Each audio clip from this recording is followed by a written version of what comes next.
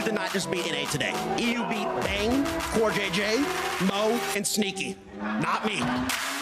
Does he get a big Q? Is it enough to kill Clint? And another sick Evie slaps him down. Where can Heimer go? Nocturne! Pabu through the barrier, dodges the Q. FLICKR, perfect mechanics in that fight. The barrier is going to be the difference. And Liquid has a way out. One more axe. Good game. It's not look close. He might kill him right now. This is probably over. The Shy. The Shy transcends lanes. That's true. The Shy is League of Legends. Round of 16 of the V1. If Jankos can win, then I hope FLICKR wins. It's just like the revenge.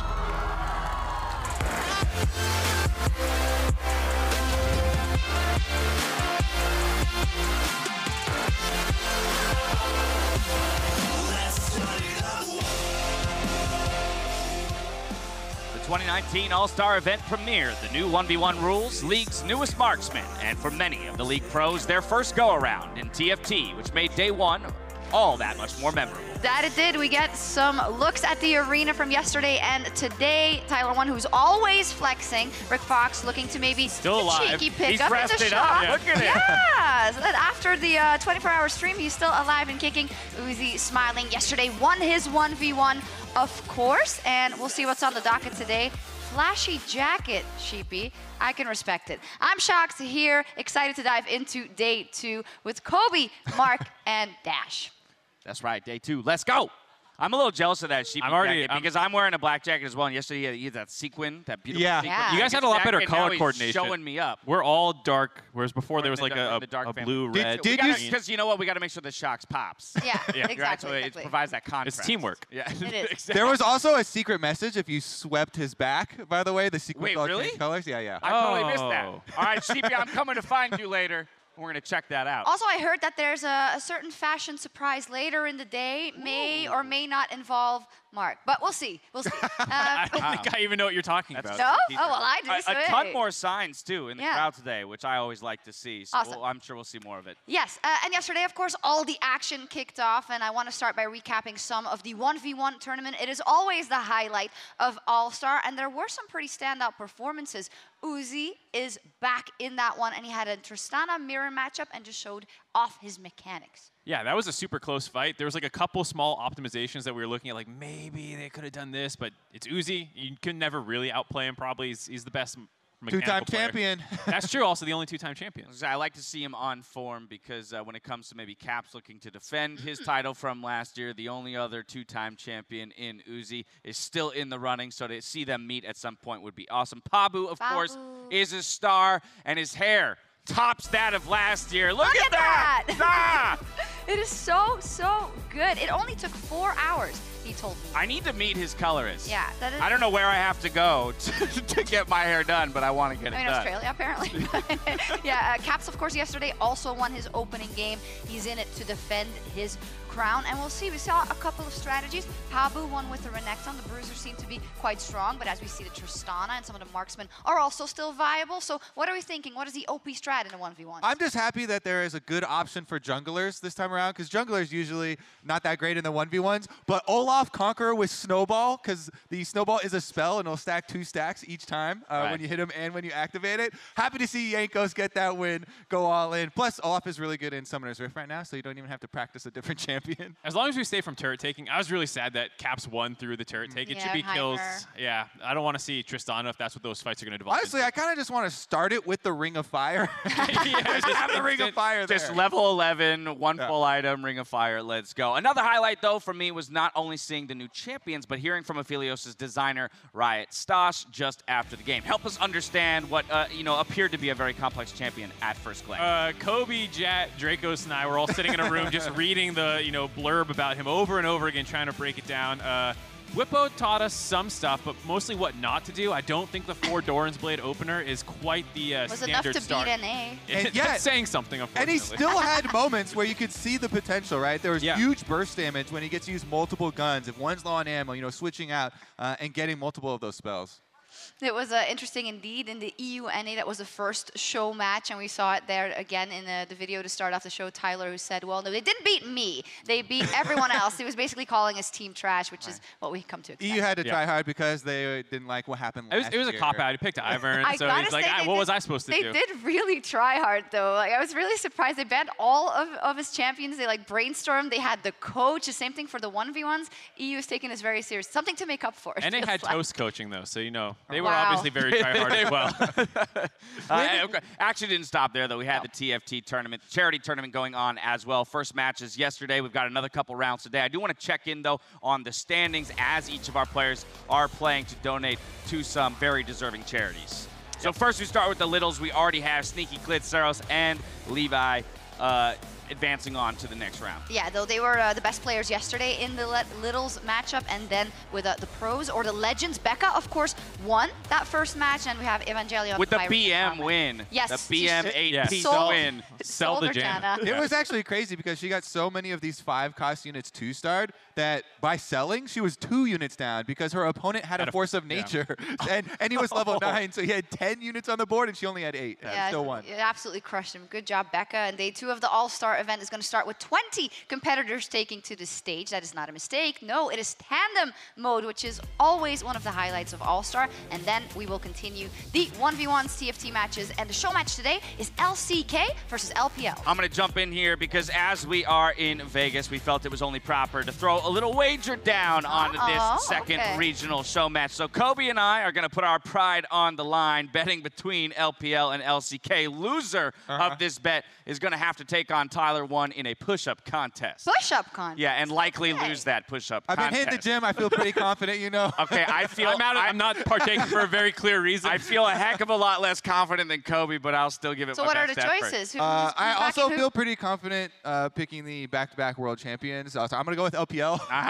Okay, all right, you get to jump in first. Fair enough. I guess that relegates me to the LCK. No, but I'm still very confident in the Korean team as well to take it home. Yeah, I know what's up here. I know you've been going to the gym. You're always posting about it, and you said you wanted to like show off your muscles and your gains. So I feel like this is kind of a set. I think the only issue is we're in suits. Yeah. Whichever one of already the Johns are coming out. The excuses. I didn't warm up. I was very restricting in the range of motion. I mean, whichever one of us does it is going to lose. So. It doesn't matter. Well, you're all very strong. We're going to move on. Before we jump into all of that, we are going to have our first match of the day, which is tandem mode. And what is important in tandem mode, maybe more important than the game, just kidding, but is the names. Because, of course, there's a combination of 2 players, and we kind of mash them up to have a cool name that represents them. We got some fun ones for sure. I'm loving FOMO, just right off the top on the blue side. It's the most relatable name. Yeah, Sneaky Taylor is like kind of easy. Nikki Taylor and Sneaky, that's, you know, that's what it is. I kind of liked Mang, because it's so simple. Hey, Mang. And you're just like, Mang, get over here. Yeah, Mang. Yeah, Mang. Yeah, Mang. I like also Plugo and Duende for Pluende. It's like the most fluid and kind of Kevin. fun. Just a normal name. Good old Kevin. What if that was actually just a singular person? Yeah, we look like we only actually had 19 people, so it's just, that's Kevin. Kevin. And then No Man's Night. I feel like that could have been No Man in the Night or something. I don't know. There's a little bit more room to work with that one. Yeah, maybe. Well, do you guys have a cool mix of names? No. For all 3 of our Moby. Moby's pretty good. Yeah. Yeah, decent artist. How do you combine Shock and Dash? Docs. Docs? Sounds like a German. It's all right. It was the first guess. Shash? That's also terrible. I'm also afraid to just like throw out words, and I'm not sure maybe they mean something in a language, right. Or even in English. Safe, who knows? And I get in trouble. I don't know. We'll see. Tandem mode is always fun, though. It's one of those things where like, oh, how hard can it be? Very hard. It's very hard. Yeah. If they choose the right champion. So I want to see the players that choose, like, you know, Thresh and stuff like that, something that's going to require both players to really work. Yeah. I like that more than one player taking Yumi. If anyone plays Yumi, I'm booing them. What was it last year? Wasn't it like Candace and Uzi, and then she just didn't have to do anything? Twitch. So ADCs. I think ADCs can definitely be one of the picks where it's like, well, if you just have Uzi working the mouse, I imagine it'll look pretty good. You know. We'll see. I think the players are about ready, so let's take a look. And to get us into tandem mode, let's hand it over to Drizel for the cast. Thank you very much, Shash. And like you guys said, I'm Dracos. This is Dr. Azale. It's actually not Drazale. Yeah, it was Dr. Azale. They forgot to put the space. He's a master of many things, mostly 1v1s. But this is not a 1v1. This is a 10v10. It is a 20-person clash on Summoner's Rift. And I don't know. Like, we talked briefly about a ban list for this format, and there's not one. So I think the most thing that we hope for as we enter pick and ban. You need to pick skill shot champions. Yes. That's the thing. So they talked about the tier list of names. We've got the tier list of champions. And Uzi was F tier last year. They picked Yumi. There's a tier below. They've already lost. All right, we were going to go through the tier list, but all you need to know is it's unwinnable for Red Team. Red Team has already lost. It's a tier below F tier. So no matter what happens in the game, Shiv has already lost on a spiritual level. So here's the thing. You're playing with two players. One is controlling the keyboard, one is controlling the mouse, right? When you're playing a champion that has no skill shots whatsoever, the other person just ends up sitting there and mashing, right? So that's why Twitch isn't that cool. That's why things like Evelyn isn't that cool, where the person just presses Q over and over. Yumi is the same thing. This is just a mouse-based champion. You can just press Q and E on cooldown. There's no skill here. There's no tandem. Yumi already had the mechanics of like half a champion. Yeah. It's shared between two players. So Blitzcrank, I respect a lot. Lee Sin, that's pretty hype. Even Darius, more respectable. Darius, I'm gonna give like a D. That's like a D tier. I think that's more respectable than the Twitches. What do you have to aim? Your pull? You push Q at the right time. You're right. Okay. You just have to be in range. You're right. It's the Twitch of. That's a D. That's a D at best. All right. The ones you're looking for when you talk about AD carries are things with skill shots, right? Ezreal. Champions along the lines of that, Jhin even. You know, things that you gotta aim, you gotta be using both your mouse and your keyboard at the same time, because that's where the coordination is difficult. That's where you get to see some impressive tandem plays, because I don't actually care who wins. I care who does the coolest thing. Yeah. And it's impossible to do the coolest thing if playing Yumi or Twitch. Here's the thing I'm looking forward to. One, Optimus 3 has opted to pick up Nightbringer Lee Sin Prestige Edition, which I have not seen yet, but I'm just excited for that. But if there's an insect from Optimus 3, he wins. He may not, destroy the Nexus, but that's a spiritual victory. That's true. For me, additionally, the Gragas Body Slam Cask, I'll accept that one. Gragas pretty good. Nautilus is another D tier for me. E and W, come on, bro. You're just pressing them on cooldown. Look, it's... Some people, play to have fun. Some people play to win. Yeah, we got a lot of tryhards this year. Yeah. So I would give it to Blitz and Lee Sin are by far the two coolest, I would say. Gragas is maybe up there, but as far as skill shot-based champions that are really difficult to perform in tandem, those are the two I'm giving it to. So I think blue team's already won. You're calling it now. I'm calling it. We'll go next. I don't think you can lose when you picked Blitzcrank and the other team picked Yumi. I mean, doesn't matter which Nexus explodes. We're not talking about that. We're talking about who's the winner in your heart. You know? Yeah, I mean, the Lee Sin is always the winner in my heart. Exactly. It's very hard. They have Lee and Blitz. Those are both so hard. Yeah, but like Gragas is kind of difficult. Gragas is kind of difficult. Gragas is like, a B or an A tier. Diana That's pretty is cool. safely C, because while I think the W and E are obviously pretty free, like obviously landing the Q, getting the dash. Q is, there's some stuff there. Yeah. And also, it's going to be a lot harder, I think, to play Diana into the Darius than it is vice versa, right? Yeah. Darius seems like pretty set up to do well in that one, considering you picked one of the easiest champions in the game that has really no skill shots. We're not counting the E. I'll count the E. No, we'll give him a little bit of credit here. No. A quality leash here. I'm making a judgment call on this one. I think the Darius E, we're not calling a skill shot. I think tandem would be better if each team... This is a level 2 gank. Oh, levels. Okay, Lee Sin. I respect it. Optimus 3. I want a flash hook from Blitz. And then they for sure won. Flash hook. Where's it going to go? Will the Sonic Wave connect? The hook does not connect. There is no flash burn. Not quite in range. No. Respect the attempt, though. So MF has, I guess MF has some skill shots, kind of. Yeah, I mean, really. landing the cube actually, how difficult is that? Well, I mean, you kind of It's mostly mouse. It's still mostly mouse. Yeah, it's mostly mouse. I feel like the person playing the MF keyboard, you're mostly just mashing Q, and you press W when you start fighting. Kind of E and alt when they tell you, but mostly you're just kind of pressing Q on cooldown during a team fight. That one's not as difficult. Aphelios, I honestly don't really know because I haven't played enough Aphelios to really have a good understanding of how difficult this would be to do with one person, let alone tandem. Okay, yeah. So the thing is, I don't think either player has understood probably understands Aphelios at a very high level. I can't be certain. You know, you never know. Is there a lot of skill shots? There's a decent amount of skill shots, but Sonic Wave gonna get flashed away in the mid lane. Decent amount of skill shots, but also you need to swap between guns and use gun buttons at the right time, and swapping. Okay, so there's some timing there. Well, yeah, and one of the guns, the rifle specifically, has 100 extra range. So imagine you're trying to like kite a guy away, and he swaps away from the gun, and he's like, went behind. He tried. It's an effort. It's a mouse. The hook. Mouse Mang. communication. Yumi's not even attached. Free, running for the hills, but he's just gonna get right clicked down. The power of the right click is overwhelming in tandem mode. The Yumi pushing single buttons at a time. Get in there, Sneaky Taylor. Ooh. Sneaky Taylor not gonna find it. That is going to be first blood for G-Fox. Yeah, Mang gonna be able to. Oh no, it wasn't Mang. Excuse me. I just assumed it was because there's Jin mid lane. Of course. Yeah. So G-Fox gonna be able to grab that FOMO up here on the top side. Did use the Ghost on the roam, but get him poked down here. We'll see how No Man's Knight can do. Now, he's under the tower. And Darius again. Oh, the skill shot! Will he get it? Dash is in. And this is apparently, this is rework Diana, because she just dashed in, and I don't know really what the rework is. I think the dash is on I was really confused. I was like, why did he just ult at level 4? Luckily, I have the client up, and I will inform, maybe.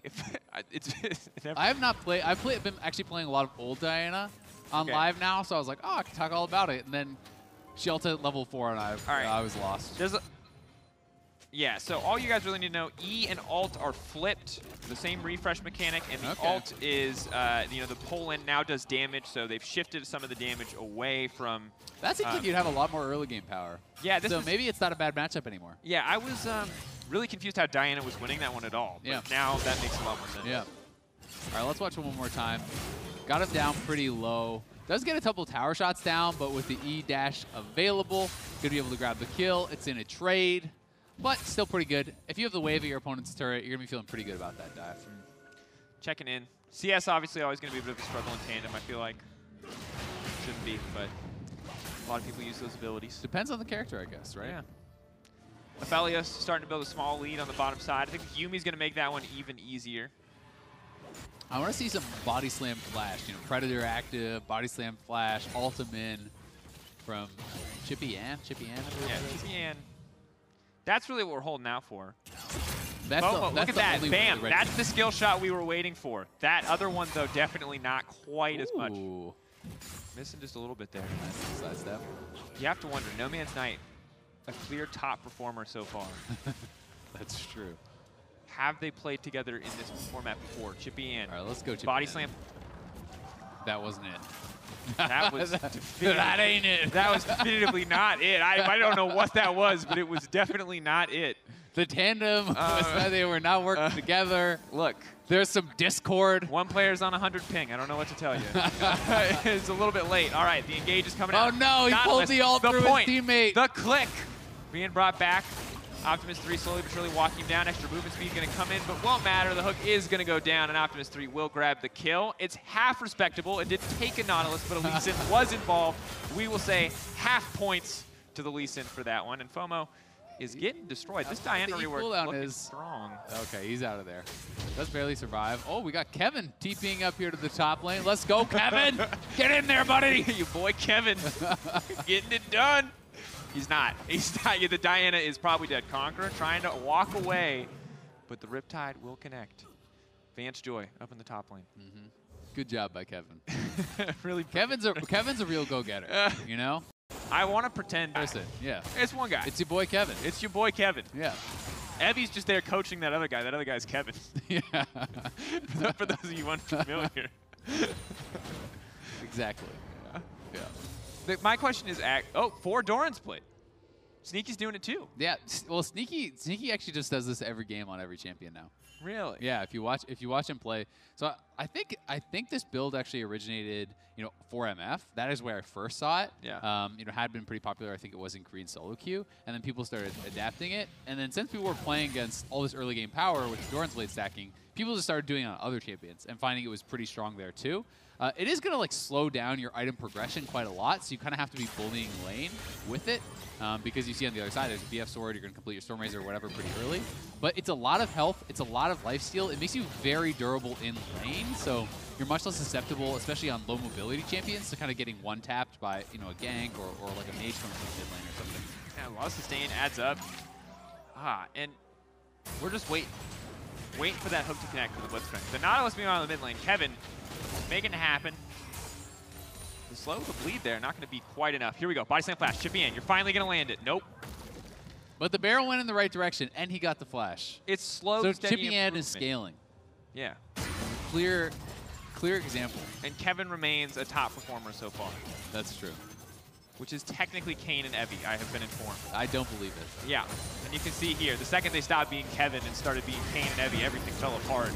And now Nick has to run for the hills. He does have CC there, but cannot get his skills out in time. And Shiv stuck now with his decisions under the tower. So we're going to finally get to see if the cat has 9 lives. No one wants to die this Yumi, but I feel like they should, as just to send a message.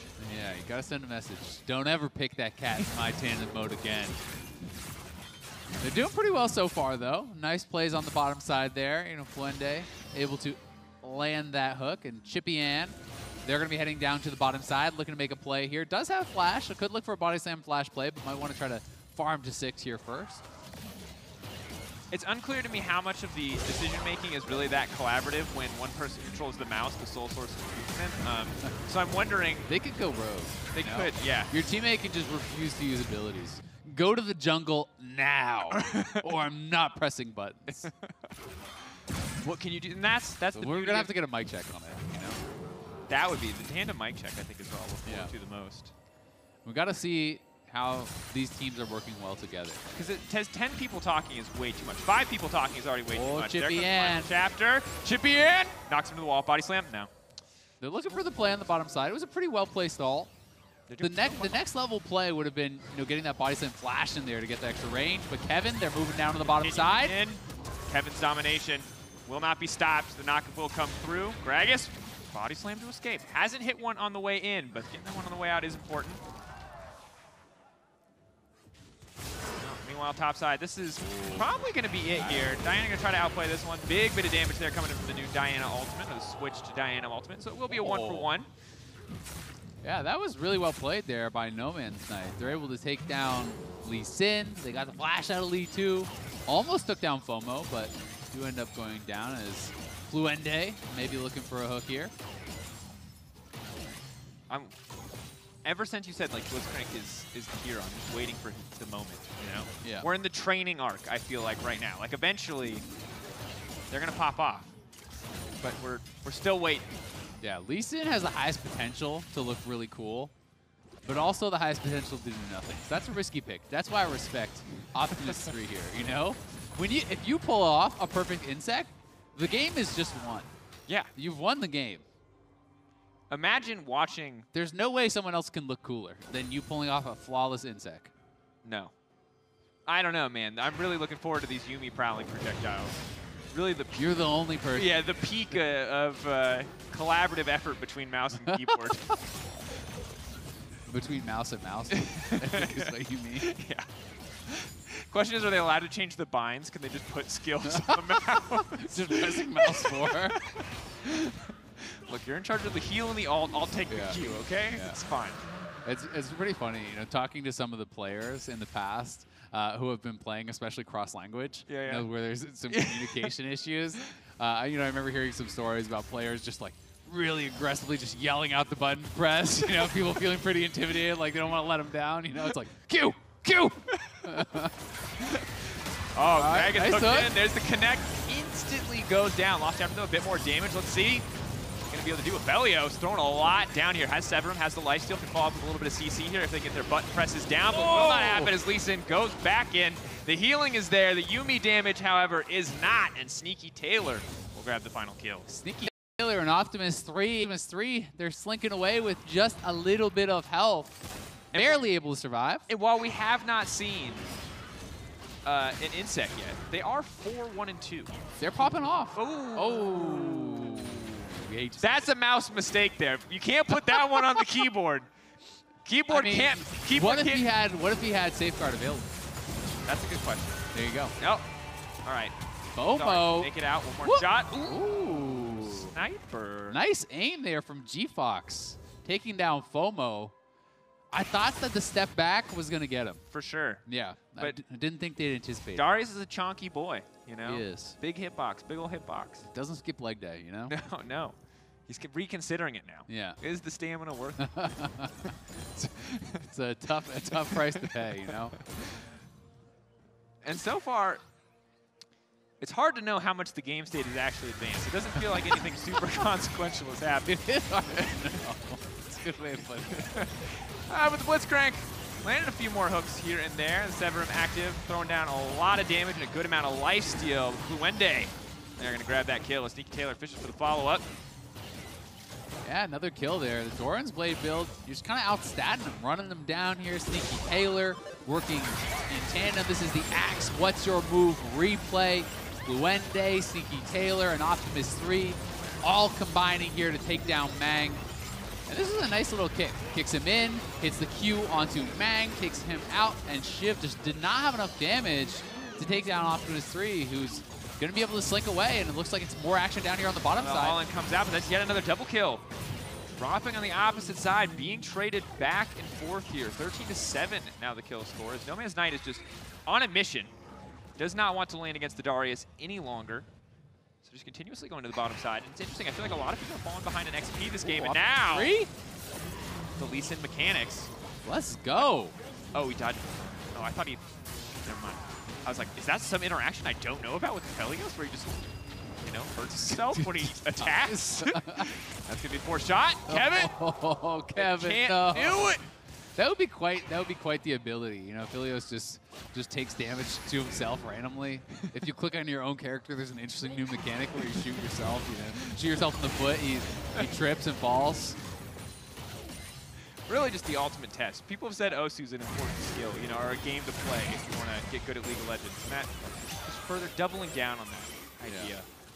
You know what else I'm really liking here? I realized Optimus 3 has Dark Harvest. So that they were planning to get all these kills. They were confident that they would have these 11 Dark Harvest stacks pre-15 minutes. And you can see the conversation happening. The level of communication between these two is incredible. Stupendous. No Man's Knight. Knockup's going to come Let's down. go. Silence is Let's there. go. They're juking. Oh, Look at the moves. there's the MasterCard gold graph coming up as No Man's debating whether or not he wants to go back in. Come on, Greg, this is your time. Chip your hands. Get in the midst of it. With the flash out. No, the smite.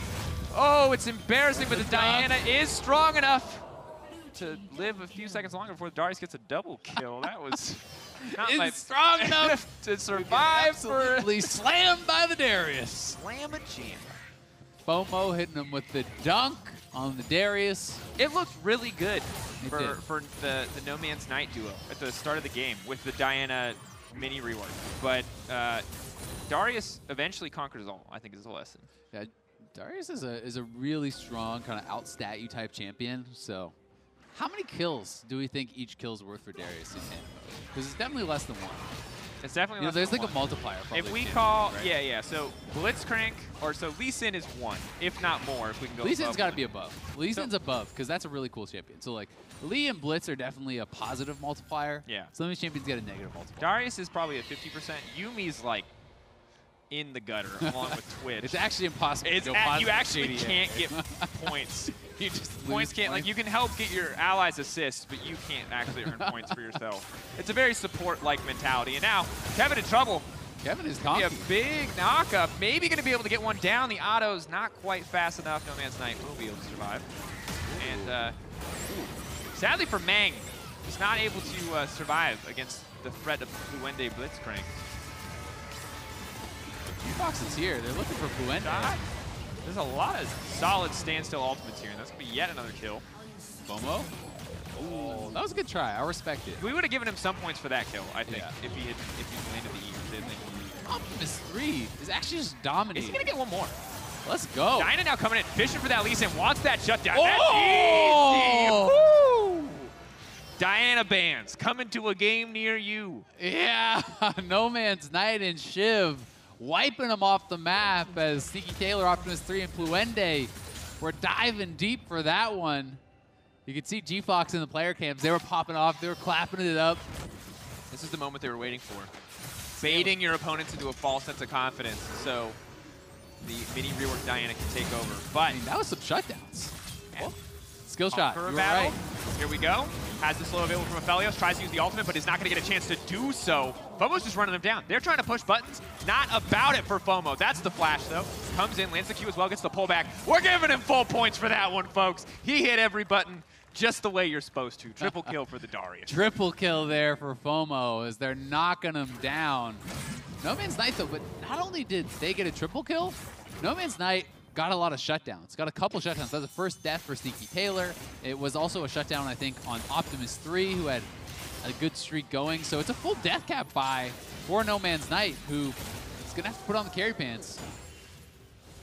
Going to be difficult, though, on the opposite side, because, of course, you do have a decent amount of MR stacked up on the Darius. So always going to be tough to sit there. The Nautilus as well, getting the Abyssal Mass. But there's the hook we were waiting for. The follow-up is there as well for the down. The Cat is next on the menu, but they will deny it. Chakram out from Meng. He wants to get close and personal. Can't suggest it against the Darius. Oh, Sneaky Taylor. They are doing some damage here. Chippy Ann is very, very squishy at this point. And I know this isn't the best game to take definitive opinions from, but I'm not minding the 4 Doran's Blade start. It's looking good. Optimus, a clean kick, not going to find the insect. Gets to the backside. 2 easy pickups, takes out the Cat, takes out the Gragas. Diana next on the list. An easy kill pickup there as well. And really, the coordination between these 10 on the blue side is just outpacing the opposition on the red. Yeah, they are looking good, roaming around as a squad. They've got a lot of CC there between the Nautilus and the Blitzcrank, locking them up for some really fed carries here. You got the Darius as well as that MF that are really, really fed. And G-Fox has got to run. Pluende is looking for it, but taking the turret. Pluende, look out! Giving his life for the cause. Never mind, just G-Fox. Pluende's like, I don't need He's this. like, go on without me, guys. Like, wait, but I'll hold the you line. could It's like, just you could leave. just leave with us. It's like the Titanic scene where it's like, just get on the thing too, dude. Like, there's plenty of room, clearly. Rose just really didn't like Jack. Bro wasn't a fan. Pluende just did not want to be a part of this action anymore. It's like, guys, I'm not about this. I'm here for hooks. Like, if I die, could I take a bathroom break? There's Kevin. They are not going to be able to make their way out of that one, despite the attempt with the Nautilus Tug. The pullback there from Diana, and this new Diana rework is actually looking pretty sweet. I am excited to play this. Yeah, definitely looking good. Optimus 3 and Sneaky Taylor, though, they are looking for a play here. Oh, they were so close to kick Flash, but of course he doesn't have Flash off cooldown quite yet, so they are not going to be able to find that one. Big ult comes in. Follow-up is not going to be there. Trying to finish this one off. Conqueror has already been proc. Sneaky Taylor will not be able to get away. And just like that, the game back in the favor of the red team. Yeah, as soon as we started talking about how coordinated the blue team was being, they started running it down. Yeah. It was the delayed ace. Pluende died to the turret, and the rest of the team died. Pluende, the omen of things to come. Pluende was the glue that was holding the squad together. The second that ace shot calling was gone, that duo. As soon as Pluende died to the turret, the rest of the team was just like, you know what? I don't even want to be here anymore. Just let them have me. Without the Blitzcrank, what's the point, really? We can't even get points anymore without a Blitzcrank here. Yeah, they had to wait for the respawn, you know? More time to get those sick hooks. The 360 no-scope. Oh, here we go. The Naka, bullying on this brand new champion. Just entered the Rift, and already Aphelios is getting punched in the face by a robot. Oh, and here comes Nautilus. The point and the click. It's merciless. Chippy Ann, we're going to see it. Is this the moment? Do we see a big cask, a knockback? No Man's Night. Chase is going to be there. This is going to be big for the Diana. Final chapter is going to connect. It's going to pull him right back in. Double kill once again for the Diana. Yeah, get another double kill there. Diana plus this Yuumi starting to look pretty damn strong. You know, you have a kind of this assassin who's got pretty fed, supported and sped up by this Yuumi. It's looking tough to deal with, but Optimus 3, Sneaky Taylor, and Sneaky Taylor and FOMO are all up here. FOMO getting a little bit of damage down. Sneaky Taylor trying to buy time, just trying to wait, isolate him, but the Cat is the healing going to be done. What? That was an insane amount of damage for any single champion to do, and the cleanup is absolutely there on the opposite full side. health from Yuumi as well. No Man's Night keep looking for more. This champion is going to be good. Yeah, I mean, Now that she can dash pre-6, Diana's feels got a lot of kills, you know, got a lot of AP in there, so I would expect old Diana to one-shot you like that as well. But I honestly if you just have a haven't stronger seen a early Diana game, it's pretty insane. Yeah. So you can definitely one-hit people if you get going on Diana. That was pretty nasty, though. A lot of damage coming out, and on the other side, Optimus 3 cleaned him up, but FOMO chasing him down with Optimus 3. 11 kills, Duskblade, Lee Sin. How many Dark Harvest stacks you got? Let's find out. With the Probably a lot. Oh, is going to continue to look for the play here. Goes over, finds a kick onto the Gragas. Clean mechanics. The barrel goes wide. Not at all what you want from the superfan Gragas. Gragas is drunk. Taking advantage of this. He's testing his own wares one too many times. 17, folks, is the number for Optimus 3. That's a lot. That is a lot of stack. Try there by Fluente zoning. Once again, the Heart and Soul of the team going to walk up and punch that Jin. Real good. The Baron buff has now been knocked down. Always a bit more difficult to end games where you don't have total control of your character, so this will make it easier. Yeah, Baron going to be the key here. Fluende, they're back on the map. The team starts winning again. No surprise there. Heart and Soul of the team. Heart and Soul. Heart and Soul, yeah.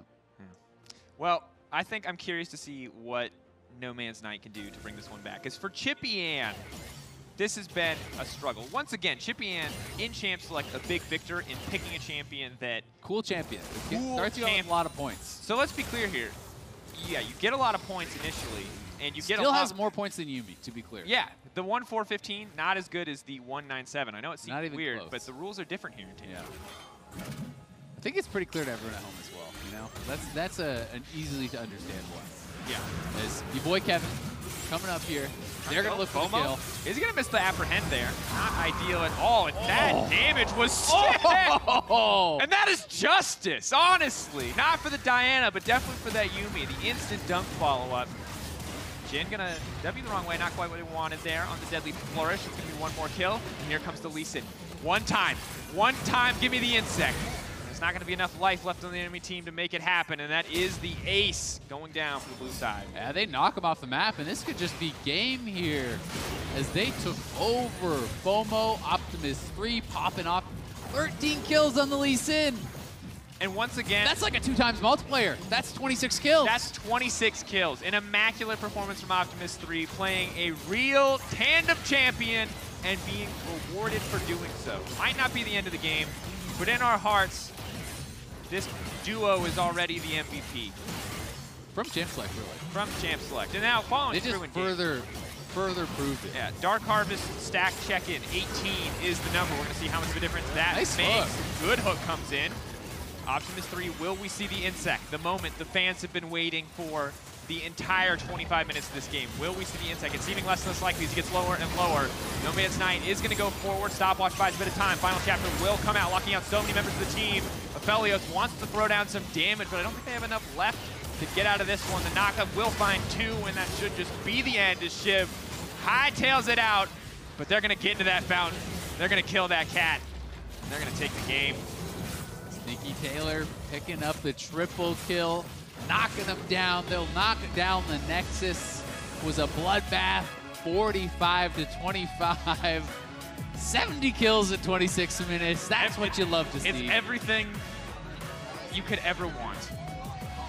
Including Yumi losing. Including Yumi losing. So that's the thing, is that while I was sad about Yumi appearing, I'm happy to see Yumi win. Redemption. Yeah. Really comes full circle, you know, nice twist. We should put these 20 people on writing Game of Thrones Season 8 next time. We had to go back, you know, a little bit, take it back. All right, well, Tandem, I gotta say, who's your MVP? For me, it's gotta be Lee Sin. It's Optimus 3 or No Man's Night. Because No Man's Night had a lot of sick stuff. I hadn't seen the Diana very much. I'm going to give honorable mention to Chippy Ann, which was the most underwhelming in-game performance, but definitely like the sweetest pick in Champ Select. And like, I still respect that. I would respect that much more than... They were showing the hustle out there. There was. High effort plays. High effort. Not necessarily, you know, good results. But when you look back at Tandem, The two moments you're going to look at are the highly mechanical moments where two players are functioning perfectly in sync, and the moments where both players champ select.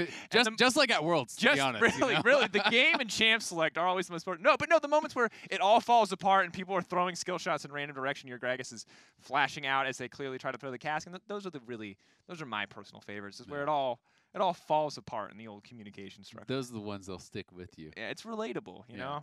I'm like, two people couldn't do it. That's why I can't do it as one. They have twice the people. They have four hands. These guys can't do it. What are they even trying?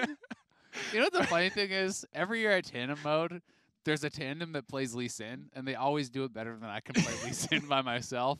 I'm like, yep, that's why I don't pick it. It's so sad, but it's so true. Well, to hear from the most skilled duo to hit the riff, let's send it back to the State Farm analyst desk where Shox is standing by with Tyler1 and Yasuo.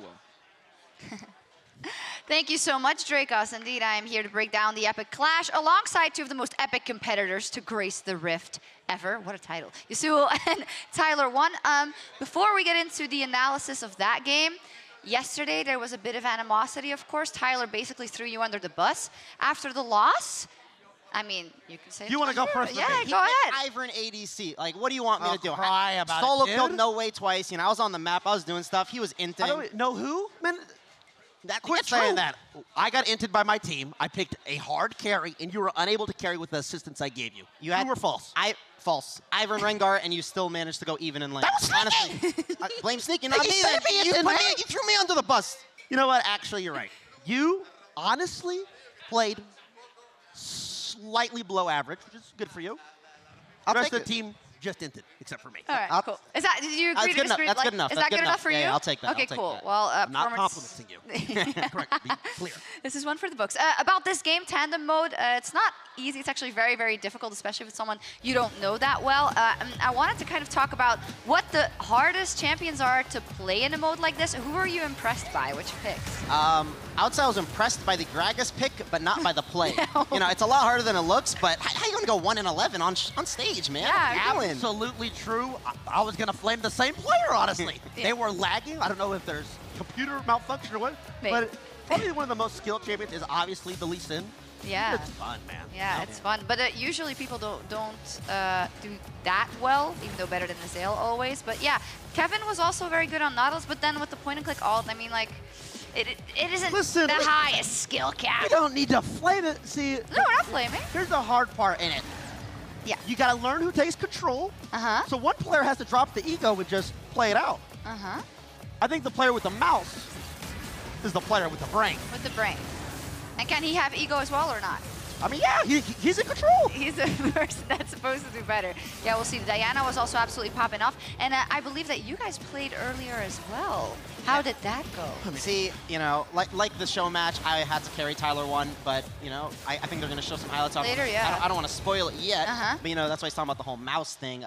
We saw the Nautilus build. I'm not going to lie. I don't know what's going on with that build. He rushed Abyssal Mask and Merc Treads versus Jhin. Like, I know they each had a hand, but they didn't have a brain plane, so that was their problem. They tried their best. And as for when we played, I did good. You did good. I'm going to take a look right now because you two also had to go at tandem mode. Let's see how Yasuo 1 actually, or Tetsuo, survived versus the fans on Alienware's brand new Aurora R9s. Let's take a look. Hello, ladies and gentlemen. We're at All-Stars in the 1v1 area. I'm LOL Tyler1, and this is Yasuo, one of NA's greatest talents. We're here to 1v1 a fan. We got Hector right here. We're going to be playing tandem mode. tandem mode. So I'm on mouse, Mo's on keyboard, Hector's all alone. He's probably used to it. Who we got here, bud? Oh, we got bans first. That's what we're doing. Who we gonna ban? Hector, what's your main champions? Lux, Pike. Go search. Click search, man. Just type, it's not that hard. You have to click search for me to type. Wait, don't ban this one champion he said he played. Did you see who we banned? What? Dude! What's wrong with you, man? Yo, Medusa, come on. Absolute snake. Get hyped up, Hector. This is the greatest moment of your life.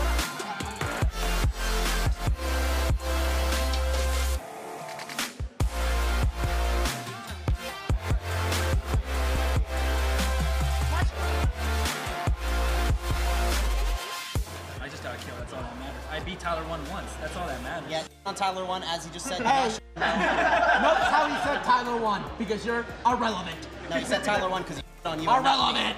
I killed Mo's Yasuo. That's going on my status in the league, dude. Man, whatever. That's amazing. That was great. I just want to listen to guys flaming each other all the time. You know, it was pretty fun. Shout out to Hector. He did get absolutely dumpstered. But, I mean, he gave it his all and tried his best. I have to say, quite, like broadcast show-wise, you guys do really, really well. You know, the mic and the mouse and the keyboard. Good Yeah, stuff. I'll give him some credit. You know, when we were playing, I thought he was like, I don't know what's going on with him. Like, it felt like he was like shaking because his mouse was looking off. But I'll give him credit. The mic was kind of hard to hold. Now that I see the replay of him like moving it around, but he was still pretty shit. Yeah. So You think I'm nervous around you? Apparently not. Tyler, I do want to fill you in on something. There's a wager. Okay. And it's for the show match of LCK versus LPL. Basically, Kobe picked LPL to win, and Dash picked LCK to win, and whoever loses has to do a push-up contest versus you. I guess that means, whoever falls down the first loses. You're telling me that somebody is going to have a push-up contest with me? That's what I'm telling you. Do they know that they've already lost, or are you telling them that they can win? And I think Kobe was pretty confident. He said that he's going to smash it, but, you know. That is delusion. At its finest, he might want to seek a clinic. What do you think about your possible opponents there? You know, they have been hitting the gym. It's true. Dash is looking barely bigger than he was last year. Barely. Either... Who cares, dude? They're going to get smashed. Yeah, I think so, Honestly, too. I think so, too. I'm trying to hype him up here. I have nothing else to say for him. It was going to be entertaining in any case. Mo, do you think you could beat Tyler in You know, any physical competition? I'm not going to lie. I showed Tyler a picture of me working out yesterday. He actually did. Yeah? He didn't have a shirt on. I was shirtless. He said I looked pretty good. He said, I quote, "You look pretty good." Wait, so you're going around, you're sending shirtless workout pictures to No. Tyler? He's going around with his phone in his pocket showing everybody in the venue. Yo, I'm proud of myself, you know? If you're doing work, you got to show it off. I agree with you. Don't show it here, though. We're going to take a break. Thank you guys very much for joining me. Awesome stuff, as always. But we will take a small break. When we come back, though, Freak and Zale bring us into the next leg of the 1v1 tournament. See you soon. I'm here. Let W 出来了。 I have W in 2, 1. Okay, nice. W. There we go!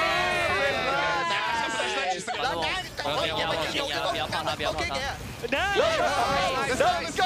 Come on. Nice! Let's go! You be jump! Yes! Ignite.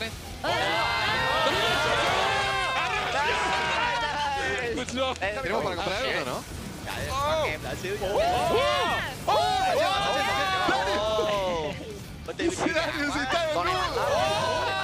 Oh my god!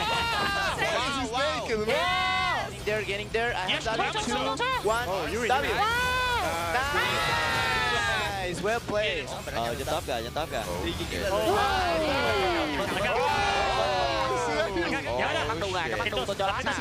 El 2. Ok,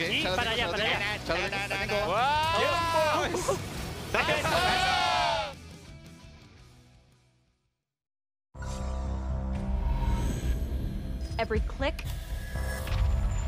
every frame, every press, every sound. They're playing aggressive. I'll take mid.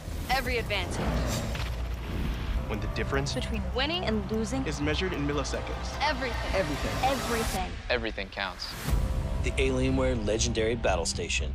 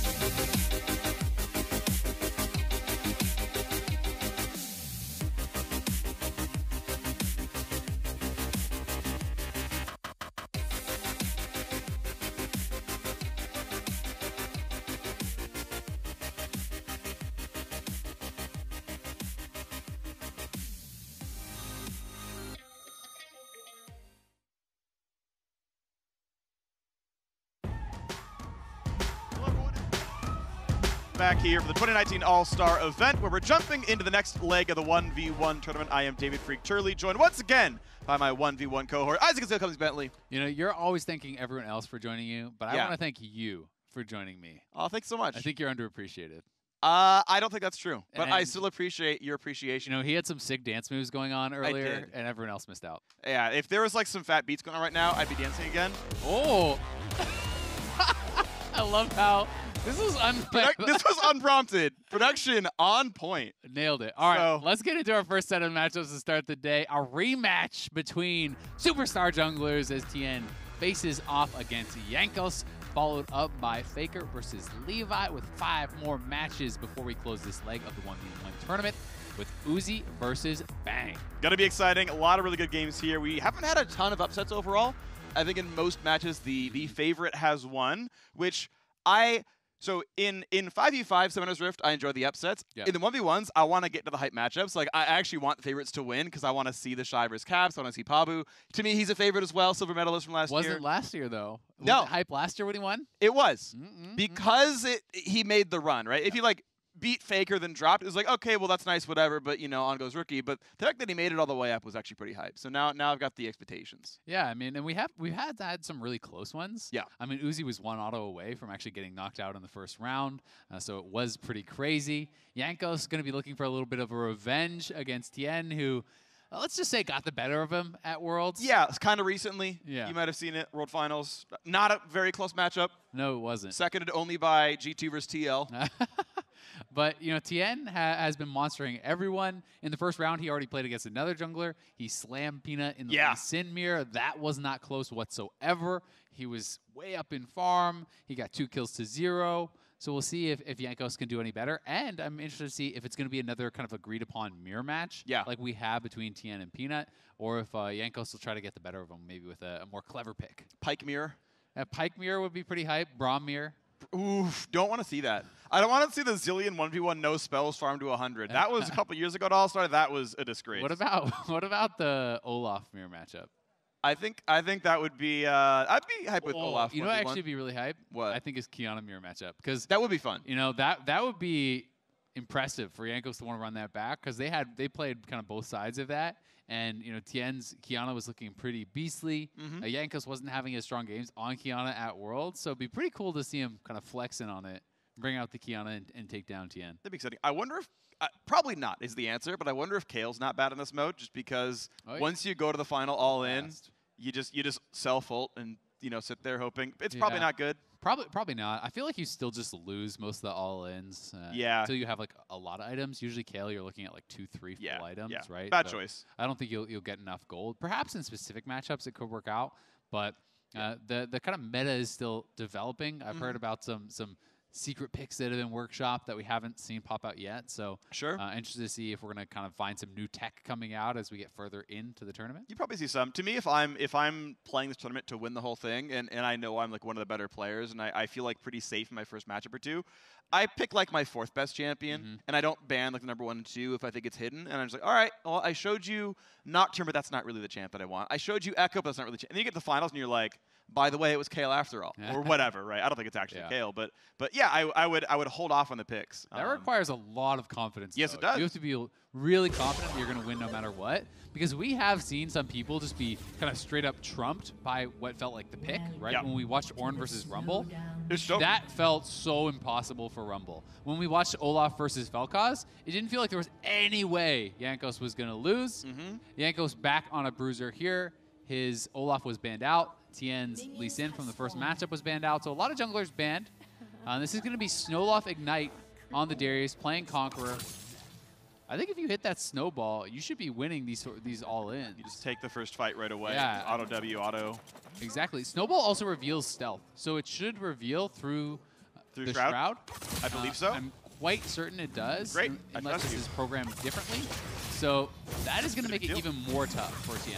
Okay, there's the kite back, and now that Snowball's been used to follow through after the E, then the Shroud gets burnt. So that's kind of the cooldown trade you're looking for, right? Is she's going to disengage with a Shuriken flip.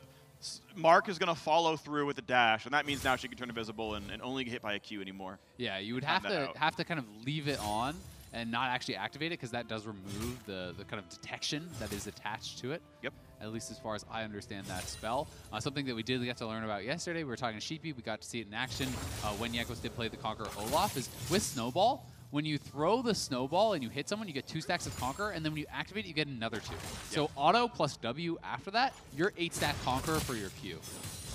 That means you only got 1 to go, and then suddenly you have the extra, all the extra stats, you get all the extra lifesteal. And you're gonna look for the Snowball, not gonna hit that one. And just gonna go for some early wave clear right now, but as soon as Tien can walk up, get the empowered autos, move on. First push is still gonna go to Jankos. Decent CS, 14 of 19. Decent amount here available though. Tien can pretty easily tie up the CS. Get really close in gold. First reset gonna go to the Darius. Important cannon, of course. And we're gonna have a pretty equal game state. Just decent resets. Yeah, so quick little recap on some of the changes. If you guys are just now tuning into 1v1s for the first time, there are a lot of differences this year. You can't win off CS. Cannons are worth a tremendous amount of gold. You get much more gold and experience. So you have this kind of ramped up game style. And at 7 minutes, the Ring of Fire will spawn, and that is actually going to kind of force conflict. If a turret hasn't been taken down before then, it goes sudden death, and you're kind of in this shrinking Ring of Fire like it was in Nexus Blitz, where you're forced to fight it out for that final kill. Yep, sudden death, 7 minutes in, that's when it's really going to come down to, and that's why we're seeing a lot more melee champions, and the Darius Akali 1v1 is going to be really hype. Kiting around, hoping to dodge the Qs, of course, getting outside of that blade ring is going to be important. But if Jankos can get the dunk, it's a pretty big deal.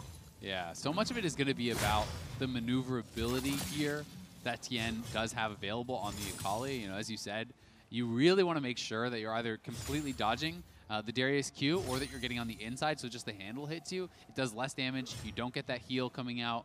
So, you know, that's a tremendous difference in and all in. And Akali with the Shuriken Flip plus the ultimate activations is going to have a lot of ways to either dodge that completely or to try to get inside it. Yeah, lots to watch for there.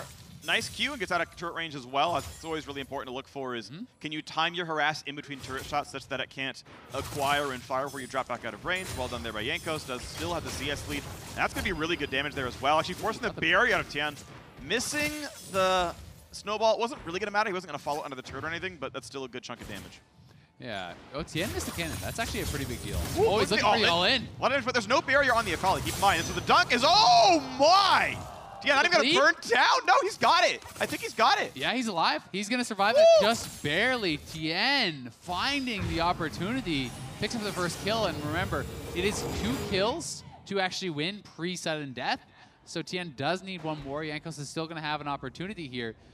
But, you know, we have seen players get, depending on how well you farm and if you get kills and plates and so on, you can have anywhere between kind of 4 and 5K range in total gold by the time that last recall will come in. So Tien should have his full Gunblade completed by the time, you know, we actually get to that Ring of Fire. And that is going to be a massive power spike. So the fact that he's able to get a kill before that is a really big deal. Definitely important right here. Gets the 400 gold cash, of course, from the first blood there as well. And suddenly, it's looking like good items. Cutlass, double amp tome. Obviously, the Gunblade's going to be the build here. Yep. Black Cleaver is on the way up for Jankos. I do believe, you know, money-wise, you should be able to finish. If you don't, at least if you don't go for boots and starting items, you can finish Triforce instead of going for the cheaper Black Cleaver option. I'm not sure if that's the better play. Obviously, Doran's helped your laning a lot, and they're very efficient items overall. So I don't know if it's like the wrong choice, but it is an inflection point, right, where you can choose to say, I'm going to go for the level 11 Triforce Power Spike.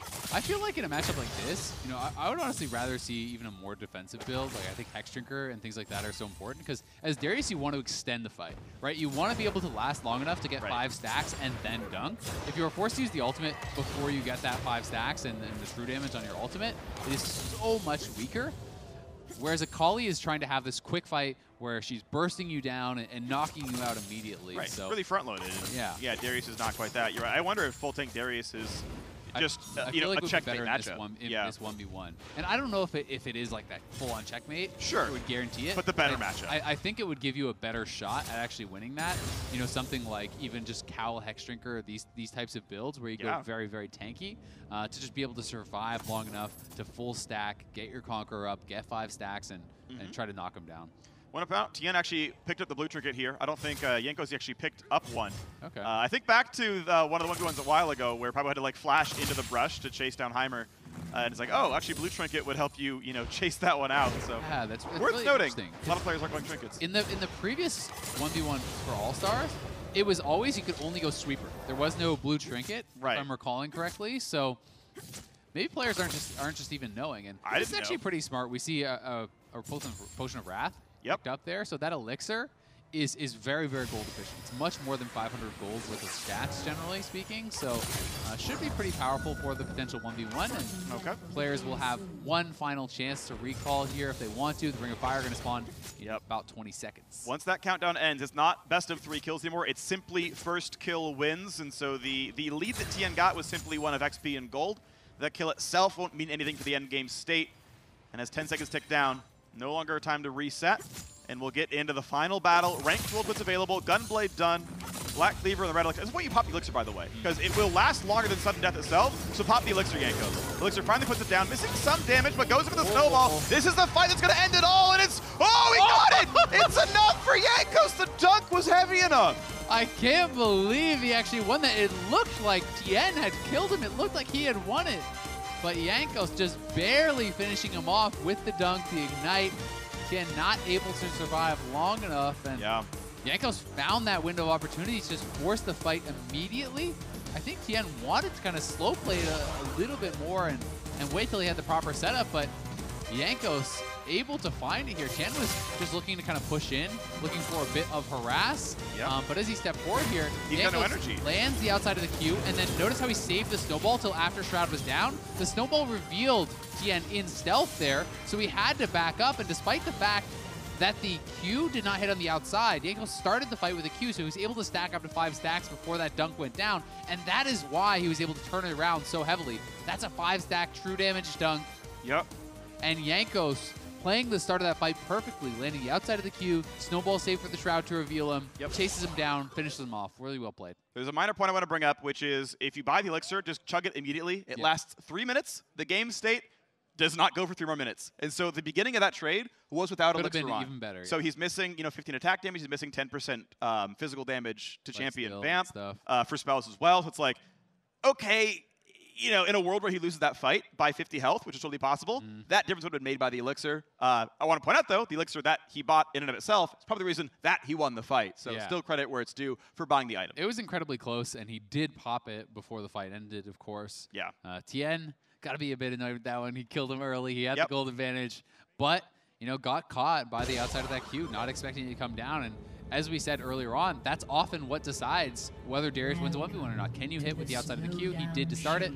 Got a big advantage. So FLICKR versus Levi, and I actually like FLICKR's opening build here. I like Arm Guard first item into trying to finish the rest of your build. I think there's enough money to do Arm Guard Gunblade or something close to that. I think you can make that happen. So this is a greedy build. It'll be a little bit weak in the early game without the hyper gold efficient Doran's items, but I think it'll make him better at sudden death. And this is what you were talking about earlier. So for people who don't know, when you have a Seekers, every minion you kill, you're stacking up actually additional armor and AP. And it takes 30 CS to stack it. So it's going to take quite a while. So FLICKR, by the end, will have a fully stacked Seekers Arm Guard, we are assuming. And if he can actually get a lot of farm and potentially even a kill, he will have enough gold for the Gunblade. So it's going to be, can Levi kind of deny him off it, or does FLICKR go for Dorans and other things and not actually get to that full item? But this is going to be really interesting. Levi, double combat summoners here. They're both playing Barrier and Ignite.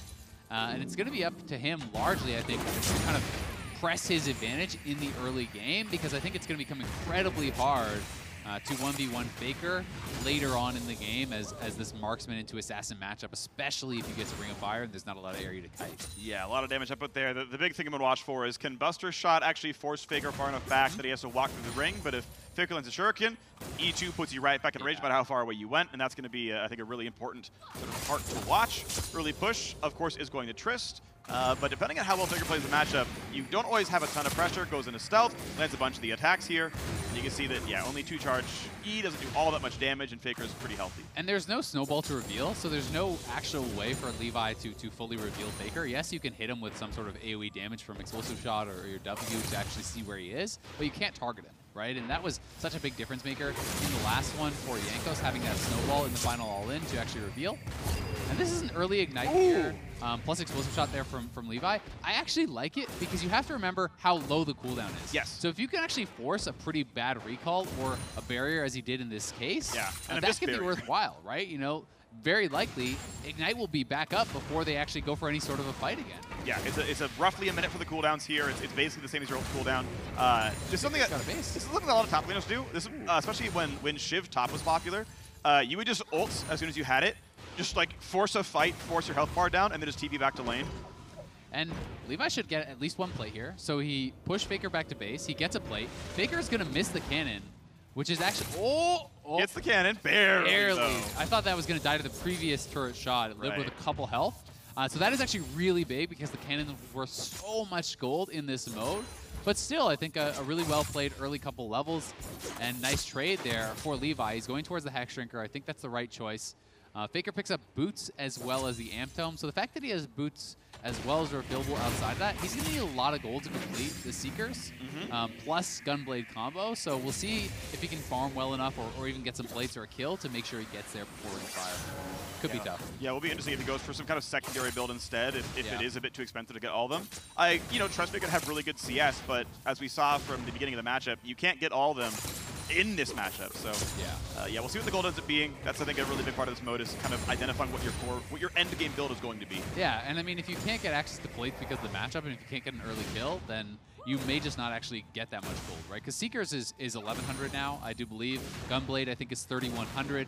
So that's already, you need 4,200. Boots is another 300, you're at 45. 150 for a fillable, you're at 4,600. The high end of what we've seen people get, I think, is around 4,800. And I want to say that was with plates and maybe a kill.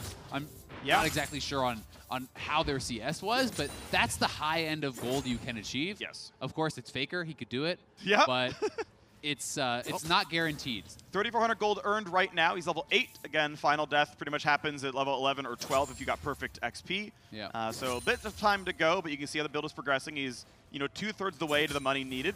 And he is, of course, going towards Gunblade. That wasn't the surprise, but just in case he had other ideas, you can see the components there. It's interesting because you're never sure how much they've calculated it out in a mode like this. And FLICKR did actually miss a cannon there, so I think he's for sure going to need a kill or plates now to actually achieve that much gold, especially because he bought boots. The boots theoretically could be the difference between actually having the Gunblade completion or not. And normally in an SR game, a trade like that makes a lot of sense because you're kind of zoning him off, and you miss a CS or two, but it's not a big deal. When cannons were so much damn gold, those trades can be kind of harder to calculate. Yep. So again, Levi burning through some cooldowns, getting some decent damage there on a FLICKR, putting a half HP. But you can see that FLICKR's feeling pretty confident now with just the the fully stacked arm guard and the revolver. He's actually pushing Levi around quite a bit, and it's pretty hard for the Trist. Look how defensive this Levi build is. He's actually stopwatch plus Hex Shrinker. One of my concerns is just, are you going to have enough damage to actually kill him, or are you just all-in on the fact that you could Buster Shot him out into the Ring of Fire? Because you still have to kill this guy. And, FLICKR is going to have lifesteal if there's minions around and you go into stopwatch, and you can potentially spell vamp a little bit with the Gunblade. So it is a bit risky. FLICKR going for big damage. Doesn't force everything out just yet. Watch out for ult 2, and there's stopwatch, and that could mean 400 gold. That's going to be a trade. It's 1 for 1. And so stopwatch basically, not the worst thing in the world there. No, not the worst, but it's on cooldown, and he still died. You're not going to get another use out of it. So I would actually say it's really bad at this point because FLICKR got first blood, got the stopwatch out. Yeah, sure, Levi can sell it, but it's for a pittance of what you actually put in. The resale is very, very low. Basically spent 400 total gold and still went down 100 from the trade. Exactly. So I think FLICKR is way ahead now, and I do like that he was able to aggressively trade out on a play like this. And with that first blood gold, guess what? He's got his Gunblade, so he has the perfect build here. 4,900 for FLICKR, Gunblade in, arm guard on top, and again, next kill outright wins. If FLICKR does misstep, the game is over and he dies in the turret or whatever. Sudden death, obviously his next kill wins as well, but this is now, kill ends the game, 30 seconds till the sudden death happens as well. The other wrinkle that we have to look at, Akali may not have ultimate before the game actually ends. So if this is a no ult Akali, 98 second on the ult, doesn't have it. No, so he's not, just straight up. That is tough, unless you can wait until the ring is fully closed, because it doesn't go smaller than 500 units, but at that point you're probably forced into a fight. You're just autoing each other on, And Trist's ultimate cooldown is a lot lower, so Buster Shot will be available, and Levi potentially can actually knock FLICKR out of the ring Yep. But Tabby's Gunblade Seeker is very efficient build here for FLICKR. He may be able to win, but being down ultimate is actually a really big deal, and that's something that I hadn't really considered when he got that first kill, is would the ultimate be back up for this final sudden death, and that's where we are. So if Levi gets the next kill, that'll be that. Yep. One thing to point out, the ring is slower in Spectator than it is for the actual players and the actual game mechanics. The fight's going to happen right now. No ult for FLICKR, but he's invisible. Levi attacking, going back and forth, but he's going to hold the ult. He's going to hold the ult until the actual ring itself. The minimap icon of the ring is accurate. That red ring is really close to them right now. There's not a lot of room left for them. Ignite's going to go on. FLICKR gets the E off. Still no ult for him, but has his own barrier and Ignite. And he's now at the edge of the ring. He can't go any farther back, so the damage is going to come across. Barrier is on. Going to Buster shot him, and he's going to be almost putting down, but not quite. He's still in the middle there. That Buster didn't do a whole lot for him. He's trying to delay till his ultimate. This is as small as the ring gets, I think. So you can look at the minimap. It doesn't seem really moving much 25 seconds, anymore. though. Invisible. He's going to get the auto attack here. There's nowhere to really go. Mize popped. The E's going to wait out most of that cooldown. This is big damage. And Levi shuts down FLICKR. Levi able to get the kill there. FLICKR couldn't get the ultimate back, and without that, despite the fact that he was up gold, had better itemization, the ultimate really made the difference. He just didn't have enough damage to push through the mod, to push through the double Doran's blade without having that. And FLICKR going to be knocked out early here by Levi. And props to Levi. That's all you can really say. He played it really, really well. And I don't know if he planned to force the tower dive or not, but ult difference, certainly a big deal here. It really was. And you know, when I was watching this initially, I was thinking this is so good for FLICKR because he got the stopwatch out, he got the first blood kill, so you're thinking, okay, great. He has Gunblade, the stopwatch is gone, you know, he's never going to be able to get a GA or something like that, so I was thinking it was going to be really positive. But it was so close to when the Ring of Fire spawned, and the early game Macaulay ultimate is such a long cooldown that FLICKR never got the ultimate back. So this is actually, you know, their point of view where you can see they were already in that Ring of Fire. FLICKR got Buster Shot back out of it, so there is a mismatch on what we're watching live versus what the players are actually seeing. You know, it is desynced. The minimap, as you pointed out, is accurate to that circle, so it was right around them. And that Buster Shot knocking FLICKR out into the Ring of Fire, had no ultimate to get back in, didn't have it to finish off Levi, and one of the big favorites for this tournament now knocked out. And that's one of the things that we talked about yesterday is you have to you got to play League of Legends well, but you've got to play the exact game mode well, which is the game just outright ends at like 8 minutes, right? The ring spawns at 7, and someone's dying before the 8-minute mark. Yeah. Which means if your ult cooldown is 2 minutes long, don't ult past 6 minutes ever. Yep. Just hold it. Like, even if it means you die once, give them 400 gold because it's essentially unwritten when sudden death starts. I'm not going to call FLICKR a bad player for not making that call, but hey, if you play this in the future, 2-minute ults can't be cast in 6 minutes. And that's something where FLICKR probably never makes that mistake again. Sure, he's that kind of player, right? But when you're on a new mode and you're at this fun event, you know, who knows if he's even practiced a single game of 1v1 or really spent any time thinking about it. You know, you're just looking at it through the point of view of, I can kill this guy right now. Yeah. Why wouldn't I kill this guy right now, right? And, of course. Because of the way that the mode works, ended up working against him. Now we have the Shy here versus Evie. It is going to be Tahm Kench versus Fiora. People have done the Tahm Kench pick in the past, kind of as this cheese pick. Usually we saw it with Snowball and Phase Rush and these types of things to try to actually run people down. Run them in your turret. Tahm Kench really blows into Fiora later on, so it does feel like Evie basically has to win early, but I don't know if he's going to be able to do it. This one kind of feels like the Rumble versus Orin to me, where I feel like the Shy has just won. Because it is blind pick, right? And if you're the Shy and you just wait, like, he could win early, but if he just waits till level 11, I don't see how you lose an all-in unless it's really misplayed. But we'll see if Evie can really make something happen, because there is a potential to actually parry on the Devour, which stuns Tahm Kench. You know, you're doing a tremendous amount of true damage with your ultimate. Tahm Kench stacks a tremendous amount of HP, which kind of nullifies a lot of that. Maybe there's some kind of clever build that Evie can come up with that I'm not thinking about that could give him an edge here, but generally speaking, this is a really tough one for Tahm Kench. I wonder, like, with Thick Skin and a Thornmail, can you actually just tank all of this? I don't know if that's... So much of the damage is true damage. Sure. The problem comes. I'm not saying it's easy, but just Thick Skin, like, doubles your health bar practically, so just, like, maybe enough exists. Again, I'm not sure it does, but I'm trying to think of what the other side of it is. I just remember when Tahm Kench was kind of meta for top lane, having played this matchup a number of times, and it's like, you know, they're level 11, they proc a Vital with true damage, and then they pop their ultimate and proc 4 more Vitals. Yeah. And you look at the death recap, and it's like, 3,500 true damage, and you're like, well, okay, I died. My 3 armor items did a lot there. Yep, sure thing. And that's going to be a relevant factor. Obviously, you can see the double cloth armor was the opening build here for Evie. For anyone who hasn't played Tahm Kench in a while, which to be fair is a lot of us, several changes have been made to the kit. Only auto attacks stack the passive, and if you get a stun with your Q, it consumes all the passive stacks. You cannot stun and devour. You can stun or devour. Yeah. And you've got to auto 3 times to get either one. It's going to be really hard. And, you know, there were some players playing things like Hellblade Tahm Kench for a little bit, trying to do some kind of more cheesy ways to kind of stack the passive really quick. And, ooh, the Shy. And you do have to be careful about that, but you know the parry is a little bit of a get-out-free card because you have to wait for that to be used really before you can use your Devour. If you Devour into the parry, you lose the cooldown and get stunned, and you'll just kind of auto be doomed. But I respect going for a bit of a kind of cheesy pick or an atypical pick here for Evie because you are going up against the Shy, and this guy is absolutely insane at League of Legends. He's known for his 1v1, and you know we're seeing something try to come out that's a little bit outside the box. Which could work, but the Shy is actually just going to let this recall happen, very likely. The wave is pushing to him, so it's going to deny minions from Evie, and the Shy is actually going to arrive back to a stacked wave where he will get even more ahead in farm. So this is kind of wave management 101 from a top laner, and we are seeing it actually used on the 1v1 map here. At least it's a smart play right here by Evie. Actually ults to get into range a bit sooner. This but look at how much there is to farm. Saves him a bit of XP. Yeah, he man, I mean, the entire wave technically is there, right? He got 2 melees. He's in range for the 3rd to at least get experience. The cannon's going to go to him as well. So he didn't miss any of this specific wave, but he's missed a lot of the cannon. Other. The Devour was he too late. Oh, really? It was late. Oh, I thought he actually grabbed it. Yeah, I think the animation started, but I think it died while he was kind of doing the jump. That's a big deal then. Yeah, that's hundreds of gold missing. This one he plays around well if he can get the Devour, but he's not in range. The slow is enough. Yeah. But you saw, right, the 3-stack, the red passive. Now you can try again. There's the ult. Here comes round number 1.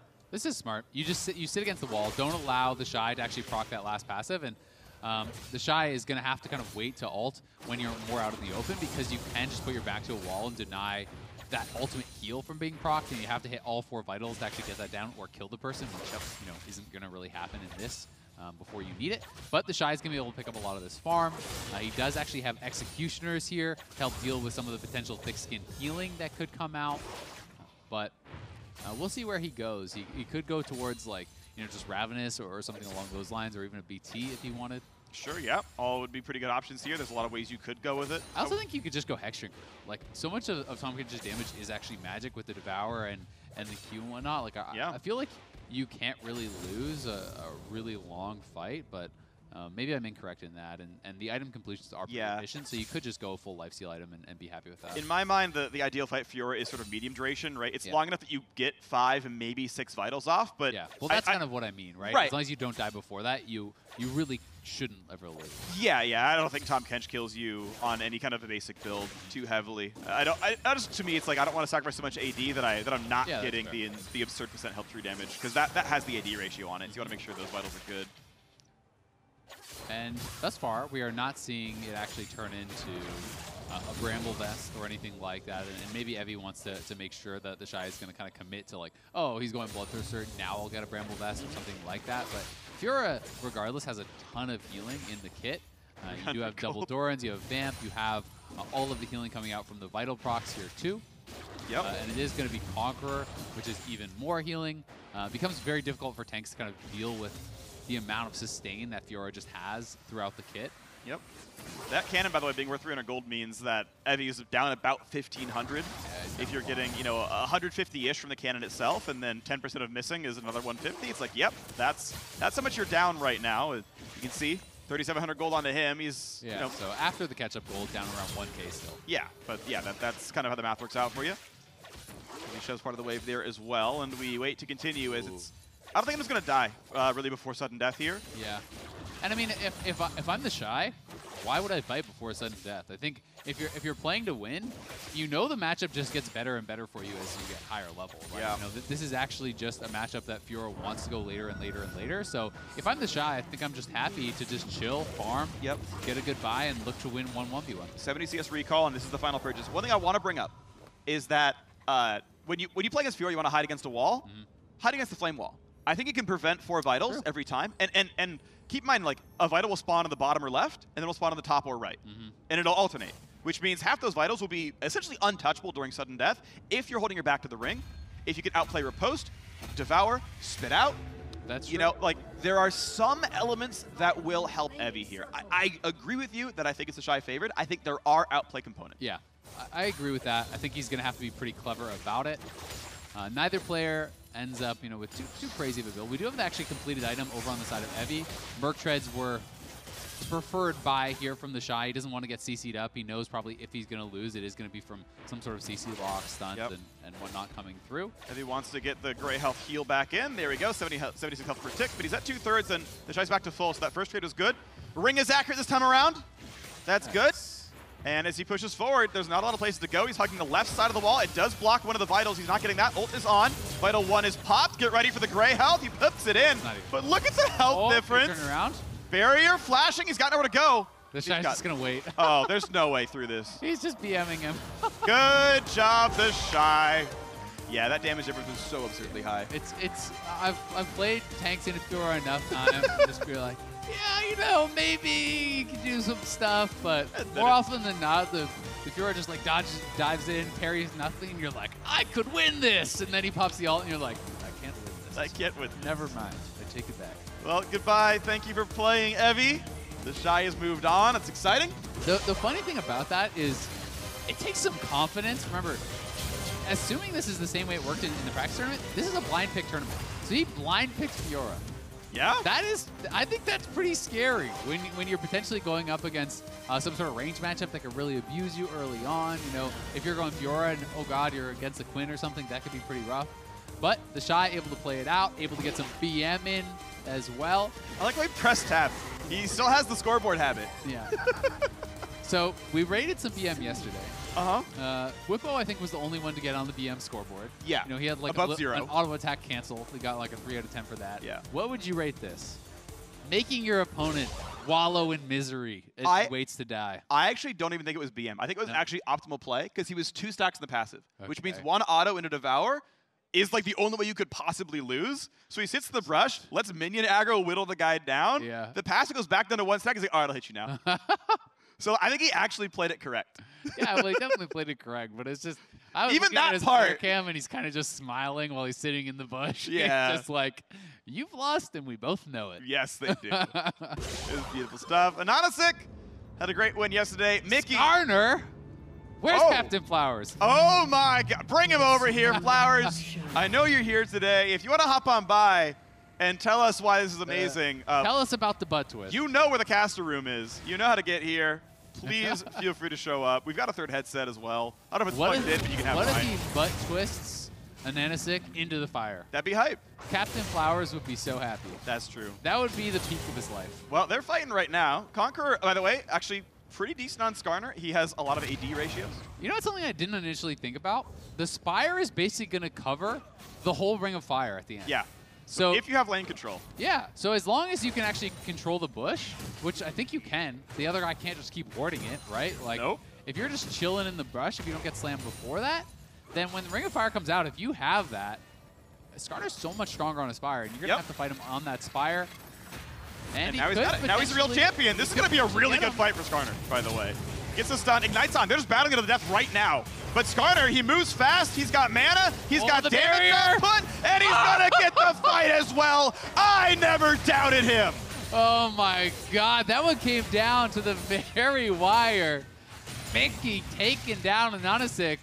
Came down. Sorry, go ahead. He gets both summoners out, and he's actually, yes, he used both of his, but one of them is Snowball, which is up immediately. So if you fight again with a preferential buy, you're at a pretty big advantage. Yep. And you can see Anonasik actually having to go towards damage items. QSS, in this matchup, you probably want it for the Impale. I mean, maybe. Like it's got some value. I mean, maybe. There's a maybe attached to that one. Yeah. But MR sucks against Skarner. I feel like you just want a Bloodthirster. Yeah, you probably just do that. I think you just go towards Bloodthirster, because it's not like anyone else is hitting you. Yes, he can Q you during the ultimate. Yeah, that's the only reason why there's like a little value. Yeah, you get Q'd twice. I think it's just too costly for what it's actually going to give you here. I think you're right. But Mickey just going to be chilling in the brush here. Snowball is available. And you know, there's a couple ways the ultimate could be used pretty intelligently. There is the potential of a butt twist into the fire, which would be pretty funny. So this is something Captain Flowers talks about a lot. If you haven't heard it, what you can basically do with the ultimate is actually, you know, at the end of the ultimate, you can drag them towards something, and then you move command the other way essentially, and Skarner turns, and you create more distance with the ultimate. Yeah, you essentially get them behind you. Yeah. They've updated your model position. You've now gone the other way. Exactly. Now they're in the fire. You're not. You already eat them. Now they're stunned. They're still in the fire. You win the fight. Yeah. So potentially you could do that. There is also the danger for Anonisic of if you get too close to the turret and he has ult, he could pull you into the turret. Yep. And that sort of play. So Anonisic is going to have to be pretty careful, especially because he has no flash, right? So if you get pulled into that bad spot under the turret, you have to fight and you're probably just doomed. But that being said, Anonisic can kind of force Mickey off the Spire by shoving the wave, and that's what he's going to do, right? He's got wave control. He's going to push Mickey in. He's going to take the Spire back, and Mickey will have to kind of farm it out over here. He's got his own under his own turret at least, so he can defend himself. You can see them kind of dotted around, down the line. Snowballs in for some CS. He can at least clear the wave, and we'll see what the next wave looks like. But yeah, I think we might just see Anonisic really heavily play for the minion wave, go to knock down the casters, keep it under his opponent's turret. As long as he has enough sort of bodyguards to play around the pull into the turret kind of game plan, this can look very Draven flavored, or favorite even, because yeah, I don't flavored as well. It's probably pretty Draven flavored. I don't know what salty flavor that is. Salty. Yes, that's exactly what it is. Definitely true. It's definitely true. Tastes like protein powder, I'm pretty sure. All right. All right, moving on. Yeah, that's as far as I'm going on that one. Mickey X, he's got level 7, so he can potentially look for it, but both the summoners are back for Anonisic. Remember, it is the reduced summoner spell cooldown, so he was able to delay for that, so there is more kind of summoner spell advantage there for Mickey. And Andonisic's going to play it pretty carefully. We have seen the trend of when someone loses the first fight, they're often going to just try to wait for the sudden death and then try to go for their big fight there. That can be scary because you are up against a melee champion who is going to have the entire Ring of Fire covered by the Spire. Yeah. So I think that could be pretty tough for Anonisic. But he did go QSS, so yeah. he does elect to spend the gold there, really being worried about that. Perhaps he can play more aggressively as a result, but I still think it's so much I don't money think he to capped spend. it. I don't think he was able to cap the Spire. He was a quarter second away, but he couldn't quite get it. Yeah, full overkill Scimitar is not horrible. You get some of the stat efficiency back of the QSS. It's not as good as BT. It's not just close. Complete it. He'll be able to eventually, right? That money's gonna be there almost no matter how bad you lane. But it'll be worse stats than BT. Yeah, I just meant, you maybe complete that instead of trying to go towards a BT plus QSS, yeah. which he shouldn't have gold for because he probably has too many basic items, and QSS yeah, I think is so. pretty expensive. But we did see FLICKR get a pretty large item build because he CS really well, right? He had Tabbies, Seekers, Gunblade, and a refillable or something along those lines. So and maybe boots. possible. Yeah, and we'll tap. Or yeah, sorry, I misheard you. You were right. Well, so we see that comes through. But right now, Anonisic still farming pretty well, 57 to 37. Sheen's in there, so it's Flower's favorite build. It's Triforce. Some Chad Skarner. Yep. And I guess it could be Ice Bomb, but that'd be random. Yeah, I don't think Crystal has got to be a Phage. Probably going for Triforce. Yeah. Makes sense. Totally. I mean, you're 1v1ing. You're Conqueror, right? You have to kill that guy dead, and that means you want the move speed, you want the damage, you want Don't the kill PDR. him alive. Kill him dead. Kill him dead. If I'm Mickey, kill him twice. I'm feeling really good. I think the fact that you take get a fight lead early, you are just chilling, right? You can ult this. You're happy to actually just wait. That was almost a doable fight. Now the Spire's back on the other side. That's going to make it really hard for Mickey to fight yet again. Anonisic's got a pretty good spot, and we're still a little bit to go. We're going to get the warning pretty soon. We're maybe 45 seconds or so, maybe a minute from the Ring of Death spawning. And you need to get that Spire back in time, otherwise it's very Draven favored. Yeah, both players will probably look for a recall. We'll see how quickly Mickey can kind of push it out. He's going for it now, and this is the thing. You can actually cap it from the brush on ARAM. So Anonisic would have to face check him to actually go for the fight. And stun, decent damage. Does he ult it? Ooh. He doesn't actually use it, but he did use his Ignite. Yep. So Mickey, the Ignite, I guess there's potential for it to come back up, because I think it might come back up at some point during the sudden death ring. It depends when the fight will happen. But if the fight is forced without that Ignite, that is actually quite big, especially because Draven has a fair bit of lifesteal. He is waiting in base, so I'm not sure if he's going to have enough. That's going to be for BT then, to actually get BT, or maybe a Rage Pod or something. But BF Sword doesn't build into Mercurial Scimitar. It's a pickaxe build. Yeah. So yeah, he's waiting for BT money. He doesn't have it, so he must have just bought a pod or something, because he's just moving out now. Okay. Yeah, he has a Rage Pod. So that's what he was waiting for. Okay. So he does buy that. He pops it. There is going to be an elixir on the other side here too for Mickey. Remember, watch the minimap. Sometimes it is out of sync with the actual screen. The minimap line is accurate to where the ring of fire is. Mickey's got to get in there and protect this. Spire on for Skarner. This is a lot of damage. Ult comes across. Q has a little bit late, but the damage is so high from the Skarner. Even without the Ignite, he's running him down. Barriers on the turret. Okay, it still goes to Mickey. 2 kills. The second one during sudden death knocks him down. Nicely done by Mickey. Really smart pick, and I know the G2 guys have been prepping for this. Caps and Mickey have been doing a lot of 1v1s. I heard them talking. They did a bunch of hours of 1v1s. Yeah. So some of the preparation paying off. It's actually a really smart pick, it seems like. You know, with the Spire controlling so much of the space, with the fact that you cap the Spire from the brush here, you know, Mickey just looking to contest this. And what is your answer, right? I guess you could go blue trinket and try to blue trinket him and then harass him to prevent the cap, but Mickey just straight up takes the fight here against Ananasik, and you know, he was catching all the axes throughout the fight. This was really, really close. Came down to that last auto, and Mickey barely survived with the Triumph coming through, which he had. Interestingly, Triumph was actually a useful rune in that one. Didn't give Green a gold back. Yeah, and this wasn't even close. Mickey just slammed him, fighting him on the Spire, and having the confidence to wait out the barrier, save his auto attack, save his E till after the barrier fell, lands those, knocks down Ananasik, and Mickey will move on. Yeah, I'm not certain on the math. My instincts tell me Merksim was a better buy than straight BF sword. Probably. And maybe had the money for it. I'm not 100% certain, right? Like, there's no guarantee it's perfect, but I also feel like BT would have just been much better than the QSS. And just not in even the first QSS. place, because really, what did the QSS do? He didn't even QSS that quick, so he maybe saved himself like 1 free Q of damage. 1 Q, yeah. Because you're not actually getting auto attack during that. There is some value perhaps to the fact that, you know, he can't just kind of for free wait for his cooldowns during that or something, you know, the W or E come back up. But like, yeah, I feel like, especially because Mickey didn't have Ignite for the all-in, BT could have been really big. Either way, it is Pabu versus Bwipo. And this one's going to be hype. This is an aggressive matchup. Yeah. Zed on a horse versus Olaf. Where did that come from? I don't know, but it's been said. I Googled it. I saw nothing. Okay. Because when I was on Rick Fox's charity stream and I played some Kled support with him. Yeah. And a lot of people in chat were spamming Zed on a horse. And I'd never heard that before. And maybe we're just too much of boomers to be in on the... I do have the brain... no, the brain of a lizard. I have the body of a boomer. But I'm it's quite the combo. I'm usually a bit up to date on meme culture. This one I don't have. None of the casters do. So yeah. I don't know if it was just one guy started it and then it just popped off, or if we're all out of the loop. But anyway, we got Kled versus Olaf here.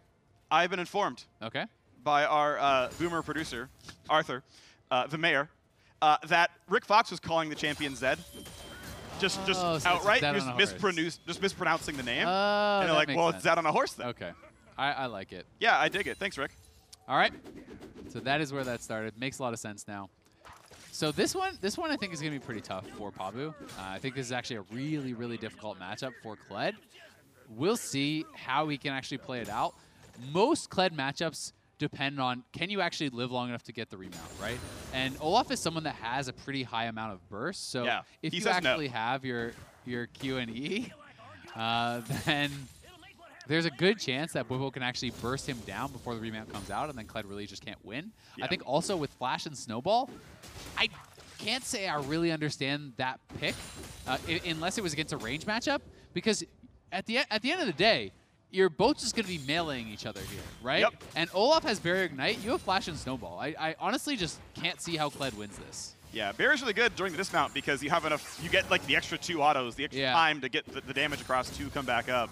I mean, maybe you flash an axe. That's kind of valuable, right? Like, yeah, that's kind of somewhat equivalent, I guess, to a barrier there or whatever.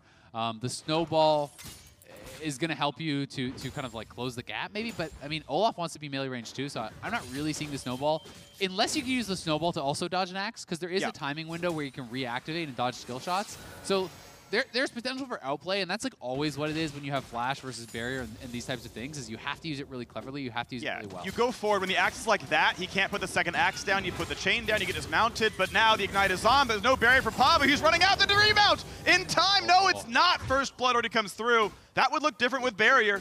He would probably still die to Bwipo, but he would have got remounted. Yeah, would have gotten the remount. And then Bwipo's out of mana, so there's a potential you win, but at the same time, you remount, your abilities are still likely going to be, you know, like on cooldown there. That gets really tough, right? Because Olaf is really powerful at low HP. Kled does not have Ignite, so you don't have any sort of healing reduction there. And Kled is going to be getting kind of somewhat out-healed by the Conqueror Olaf at low HP. W active, a lot of health will be coming back for Olaf, and that's pretty tough, but we'll see if he can play it out. You did see Pabu play it pretty intelligently, though. He actually was saving his W active. Well, it's not an active, it's passive, but the cool use of that for when he actually got dismounted to try to get the quickest possible remount, and you have to do that to have any chance of remounting. But really, it's going to be tough. I struggle to see how he'll win if he didn't win the first one. I think Olaf's ultimate is much more useful in the 1v1 than Kled's. I think the combat summoners are so much easier to use. Yeah. I feel like Pabu kind of checkmated himself. Is he going to fight with this? His summoner choice. If he lands his axe, I think you could have chased it down, but not going to land it. Still a level lead for Whippo. Heal comes through for Pabu, but this is looking pretty grim for our poor boy Skarner. Yeah, this is looking rough. I'm trying to think, is there some clever way you could win this? Ult's on. He's not going to get chained backwards. This is going to be the Flash Force. Next Q should land. Not going to chase this one down, though. Doesn't want to go for round 3. Ult for Flash, though, really good for Whippo. So, I mean, if you actually fight on your next ultimate cooldown, there's going to be no Flash available, and it's going to be Barrier Ignite versus a Snowball. Yeah. 68 seconds on the Olaf ult right now. Just over a minute. Yeah. But maybe I'm overestimating Olaf's damage, and maybe Kled could remount. And if you can get a remount, I think it becomes a much more competitive fight, right? That is where you have a chance to actually take down the Olaf. You do, to be fair, I said he didn't have the healing reduction, but on the second part of your Q, the pull does apply grievous wounds for a small amount of time. Really heavy one. It's 60% or something. Yeah, so there is that, and I am discounting that a little bit. So perhaps you can't just kind of like get life drain tanked by this Olaf, but we'll see what Pabu can make happen. Got to get that cannon. Didn't get it. Oof. So when you miss the cannon, you're down already 20 plus CS and a kill. You're going to be so far down in probably gold. like a 400 gold cannon, so let's see. If Whippo can actually deny this cannon as well, but no, he's just going to reset. Use most of the wave. Yeah, but I mean, he's down 1,200 gold. Womp. Almost a kill, basically, in value for that cannon. So good thing that Pabu got that one. He really needs to get that. He can try to push this in and then reset, but Black Cleaver's already done here for Whippo. 800 gold difference. This wave's going to be worth, about 130. Actually, more like 200, actually, for a basic wave. So 37 for melees, 25 for range. Yeah, so 75 and 111, I think is the numbers. So 186 for a non-cannon wave, which is like, that's money you really want to have. And he was down 4 of those. Yep. Well, at least he got Black Cleaver completed. So he has a full item. That is important. And we know the gold efficiency of the completed items is generally much more than the pieces. So pretty important that he did get that. And now, really, he's just kind of down boots in the cloth armor, which isn't the biggest deal as far as the itemization goes. You're saying like a Doran's Blade is somewhat equivalent to that kind of Ruby Crystal plus maybe the boots or whatever. Well, we'll see. Definitely going to be a small stat difference, which is, I think, heartening for Pabu. A lot of money on the map right now. Sudden Death is going to be announced very, very soon. Level 12, likely to happen for the Olaf. I think anytime you don't drop any CS, you tend to get 12. So if Whippo can greed out most of this wave, I don't know if he needs to recall, but if he is able to sort of push that one in, that's going to feel pretty good. And he is going to go for that final recall. He has enough time for it. Just kidding. Okay. He wanted to maybe try to get that cannon, I think, and see if he could get some more money. Perhaps he just needed a little bit more money for a completed item that he wanted. Probably Tabi. He is going to pass that cannon. Pabu going back right now. He did get the cannon, and he's trying to get back to base. I think he's going to be fine. He'll be okay. And it's Tabby plus Bramble. That is a really strong set of items here for Bippo. Okay, he's a Bramble Vest and... Basically a Bramble Vest. Yeah, Bramble Vest because, one Doran's Blade is basically Ruby Crystal on the other side. Doran's a little bit better, obviously, than a Ruby Crystal, but the itemization here, much better for Bippo. He does have the double combat sums. It's got to be some sort of a sick outplay from Pabu. Yep. And the other thing with the Kled Ultimate is it does way more when you're doing it from further away. Right, so he's the backup. Exactly. So if you wait until the ring is closed, you're going to get a lot less value out of that ultimate, which is already going to be here, you'd run back to the ring, ult forward. Gets a very small shield, misses the Q, ults on, and that's a lot of damage coming across. He dances back and forth. Health bar's getting a little bit low, but now that's ulti down, and a trade of ult for ult. Oh, that actually went a lot better for Pabu than I thought it was going to, given that he missed the Q, and it was a trade of ults, which I think is positive for him. Whippo still does have both the combat sums, but now that's not going to be second half of Q, so the heal's going to be back now for him, dodging back and forth, flashing away. Conqueror's on. Him down. Pretty good damage. Now, what about the chain? What about the remount? Is it going to be enough damage? Big damage from Whippo. A single auto puts him out. Well done. At least he pushed the second player into top 8. Yeah, Whippo actually played that really intelligently. So notice how he backed off when Kled was just about to dismount. So I believe he was actually waiting for his spell cooldowns to be up to dismount him with an auto attack and then have the Q&E readily available to kill off Kled to prevent the remount. So that is the kind of play you want to see. Bwipo playing this out really well. I think did have the advantage in both of his matchups with the pick, but he has had some intelligent picks and he has played it out very well both on the Ornn and here too. So this was that first kill once again. Remember, Pabu wasn't auto-attacking because he wanted to save all the 4 quick auto-attacks here for the fast remount. Yep. He shot this is backwards and he remounts in time. Yeah, that is just the delay on the remount. Almost had it. Now this was after a trade actually of those ultimates had come down. Bwipo, yeah, so he's backing off. He's trying to wait for the axe to come back up, and then does actually just straight up burst him down before the Kled remount can come through. And without that Kled remount, probably not going to stand much of a chance. So a disappointing exit for him in the 1v1 after having made it all the way to the finals last year, but very well played by Bwipo. Yep. Has been doing great so far. The Ornn into the Rumble crushed it, and Olaf into Kled crushed it again. Yeah, and again, it's 3 bans each, blind pick. Yep. And then once you both lock in, you see the champs, you then pick summoners and runes, so you can, like, you're not running MR against Caitlyn, you know, you get that space, but the champion itself is blind pick, and again, you can call it coin flips, you can call it a read, whatever you want. Did find 2 good matchups, and I'll call that a skill. Yeah, and I do think also, you know, had he actually had double combat sums, I don't know if he wins the sudden death fight, but I will say I think with Ignite Barrier, he wins that first 1v1. And then maybe the game looks different, right? Because he would have gotten the remount, and with the Ignite and Bwipo being out of mana, maybe then you just win that, right? Yeah. And maybe it looks different enough that you have the itemization advantage and then you win that potential 1v1. But Flash and Snowball, I don't think worked out at all. But we're into the next one. It is Doumbé versus Fofo. 2 very strong mid laners. Ryze versus Aurelia here. And it is Conqueror Ryze. We saw Phase Rush Ryze earlier against FLICKR. That was G4, I want to say, brought that out. So now we're seeing kind of more the damage potential here coming out from Doumbé.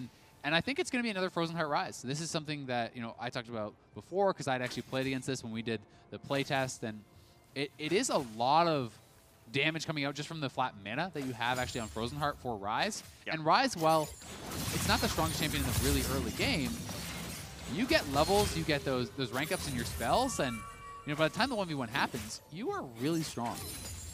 Yeah, Fofo gets a decent early trade. Again, we're really looking at scaling being the reason the Ryze is good. Yeah. Fofo with a decent start, but getting poked around, and Doumbé looks like he's going to be fine yet again. And I think we're going to have to see Fofo be able to kind of get something done earlier. Yes, not being able to get kited out by the Ryze matters in the Ring of Fire, and generally we're looking at, oh yeah, the range champions do get a lot of the advantage there. But if this is kind of like a full tank Ryze build, Ryze is a really good brawler. Ryze is actually pretty good at just fighting it out point blank against a lot of these style of champs, especially something like an Aurelia. You know, this is not like a Renekton or an Olaf who's just going to absolutely smack you down. Aurelia has to finesse it a little bit more, and that can be pretty difficult to do against the point-and-click stun and against kind of all the tankiness and damage that Ryze is going to have. All right, first cannon does go over pretty cleanly to the Aurelia. Knocks down the minions. 16 of 19 in the first wave of CS. We're going to see how well Doumbé can do. Heal comes over. Going to be in the ring.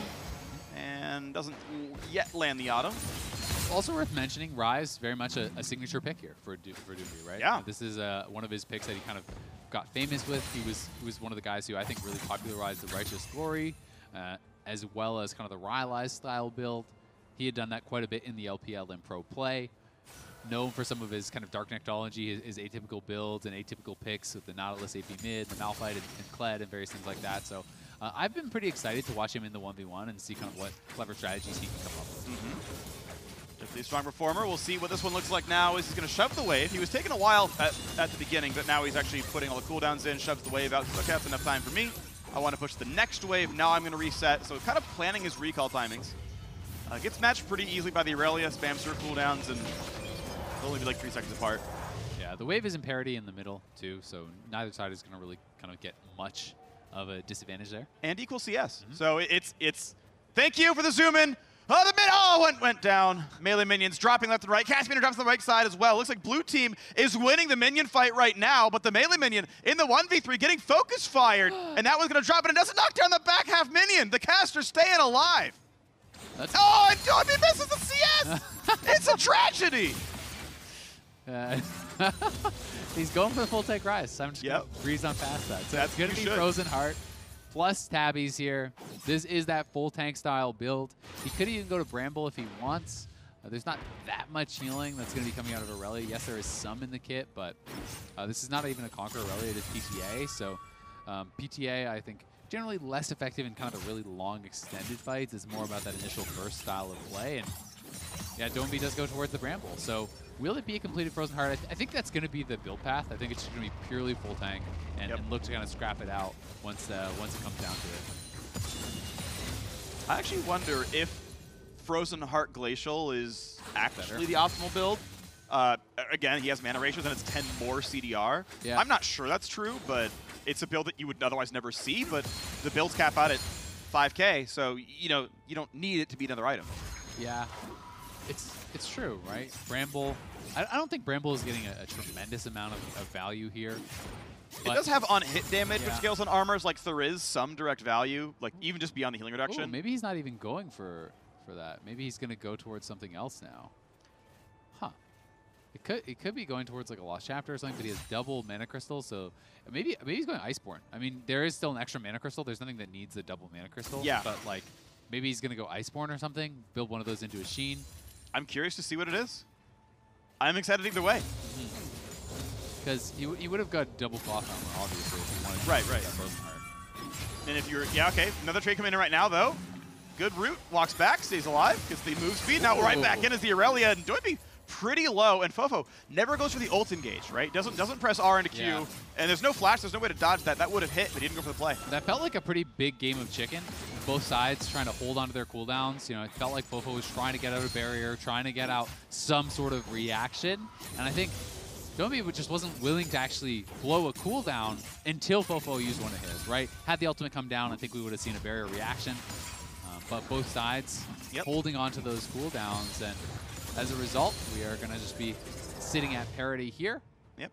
Talk briefly about the Aurelia builds. Hexdrinker, of course, in. Executioner's calling because of Conqueror. There's really not a lot of lifesteal otherwise in this build. And secondary could potentially be Ravenous or something along those lines. It's not massive. Zero stack Ravenous is pretty crap. Maybe. Yeah. I don't know what his secondary is. Maybe we've already seen bone plating. And just missed it. Yeah.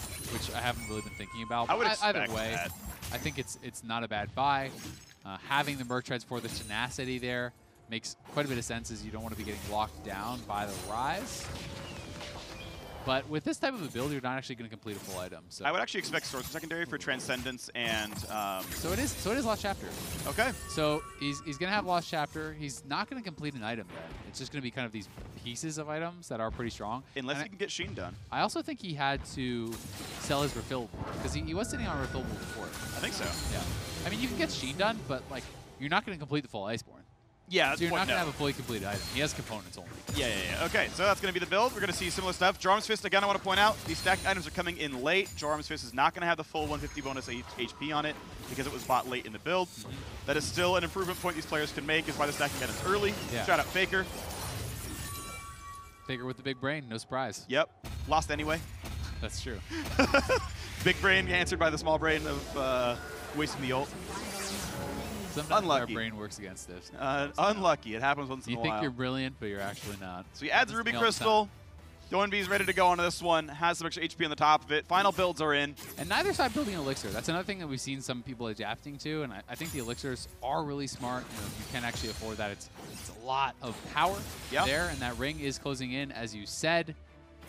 We'll see when Fofo decides to go for it. I think the longer Fofo waits, the more opportunity there is for this Rise to poke him down, and he could be looking for it now. It's forward, has the ult on top as well. Big damage, trying to roam warp away to get some space, but he's going to chase right back then into it, and there's nowhere to go. What a kill, Fofo. Waits out the matchup, gets the all in. Fofo just crushed him. That was really well timed. As soon as he hit level 12, in that level 11, he had his Q stacked up. Goes in, and he does complete a really, really nice all-in here. Yeah. Onto Dombey. Just great play overall, and we saw the roam warp music. That was smart, try to get out of the way, but it's an easy chase down, walked him right through. Beautiful by Fofo. We spent a lot of time talking about Rise builds because they were interesting, and we weren't sure what was coming out of it. Fofo, though, equal CS the entire time, waited till the end game 1v1, and clapped him.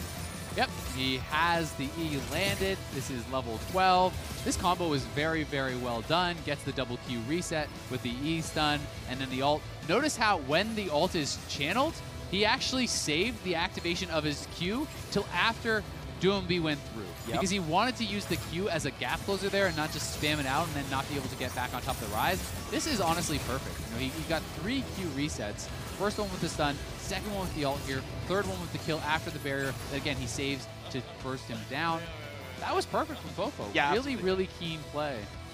Clean, excuse me. I mean, yeah, it was very clean. It was really, really nice. Landed all the skill shots. One thing I want to point out was that he Q'd a back lane Castamina to get into melee range.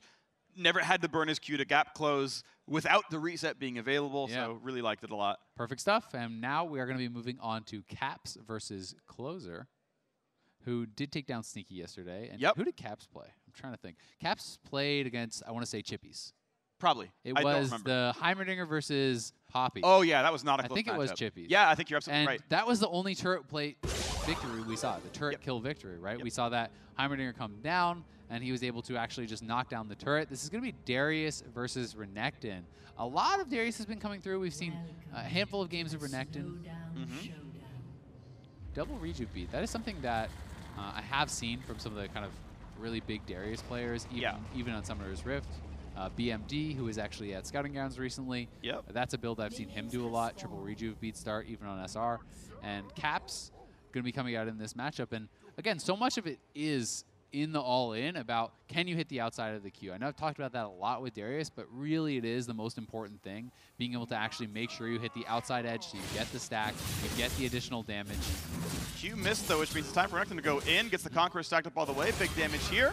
Takes the big Q. Now there's a good passive lead here. Ignite's gonna come in, but this should be enough actually for Renekton, but that Q is big! Oh my word, Caps with way too much damage. Yeah, Caps played that well. Closer had a good initial trade.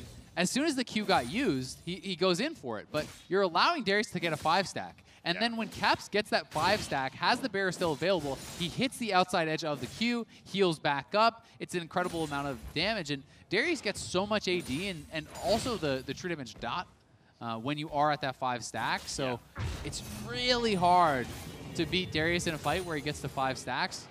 Closer just needed to take the initial trade and save likely the dice to get out. You can slice in on top of him, use your stun, auto Q, and then dice back out. But if you stay on top of him for kind of a 100-0 fight, despite the fact the first Q missed, you're probably not going to win. Yeah, and so Caps gets a very early lead, full Kindle Gem bot now as well. Sure, the CS can be answered, but obviously better items in the inventory, so Caps can take any fight. Knows that if he burns Apprehend early, you just kind of slice the dice back away. It doesn't get all that much done, but they trade their auto resets, and it's Closer having to run away. That's gonna be tough for Closer, right? You know, you don't actually have your summoners up right now, and in that extended fight, Darius likely will win. So being down on summoners means Caps can bully pretty heavily here. You just kind of have to keep looking for these trades where you go in, get as much damage as you can, and kind of dash out, hopefully before Caps can actually return fire when he comes out of your stun. The one thing that's nice is you do have the PvE sustain on Renekton. Empowered Q is quite a lot of health against minions.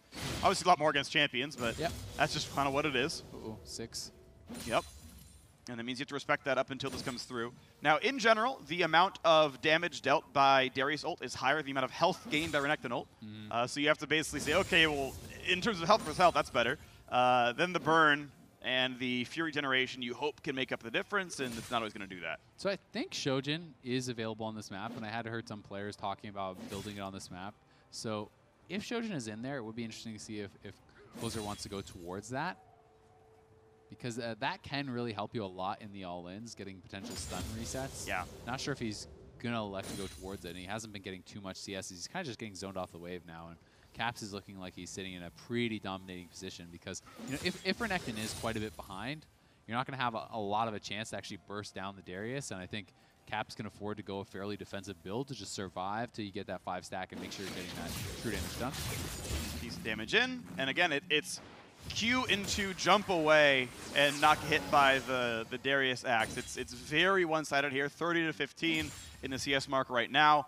And there isn't a way in for Closer yet. Yeah, I mean, you're seeing Caps, you go for the Apprehend, you get an auto, you use the W reset, he's slowed, and then you use that slow to try to make sure you're hitting the outside of your Q, right? And that is the kind of combo you're trying to look for. You're trying to get the quick stacks by just using that auto reset and making sure you're hitting the outside of the Q to kind of quickly get up towards where you can dunk them. But this is pretty one-sided. He got the first kill, and now, sitting at 40 CS to the 16. Closer should be able to pick up a lot of this farm under turret, but you always do have to be a little bit worried about a potential apprehend, and Caps can get a turret plater here. Yep, one plate could go for a second. There we go, 240 gold earned. And not to mention the 30 CS difference. Oh, that's a big one. Get that damage, ult and barrier come down. Caps can't quite follow through. I don't think the chase down's going to be there for the Nectin, so Caps gets to force the recall.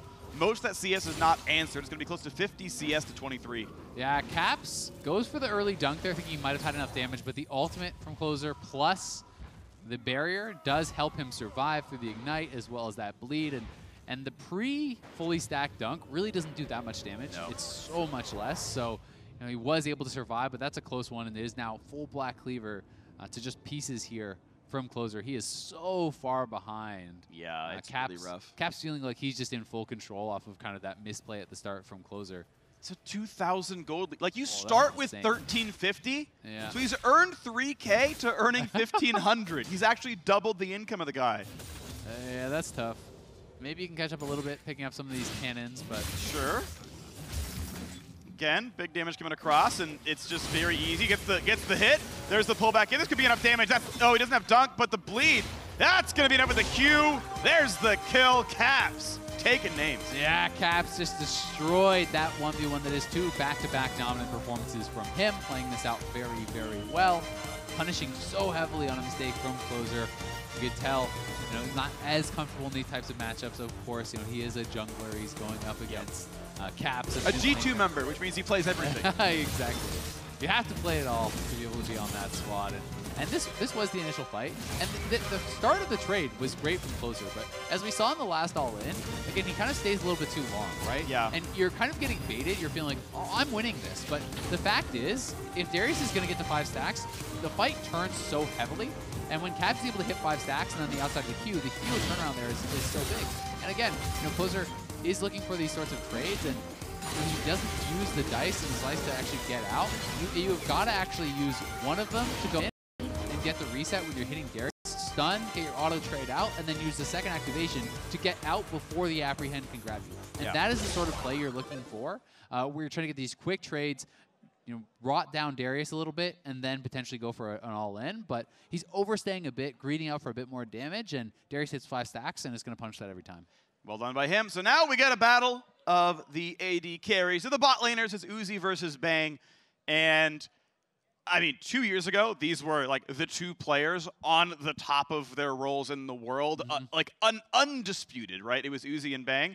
And they're still incredible players, but there's been overtaking, right? It's that weren't Uzi at the helm. And it's like, you're still an amazing player.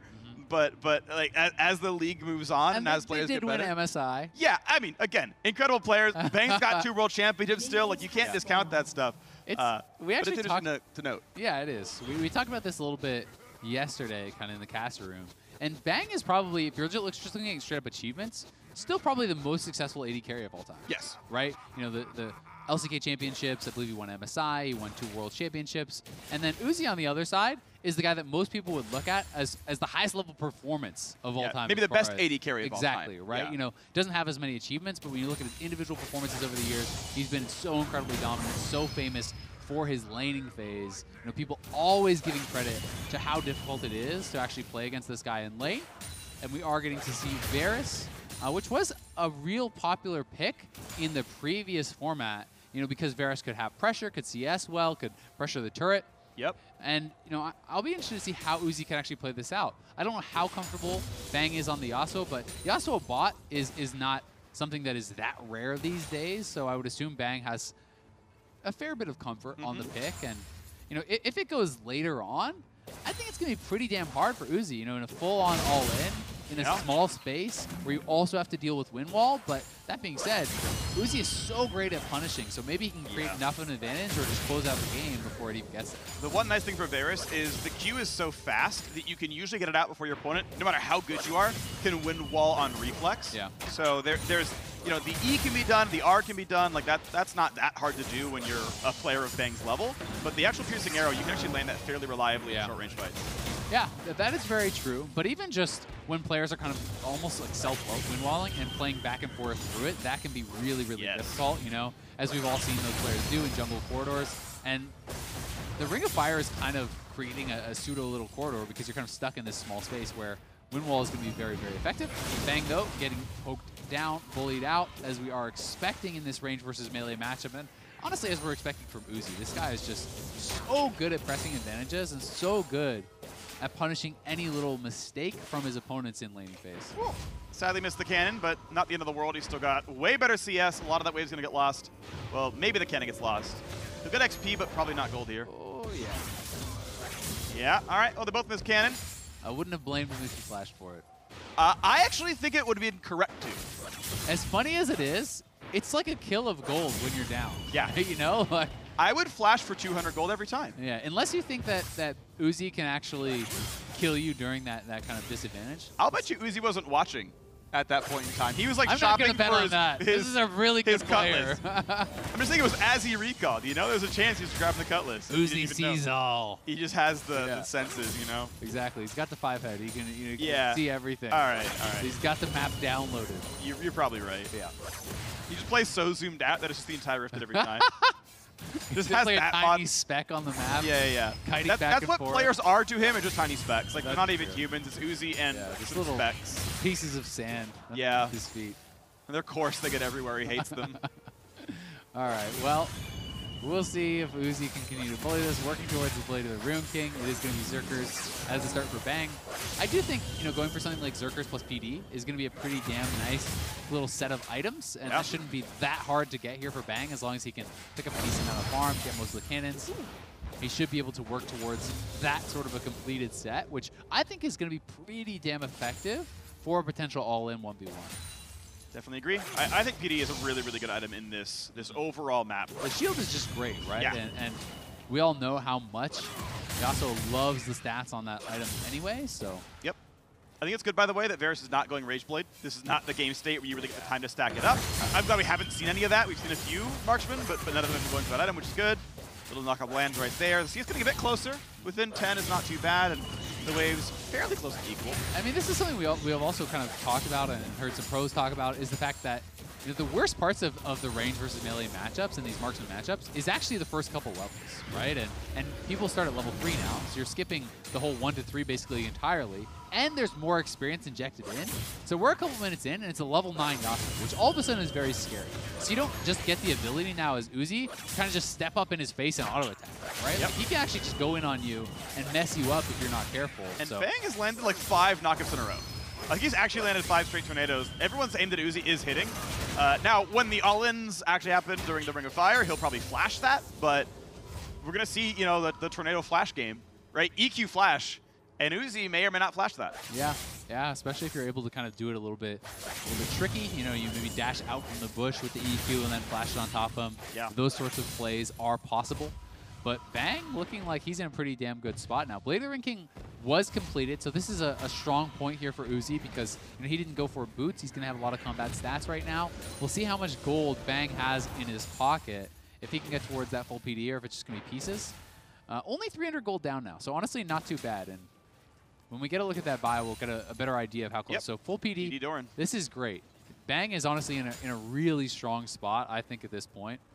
Yeah, and he should have time, I believe, to clear 1 or 2 more waves, buy another Cloak of Agility for 50 more crit chance, and then say, okay, I'm 100% crit Yasuo, let's do the last fight. Yeah, that's a really good point. You can get to that 100% crit mark so much more easily now with Yasuo's passive doubling the crit. The new crit cloak item gives you 25%, so yeah, they just got more efficient. Makes 100. It was a straight buff, so it's very, very, very good. Another knock-up lands. He's just not going for the all-in, right? He's only playing for the sudden death 1v1. He's down some CS, and if Uzi wasn't going to recall, you could greed this wave out, but because Bang's supposed to recall, Uzi can greed the wave out.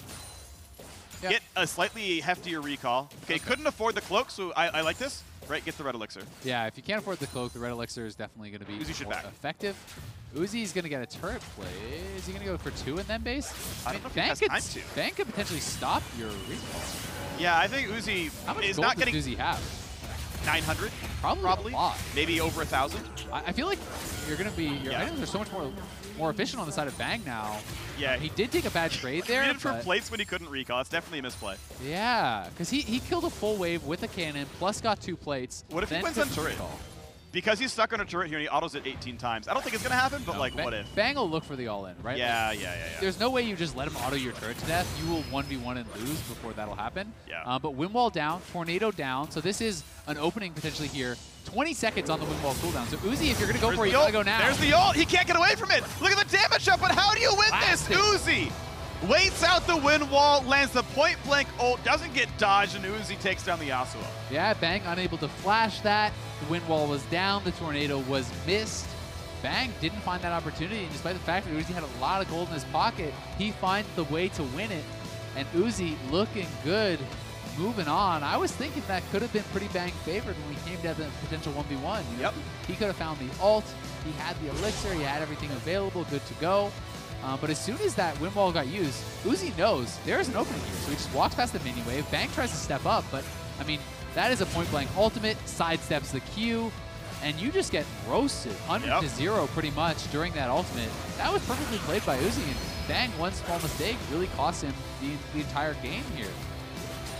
It's just as soon as that wind wall is down, you can see he's stacking the passive. Colors for the slow means he can't, walk to dodge anymore. It had to be predictive flash. At that range, it's got to be a pretty much predictive flash. It's hard to tell the ult animation from the auto tech animation. And I mean, he even maximized his damage efficiency. He actually procced his pressy attack before ulting and using Blade Rune King, Ignite, all these things, right? So he really maximized damage there. To make that look pretty easy, and believe me, I don't think that's an easy 1v1 to win, especially from the stage that they were at and the items that they were sitting with. But Uzi made it look easy, and that is something that he has been doing for many, many years in League of Legends. The made it guy look easy. Is just too good. And it's nowhere close to that easy. Even the beginning of that fight, the very, very beginning, sidesteps the wind wall. Right? Or sidesteps the tornado cast through the wind wall. Right? Bang was trying to hide the animation by sort of queuing through the wind wall, and like, oh, don't worry, it's just offensive. Ha! And just off to the side, perpendicular, no knockup. Because if he hits that, I think that's you all in. Right? PD's done. There's no more buys. You have the red elixir. That would have been Yasuo into melee range fight, and that's a whole lot harder to deal with. He's dodging through you. You can't guarantee the ult lands. That fight's very different. That sidestep made it look easy. It really did, and all the little things there. Even having the presence of mind to make sure to step back. During the ultimate, even when he's rooted, to make sure you can't actually get queued. You're not too close to melee range. Uzi did it all perfectly, and that's the performance we expect. Good job, Uzi. Let's head back to the State Farm Analyst Lounge, where Golden Glue joins Dash and Kobe for a breakdown of the 1v1s. Thank you very much, gents. That's right. Golden Glue is joining us to break down some more incredible 1v1s. I am absolutely loving these rule changes and how much action it is forcing. Yeah, it's so exciting. I mean, I'm used to like watching zillions with no items, like farm to 100 CS, and now we're just watching like these bloody battles with this giant like ring of fire circling them. So it's been really fun watching this All-Stars event. And we've had a whole host of different champions coming out, and you can kind of see maybe there's a bit of a trend or a meta developing. I'm loving the elixirs that are now starting to come in as people see the sudden death timer ticking down. But in general, just a lot of ingenuity here, and continues to develop over the days. I really like some of the diversity that we're seeing, right? Snowball is a useful summoner spell here, especially because here it was a hugely useful summoner spell. This is actually probably the best case that we've seen, because you can use it. He reveals the Akali in the Shroud. Use it for the gap closer as well. It's really given a lot more power to the Bruiser champions this time around. Yeah, we're actually not seeing as much Snowball as I would think. Oh, and then this was such an insane upset by Fofo. He played it really well, and the whole game was really close, and it just came down to Tristan in the 1v1. This one didn't. This game didn't really seem super fair. The Tom Kench was an interesting pick, to say the least. The funniest part in the Shy's matches have been his facial expressions. He's like taking his hands off the keyboard. Oh man! Half the times he's like scratching. Oh, right. this was super interesting. We've been hearing kind of rumblings behind the scenes of the Skarner, and it might be a sleeper OP. It comes out, gets the early kill at level 3, and then the second one to finish it off here at the end. Yeah, that early kill was really exciting, and at this point, it just seems like it kind of ran him over. Yeah, if you can stack Conqueror quickly, then use that Bruiser champion. Skarner and Olaf both get to do that. All right, Olaf V-Kled. Unfortunately, Pabu does get knocked out of the tournament. Did check Twitter, though. He says he forgot to change his summoner spells, which is why I was about to say. Flash. Okay, I was about to say, like, I really didn't like the Snowball flash choice. I thought he was trolling from that, but that was obviously just a mistake from him. But Bwipo does move on to represent EU. Move right along to Doingby versus Fofo. This was a big one here. Yo, it was close for the world champion. What a clean Irelia. But the Irelia comes through. This was a little sad. The first fight was really close, but then Darius with 5 stacks with his bleed on, it's just really hard to duel when he's doing so much true damage, and you can't really get away from him once he's this far ahead and has Black Cleaver. How much you can do. Versus Bramble Best is rough. Yeah, I think Caps did a really good job keeping distance too, using Darius's slow and pull. That's our defending 1v1 world champion. That's moving on to the semifinals. Uzi, though, taking on Bang. The Varus versus Yasuo matchup. We heard Azael say it. He felt like maybe when you get down to the 1v1 in sudden death, it could be Yasuo favored, but Uzi finds the moment. Look at that. Bang doesn't even touch Uzi. Literally doesn't even get to touch him. That's cool to watch. It was, that was painful because he just hits him with the slow from Bork and then lands the ultimate there. No flash from Bang coming out. This brings up an important question because I know that you were talking to us before we went on air that you were warming up some of the guys in the 1v1s, but in getting asked for maybe some opinions on which champion should be played, it's not necessarily a question of what's the best champion in the 1v1. Sometimes it's what are you the best at? Yeah, exactly. When you're going versus all these, I mean, these are all like world-class players, right? You're not just going to first time a new champion and be able to do well. You need to be able to express your skill, be practiced on a champion, know like what the outplay potential is. That's why the junglers are always the underdogs here. They are. Now Olaf is rising to the top, so like we got some jungle champions to give these guys a chance here. See Yankos, Levi moving on through. You just got to look at the bracket. I wonder if we can pull that up once again to take another look at how this tournament is developing, because there are some really interesting matchups that are forming just ahead of us. The one that jumps out in particular to me is Caps and Uzi on the bottom half of the bracket there again. Uzi's the only 2-time 1v1 winner in All-Star history. He did it 2 years in a row. Caps is on the verge of doing it again. So they run into each other here in the quarterfinals. It's going to be an interesting one to say the least. Yeah, that's gonna be really cool to watch because Uzi is like obviously, one of the most insane AD carry players mechanically. The most mechanical abilities, and Caps really just plays so much different things. Right. What is Caps going to pull out? Like, you know what Uzi's going to pull out. He's going to pull out some AD carry. What is Caps' strategy going to be to counteract that? He had the Heimer just yesterday. Yeah. Today he has the Darius. Where does he go next? Of course, within that, you saw Levi still in there, Fofo still in there, Bwipo, Mickey X. Like, there's a lot of really interesting players that, maybe weren't seen in years past that are still in the run for it. Yeah, I mean, we have the clash of Uzi and Caps on the bottom side. On the top side, the Shy is up there, and he's just been cruising through. So I feel like whichever one wins the Uzi Caps clash might be facing the side or the Shy there in the end of it all. Okay, so now I come back to you, Golden Glue, since you have had a little bit of experience with the the setup in terms of going through the champion select itself. I know that there's been some adjustments made. How do you feel, or how would you maybe attack these next couple rounds in terms of champion that you pick and strategy going into it? So you basically should look at what the your opponent most recently banned. So that's really important to see, like, that's what that player is afraid of, and that's not what he doesn't want to play against. And then you have to very, very much think about what you want to ban and what you think he's going to pick with your bans. And it's a lot about mind games, like, because you're blind picking both your champions, right? Sometimes you can straight up lose from the champion pick.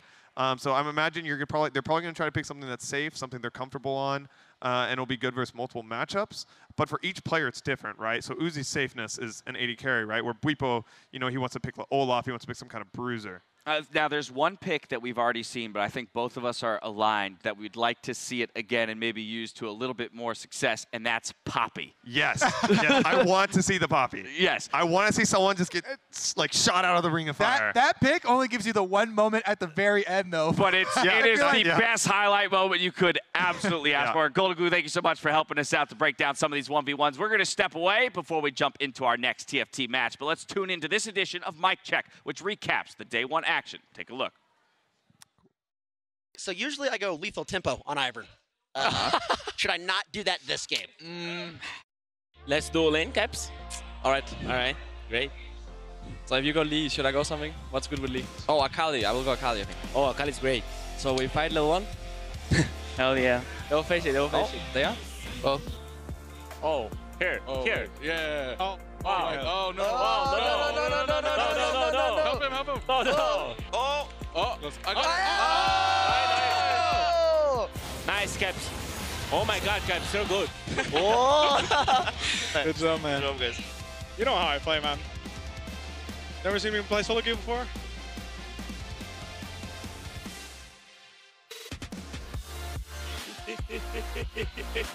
Sorry to do you like this, but I finished my item, so. I finished my adaptive helm, so I don't think you're gonna have much fun anymore.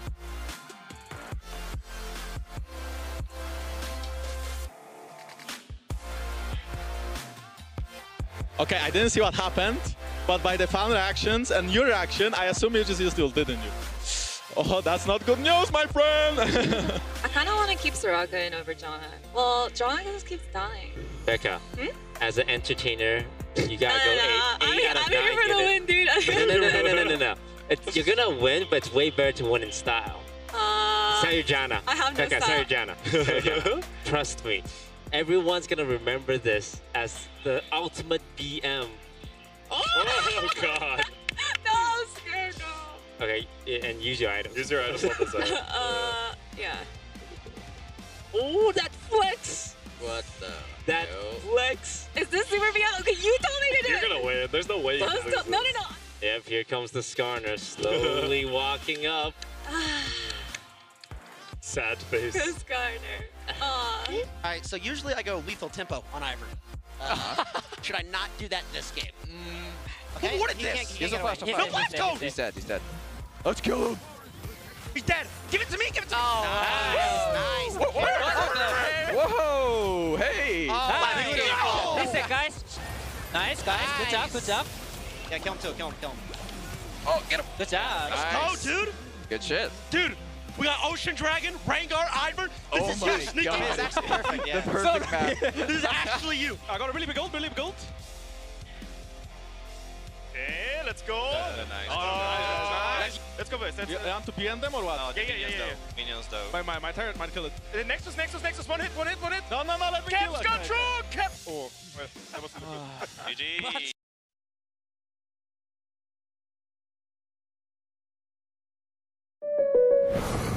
Battle fire. Vile stirred. Prepare to Hi, Connie. Hi, Alex. Got your text. That's some accident. I can help you file a claim on the State Farm app. Cool. State Farm just calls you? My insurance app doesn't do that. Indeed. Let's split a cab to the con. Friend me. Let's play online. Me too. I'm good at support. I forgot to hang up. You forgot to hang up. Go with the one that's here to help life go right. State Farm.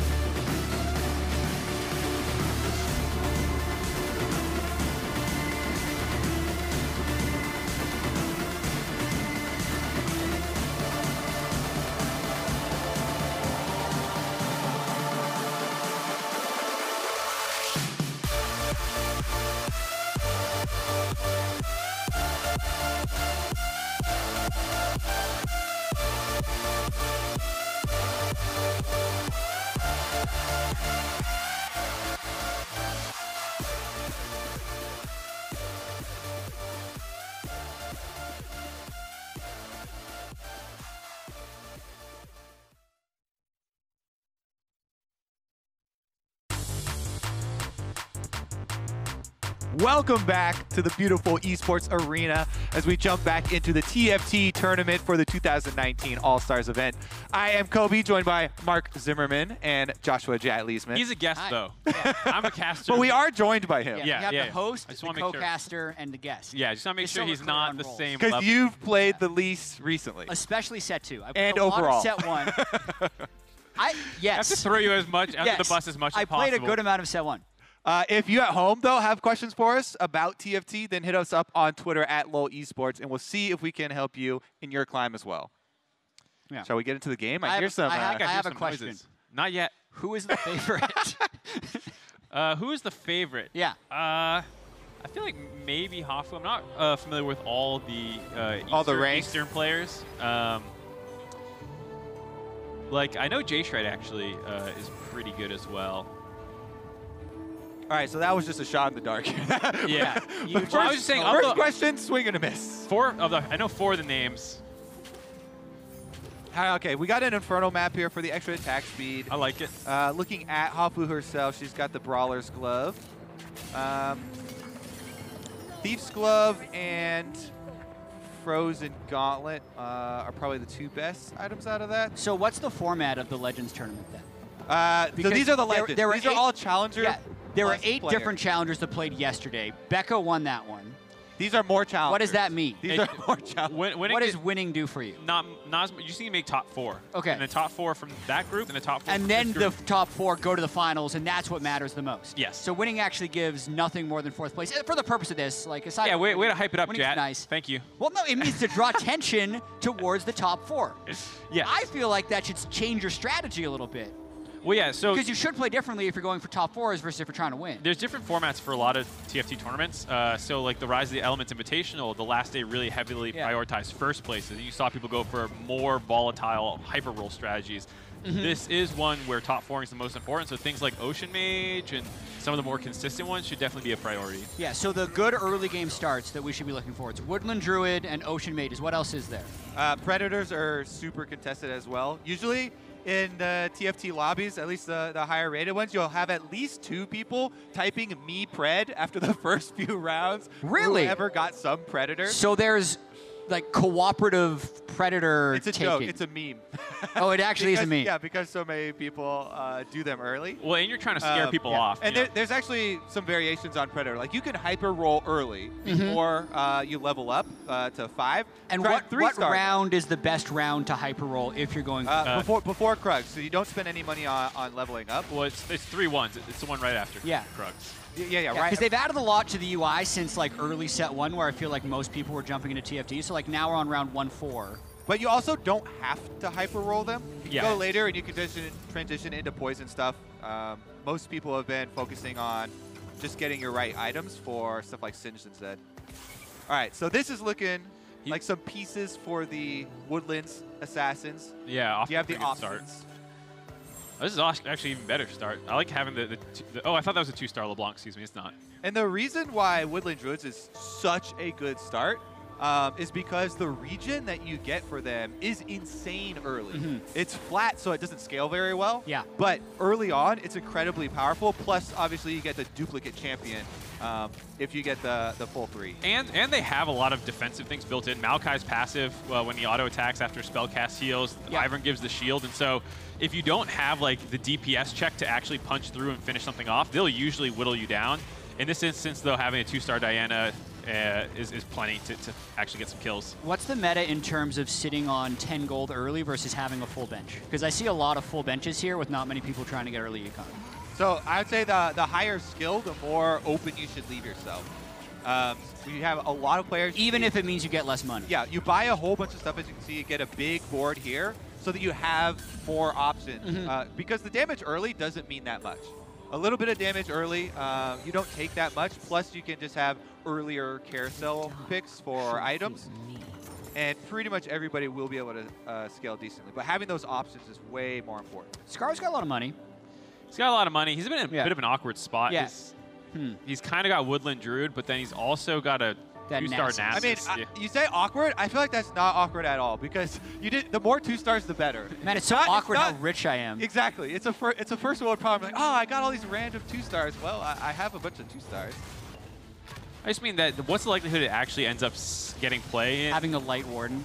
Yeah. Well, the nice thing about getting 2-stars 1 cost is they sell for full value. They're like the only I'm not saying that. I just mean like his Diana's not completed. And as soon as he completes a Diana or gets close to 5, you're putting other things in. So like you're starting to round out your assassins. But I mean, Nasus just by himself is good early on. He's one of the ones that can hold a Morella Nomicon early as well, because when he ults, he gets AoE damage all around himself, can apply it. And it has decent early synergies with the Warden. So just popping in 2-stars early on gives you a big benefit. Okay, what are the chances Scar wins? I'd say 1 out of 8. Still? I feel like he has one of the better starts. He's got a lot of money. He's got early 2-stars. He's surely up to like 1 out of 6. I'm sticking with my 1 out of 8. That's the most conservative possible prediction. Well, we're gonna have to check in on what was Hafu. She's at the lowest health, but I think she had Woodlands now. So yeah, but she didn't have that many things completed, and wasn't even above 20 gold. I don't think so. She wasn't in a great spot. Okay. Man, this feels like a really heavy Woodland Druid lobby. Yeah. I mean, there's a reason, right? It's so powerful early. That's one of the things that makes this set a lot harder, aside from like relearning stuff, is the fact that in set 1, do you know the exact numbers? Like there were 39 of each one. It was 39, and it's down closer to I think 30 in this one. Isn't it in the 20s? Isn't it Or like maybe 27? Maybe it's 27. Yeah. Yeah. So if so many people already have Maokai, it'll be almost impossible to 3-star a Maokai unless someone else sells. Well, that's why I like Hongklaw's position, even though he lost there. He was already in the Ocean Mage package and had some upgraded like Atelia too. Yeah, and you don't commit to Woodland Druids unless there aren't other people, and then you're hyper rolling. But if there are, they're 1-cost units. You just sell them back at full value. Yeah, it's good totally early game. You can take Woodland Druid and just use it as an early game, and then by stage 4 you start selling them off as you put in other things into your comp and complete other set synergies. I want you to update your Scar prediction to something other than 1 of 8. All right, I'll keep you updated on the Scar. I mean, it's such confirmation bias. For some reason, I feel like he's 1 out of 4. I'm bumping him up to 1 out of 6 now. Okay, I think you're too aggressive. Yeah. See, you can get too focused on the health early, but he does have starting to build a win streak. Yeah. So we'll see if you continue that. He's win streaking with high gold. Yeah. I feel like that's just an embarrassment of riches. This is a critical point, though. We'll see how he does for the transition. He also leveled there to get a little bit more power in to protect his win streak.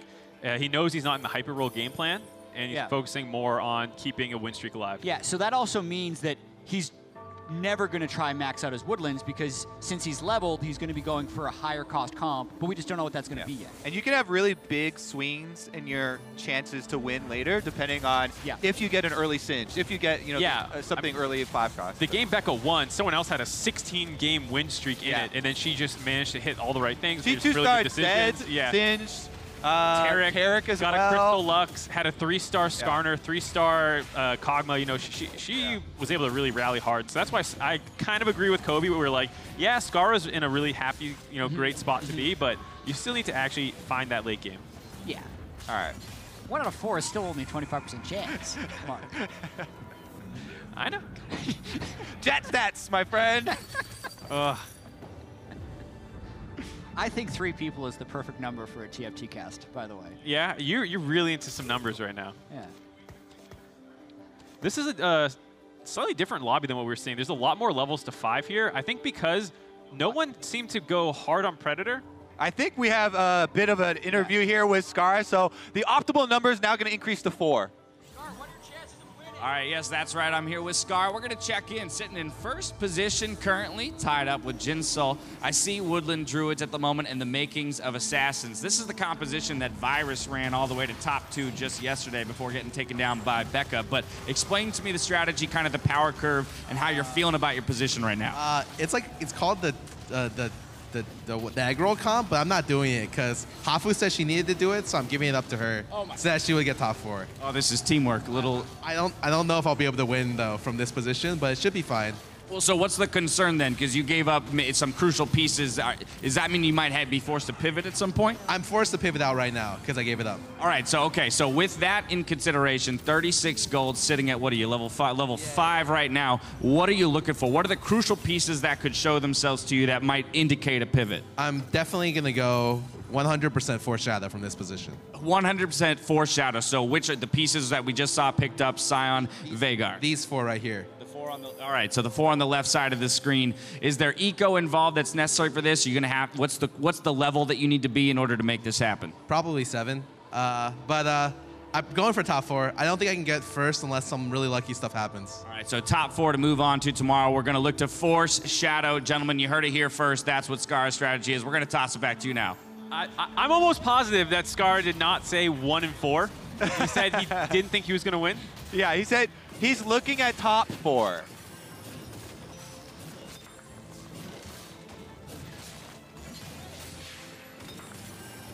I don't think 5%. 5%, Chad. That's 5%. 1 in 20. He has gotten lower odds since loading into the game. Because he's colluding with Hafu to give away a comp.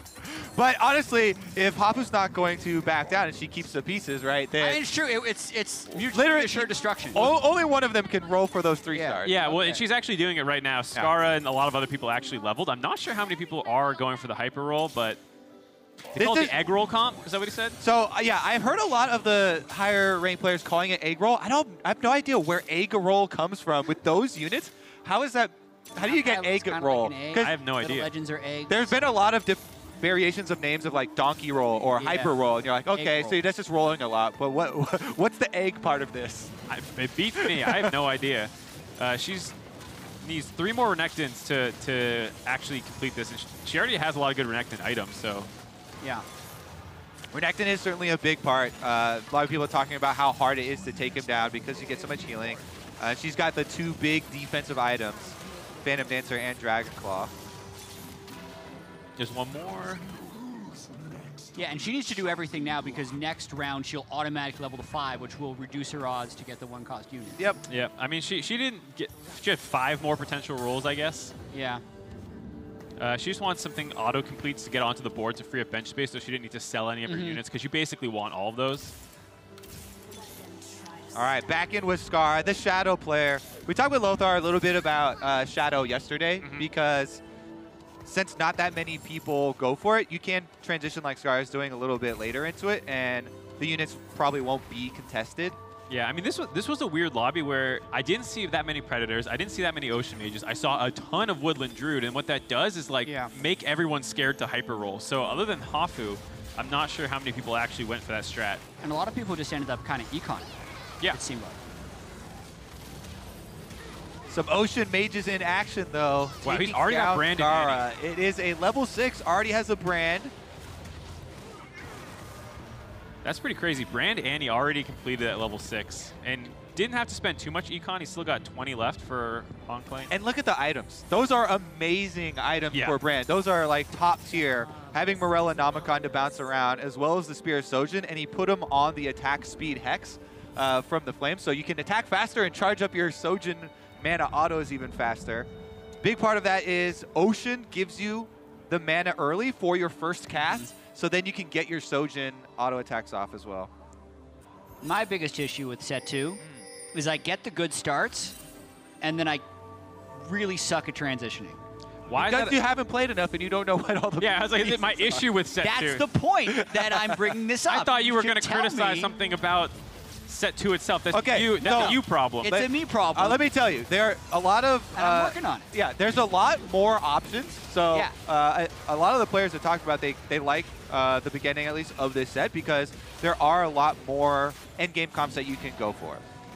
Poison, Give me Electric two. is good. Well, I think Ocean Mages, what Kobe Predators, what? means more so than Blade there's a lot of things that you can put in your comp in late game that are situationally really good. Like specking Mystic for getting MR. Mystics, getting Clouds, getting Cloud for the dodge. poison in. Yeah, like getting all those things and knowing what you're playing up against is a lot harder this set, where there's a lot more stuff you can slot in late game against your specific opponents. But I also mean fully completed endgame comp. Yes. Because set 2 turned into a lot of everyone racing for the same thing. You mean set 1? Set 1. A lot of people Yeah, racing. set 1 was like there were 2 or 3 comps that were the best, and there was a larger pool, so everyone could kind of end up with the same thing. This is a lot more about finding what's working in that one particular lobby, as well as what will counter the others. See, that's really cool for good players.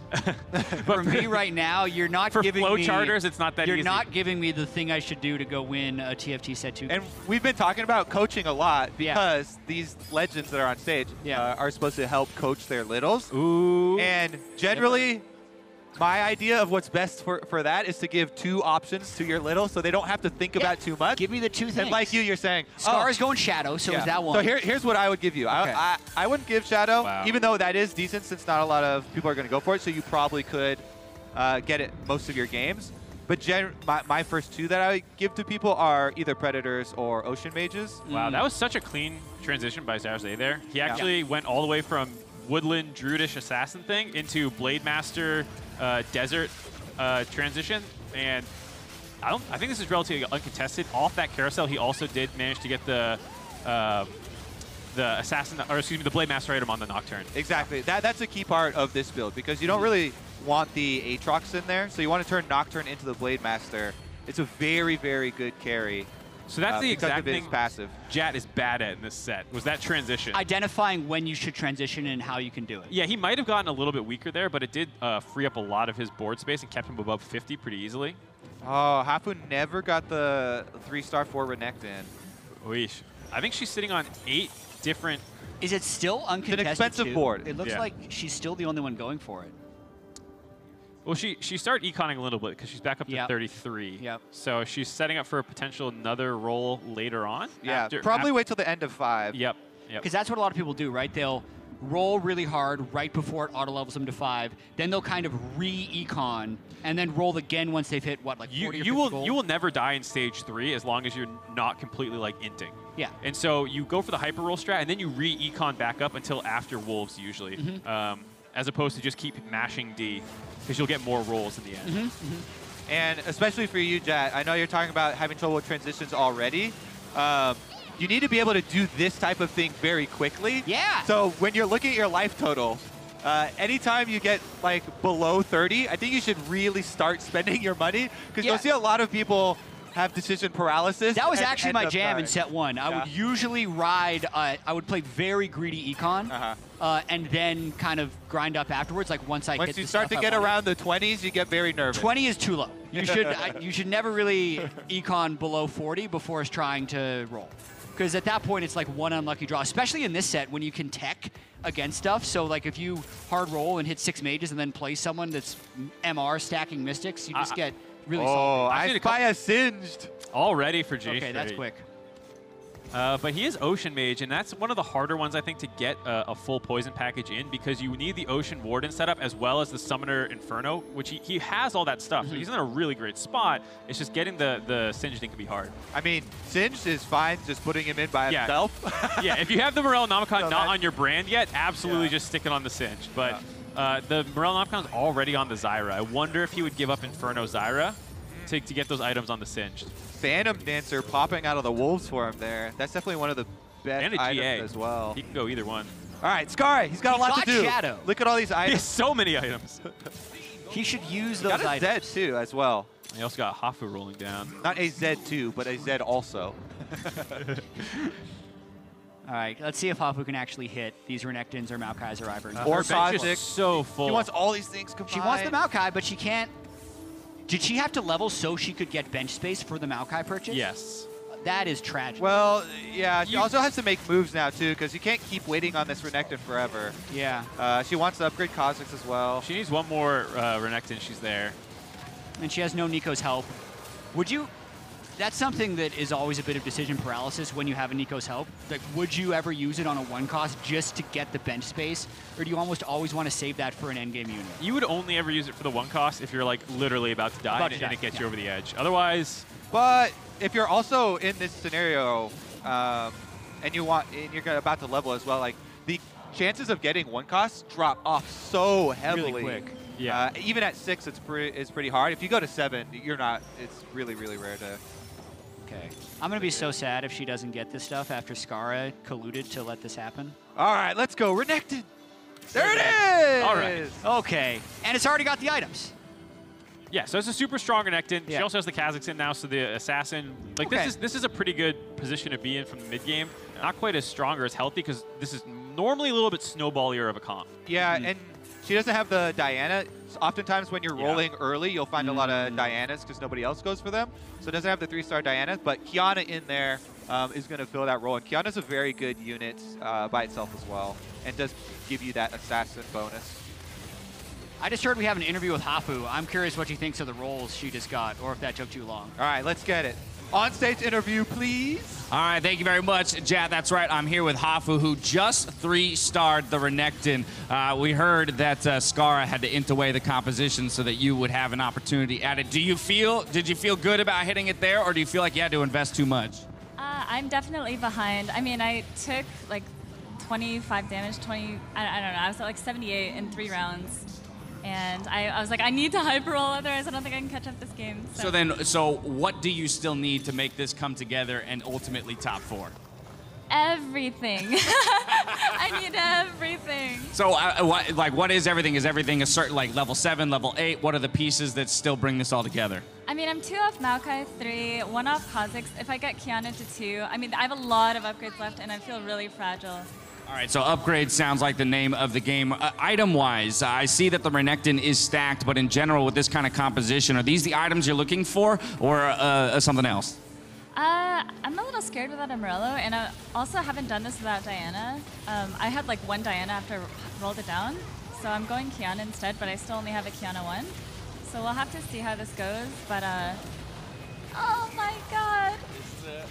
A very close fight here. We'll see if we can pull it off. The Renekton does not. All right, well, with 22 gold left to go, is it eco to what point, and then where are we going? I mean, I'm going to try to get a Force of Nature off the carousel. If I don't get that, I'll go for Thieves' Gloves, and then I'll try to just get some Mystics in. All right, there you have it. It sounds like we got the strategy laid out for you, gentlemen. I'm going to let you get back into it, Hafu, see if you can pull it off. Take it away, guys. All right. We have some live questions fed to us by Twitter as well. I'm ready to answer them. Yes. We'll give Jat first crack. Yeah, he gets the first answer. We can correct him if he's right or wrong. All right, first one is not too hard. Kiwanion asks, what am I looking for when I look at other people's boards, when you're scouting around? Yeah, you're looking for duplicate units of what you have. So if they're going for the same stuff you have, and if they're further along than you are, that's a good thing to notice. Also, if you're seeing counters to your current comp, you should understand that to try and pivot. Yeah, this is one of the reasons why the first thing that most of the pros say when you ask them, what's the most important thing, is to know, quote unquote, the meta. So you know what the strong builds look like. So if you scout around, you can see what people are going for.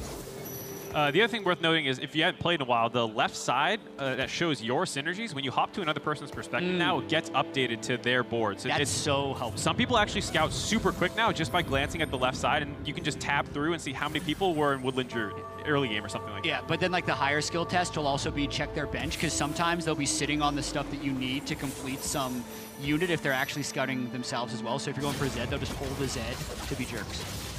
All right, question at number 2. Overtime here. Ryan J asks, which comp do you think is the hardest transition from early game to late game? Do you want me to answer that one? Yeah, you get first crack at all of these, chat. I think... Swing for the fences. Wow. I personally think that Woodland Druid is a very difficult transition into late game. Skara has struggled to switch to Shadow, and Hafu has also been unsuccessful so far. We're seeing it, the results right in front of us. So the most difficult ones are going to be the ones that include a lot of these 5-cost units, because those are the most difficult to find, right? I mean, some I would say are just like bad. Like Light's a really difficult transition, and so is Ranger. Well, and isn't so Light just weak until you get it? Well, yeah. like, that's not really a transition. Yeah, I know, it's just saying. Well, also, it depends. It's made difficult by what everyone else is going. Yeah. So if a lot of people in your lobby are going something, then it's going to be hard to transition into it. But I would say some complicated ones are like Poison Electric, the Blade Master Desert Assassin, maybe, because that one requires a spatula. You don't really, like I said, you don't really want to have the Aatrox in there for your 4th Blade That Master. was just like unreliable. Yeah, exactly. A lot of the ones where that rely on spatula have been kind of removed in this set, but this is the main one, this Blade Master one we're looking at. Yeah, it's not really, a lot of the openers that you use will have a couple natural things that you go into. There's not that many hard transitions where you're like, I'm in this, but now I'm going to this, kind of like Scar did. Yeah. Generally, people don't do that much. He did find a Scion 3, I saw.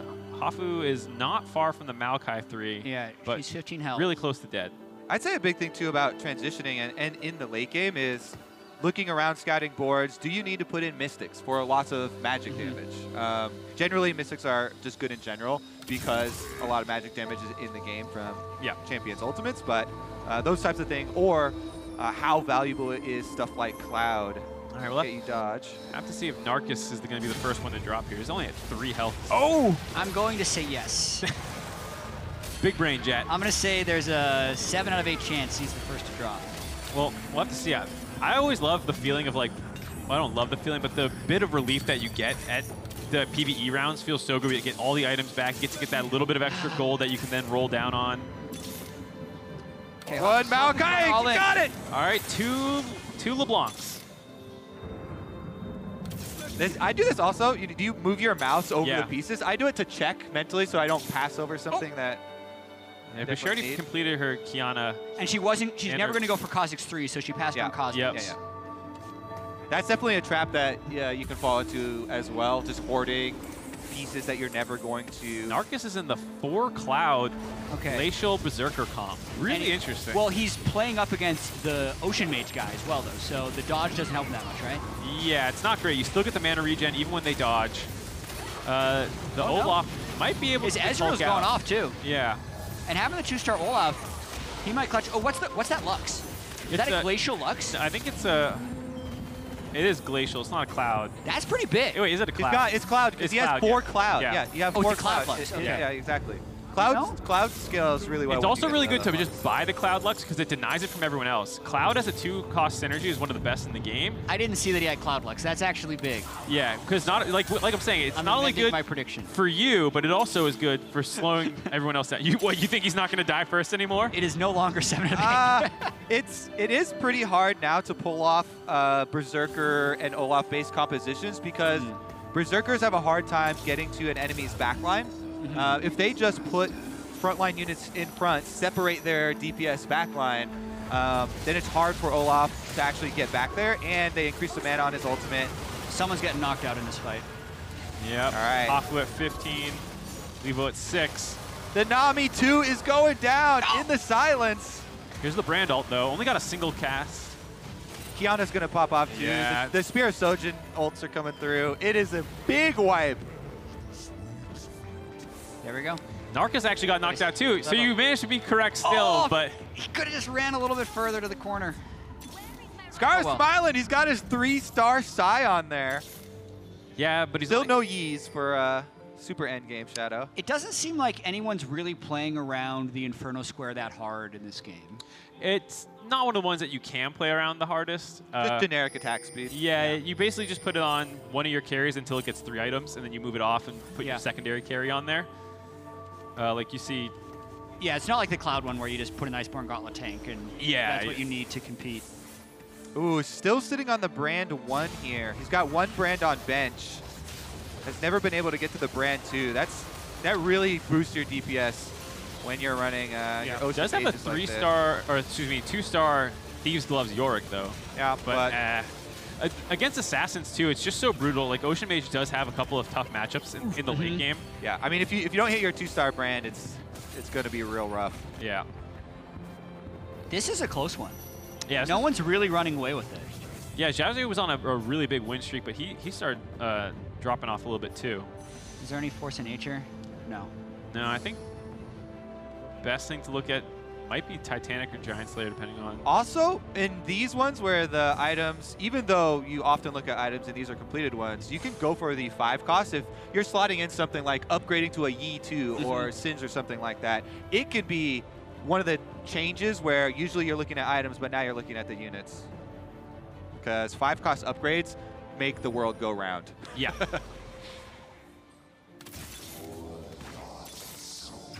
I wonder if that Ionic is a little... 2 Sins. Ooh, 1 more. Got no money left. Wow. Oh, well, one away from a Sivir 3. Sivir 3 is pretty crazy. Doesn't have the best Sivir items. You usually like disables or something on her. But look at the Yi 2 here for the Blade Master comp. Well, okay, he's pretty strong. This is why I love the Blade Master comp. You just get so many carries. Like his Nocturne's disgusting. The Yi's going to be strong. The Sivir's going to be gross. Like so many things become late game threats. As well as having good front and backline damage. Hey, we got the brand 2 here. Hoppu again. That 3-star Vladimir with the Ionic. And he finally got Well, brand the Nami 2. got popped. Okay. Brand, did he get the double cast though? No, just 1, I think. Yeah, no, he like has double. He'll ult again right after GA. Yeah, he got the double cast. But it hit the LeBlanc in the corner. I think actually he's got it. Hoppu's gonna die here. Yep. Upgraded that brand just in time. Scar's at 1 health. Okay, I think Scar does not have Scar said he was aiming for top 4. He just needs to outlast his one aim's more. pretty close. If you're aiming for top 4 and you get 5th, that's still pretty close. But that's a miss, though. It is a miss. But it's the type of miss that goes around the rim a few times and then goes out. Or it's like a James Harden dunk. Those are some obscure references. I mean, for a lot of the audience. The James Harden dunk went pretty viral. Oh, he didn't get the extra Kindred. That's a really... He's got a 1 Kindred. A 1 Varus, a 1 Yorick. Oh. This is, he hit only Scion. This team is Scion. Well, Scar put all his items on the Kindred and didn't get Kindred. Oh, this is rough. He's playing against the and he's playing against Blade the Master Assassin. He's in the corner already. He knows. He knows it's over. Scramble! Actually, Scar, hold on. scramble! He's scrambling, but his Scion is... Yeah, but it's not going to be enough. Scion! Is it? Nocturne's going to 1v9. No, he's not. Oh, wait, he got one shot by the Get back in Vanguard. there, Scar! Got it! Yeah! Look at the shocked face. The dream is alive. Top 4, let's go. He actually has a lot of upgrades, too. He's 1 off both of them, so... He really needs Kindred. Imagine if he had 2 stars. Oh, Kindred! Got the Kindred. Well, I heard him on stage from where we're sitting right now. Yeah. Okay, what are the Drake items as well? Because sometimes this can be really swingy. Dragon's Claw is decent. Yeah. But not I saw the kill... What's the name of the one that gets stronger every time you get a kill? Deathblade. Deathblade. There's a Deathblade on one of these. That could be huge. Deathcap's huge as well. Yeah, these are good Dragon items. The Deathblade, sadly, for the Ocean Mage player, which is not the best. True. You still take it, but... Can you do You'll 2 definitely take any item. You can't do 2 Deathblades on one character, can you? I've never tried it, but I don't think it's unique passive, but I think you could. It's a lot of BF swords. Yeah. You get a lot of money. I like this change, too, where you get the small money. As you whittle it down. Off a dragon. Feels quite nice. Deathblade 1-star Nami. All right, roll it down, roll it down. Where's the Sivir? Okay, Kazakh's upgrade. Definitely take that. Okay, do you sell your Scar? Yeah, he's going for the Sivir. Realistically. Oh, and he's out of cash. The Yasuo one's still in. And he's still holding out hope for a 3-star Nocturne later with the 28 you just give health. up on that. All right, Dragon Claw on your Kazakhs or your Yi? What do you got? Yi. Kha'Zix already has enough survivability for the most part, just running around. I mean, Yi also does resetting aggro, meditate, but I would also go Yi. All right, let's see. Scar got his upgrade. His Scion is very strong. That was a weird Nami ult. Went only in the corner. Oh, the Val's the brand has the GA too. Yeah. Oh, it's dead. Over. Run! Scramble! Scramble! Oh, okay, he's dead. But can you? Oh wait. No one else can get eliminated. Because Jin Soul had already lost. Biff, that was close, chat. That was around the rim. It was. Maybe he can submit something to the league and maybe get it overturned. I doubt it. I'm but, done with my obscure references now. I'm sorry. Ooh, there's a Nami upgrade. Yeah, and it's the Deathblade Nami. Okay, if he hits Sivir 3, is that enough to just win the whole lobby? Not really. I need to see the I other saw a 2-star Zed there. I want to see the items. Yeah, because Zed is a late game win condition all on his own.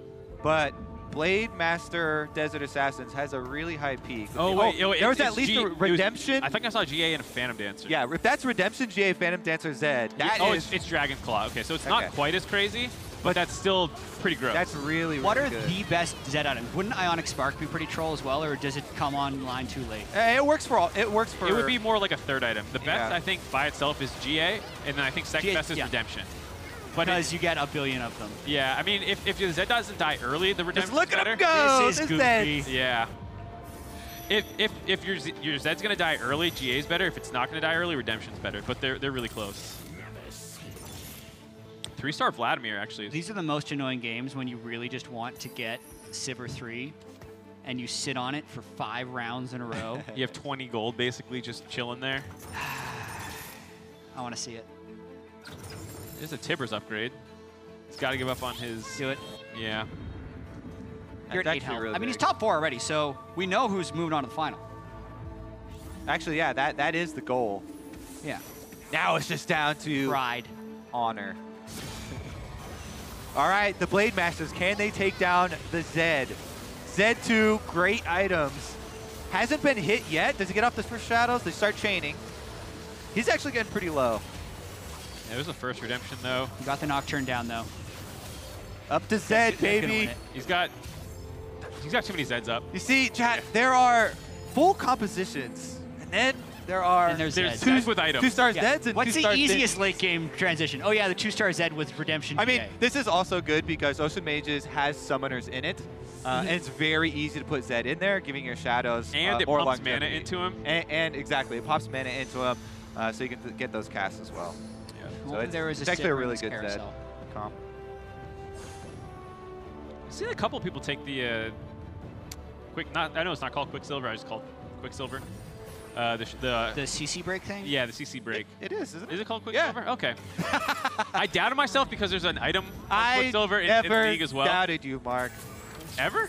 Wait a minute. There it is. Oh, okay. Oh, and he popped the items off intentionally because he wants to get better Sivir items. That was really clean. good. That was actually clean.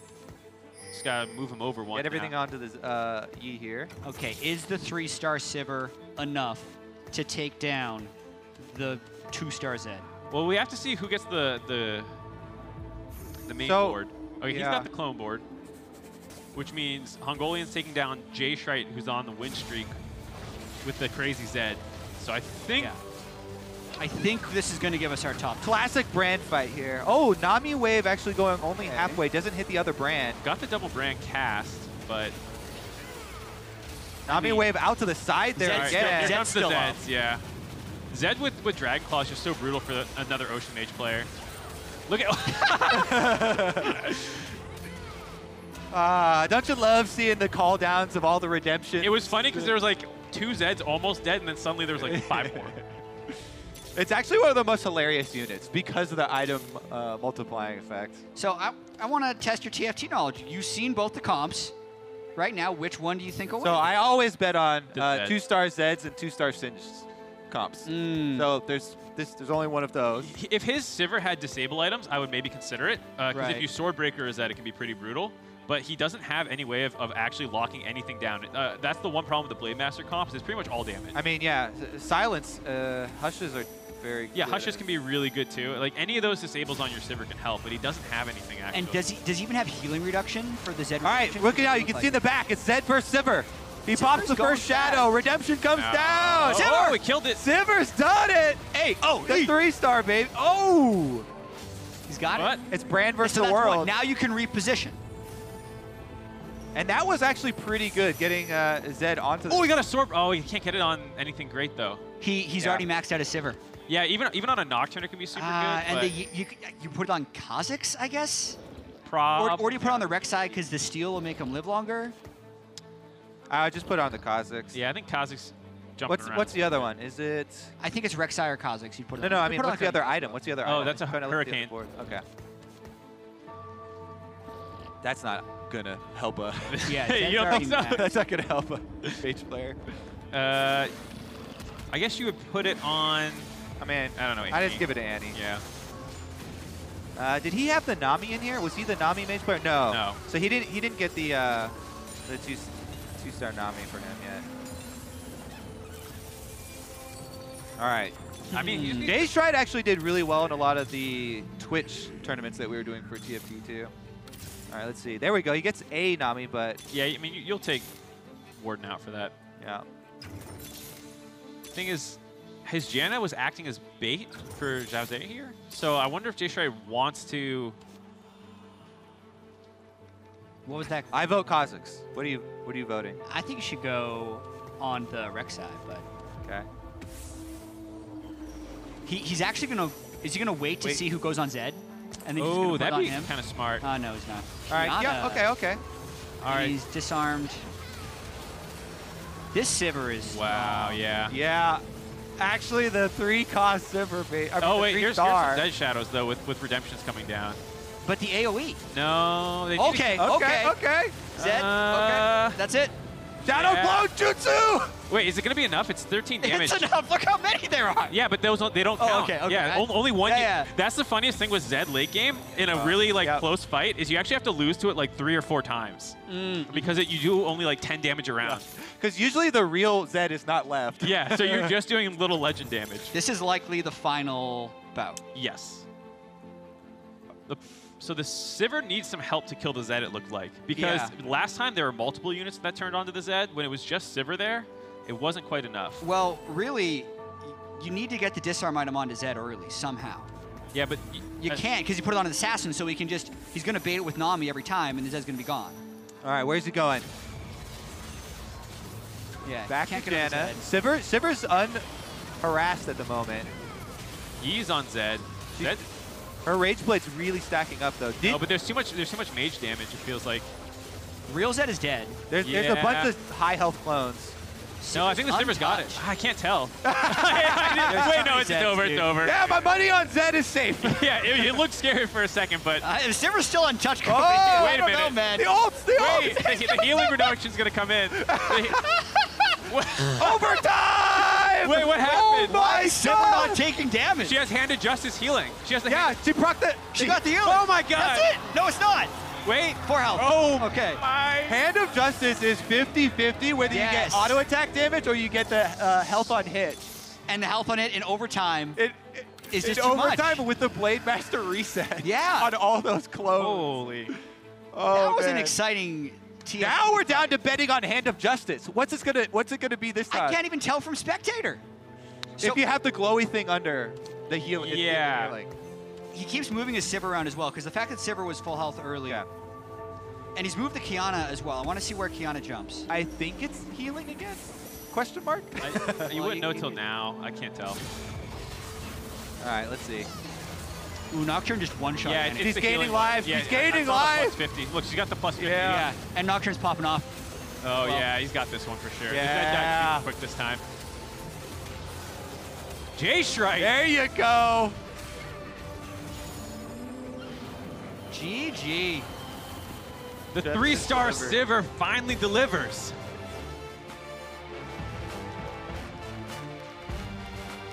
I think I'm ready to hop in. You've seen enough? You're ready? Yeah, I've seen enough. Get up there on stage? Or just going into ranked? I mean, I might be able to play in the Littles game. There you go. Yeah, I could hop in ranked again, though, because they reset. The only qualification for the Little is that they can't be Challenger. I'm not Challenger. So, I'm not worried about but that. they can be Grandmasters. Okay. And I feel like you'd still get slapped. Maybe. Definitely. Never mind. I was going to go to bat for Jad. I think he could do it. Yeah. Okay. Especially since we've been teaching him this whole time. We've got much better direction to him that the legends give to the littles There has normally. to be a villain. In the anime here of Jat, where he's the protagonist, you're on his side. My TFT Setu journey. I'm the doubter. All right, we're going to update the overall standings as well. And we're going to have another round, which is the littles, which they'll give a little bit coaching to later. Becca, of course, won the first round of the Legends fight that we had.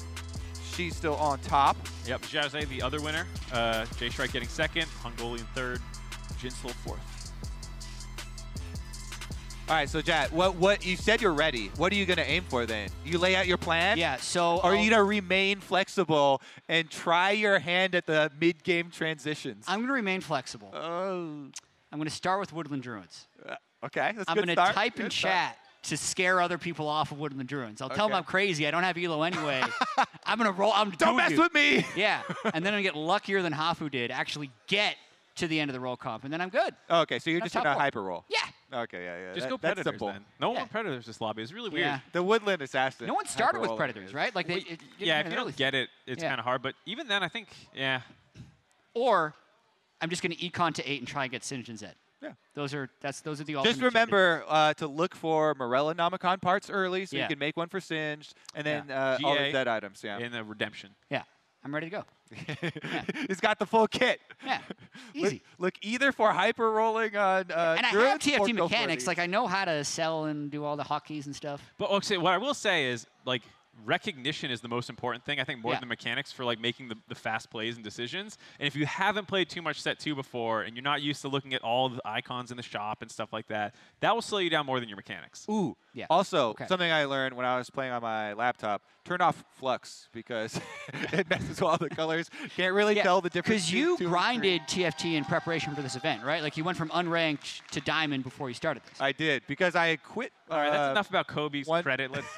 I quit the set one a while ago. Okay, after the break, though, the LCK and LPL All-Stars take to the Rift. But before, we are going to hear from Shox, who has caught up with the reigning world champion on his All-Star experience so far. Thank you very much. I'm here with Doinbi and Ji-sun assisting for the translation. Doinbi is, of course, a world champion, but did get knocked out in the 1v1 tournament. Doinbi, what happened in the 1v1 match versus Fofo? 네, 도인비 선수 월드 챔피언이신데 아쉽게도 1대1에서는 이제 탈락을 하셨어요. 1대1에서 어떤 일이 지금 일어난 건가요? 이거 1대1이 생각보다 많이 힘들더라고요. 생각해야 될 게 많고 아무래도 약간 이렐리아 이런 잭스, 레넥톤 이런 챔피언들이 좀 강세를 보이는 것 같은데 그거를 잘 몰랐어요. So I think 1v1 is trickier than I thought because there are so many things to think. So I think Jax, Irelia, Renekton, those are the champions that's going to be really strong, but I didn't really know that.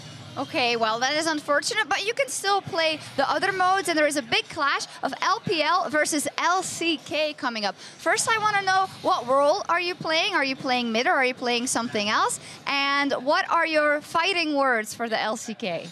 그러면 네, 하실 수 있네요. 네, 저는 뭐 미드 라인을 그대로 갈 것 같아요. 왜냐면은 미드를 할 만한 사람이 없어요, 저희 팀에. 그게 문제고, 두 번째가 저는 빡겜 할 것 같아요, 아무래도. 근데 약간 챔피언은 약간 질게임 위주로 가면서, 근데 게임은 당연히 게임 내에서는 빡겜을 할 것 같아요. So I'll be sticking to mid lane because there's no other player to go mid lane. So I'll be going to mid lane, and also I think I'll be a little bit try hard. Well, actually about the champion pick, it's gonna be like for fun, but in game it's gonna be all in. Who are you most looking forward to kill in the game and take down? 그럼 LCK에서 누구를 제일 죽이고 싶으신가요? 어제도 얘기했는데 클리드 선수를 0킬 10덱스 만드는 게 목표입니다, 오늘. As I mentioned yesterday, Clid, my former teammate, I'm gonna make him 0-10-0. Okay, gonna make him suffer. Fantastic. We're looking forward to that. Thank you very much. Thank you, Ji-sun. We're gonna take a quick break, but we will be back with that show match of the LCK versus the LPL. Don't go anywhere. Scramble, Scar, scramble! He's scrambling, but his Scion is... Yeah, but it's not going to be enough. Is it? Nocturne's going to 1v9. No, he's not. Oh, wait, he got one shot by the Get back in there, Scott! Got it! Yeah!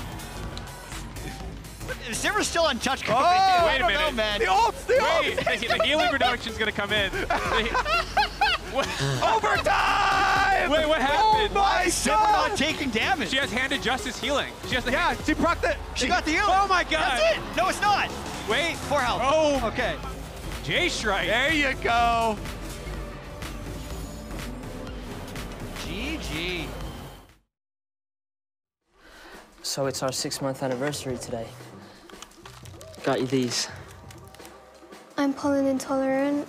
I've told you so many times. Wow, a bloodthirster! I know how you love to lifesteal. I do. They're all gonna suffer. You're welcome. So many are gonna suffer.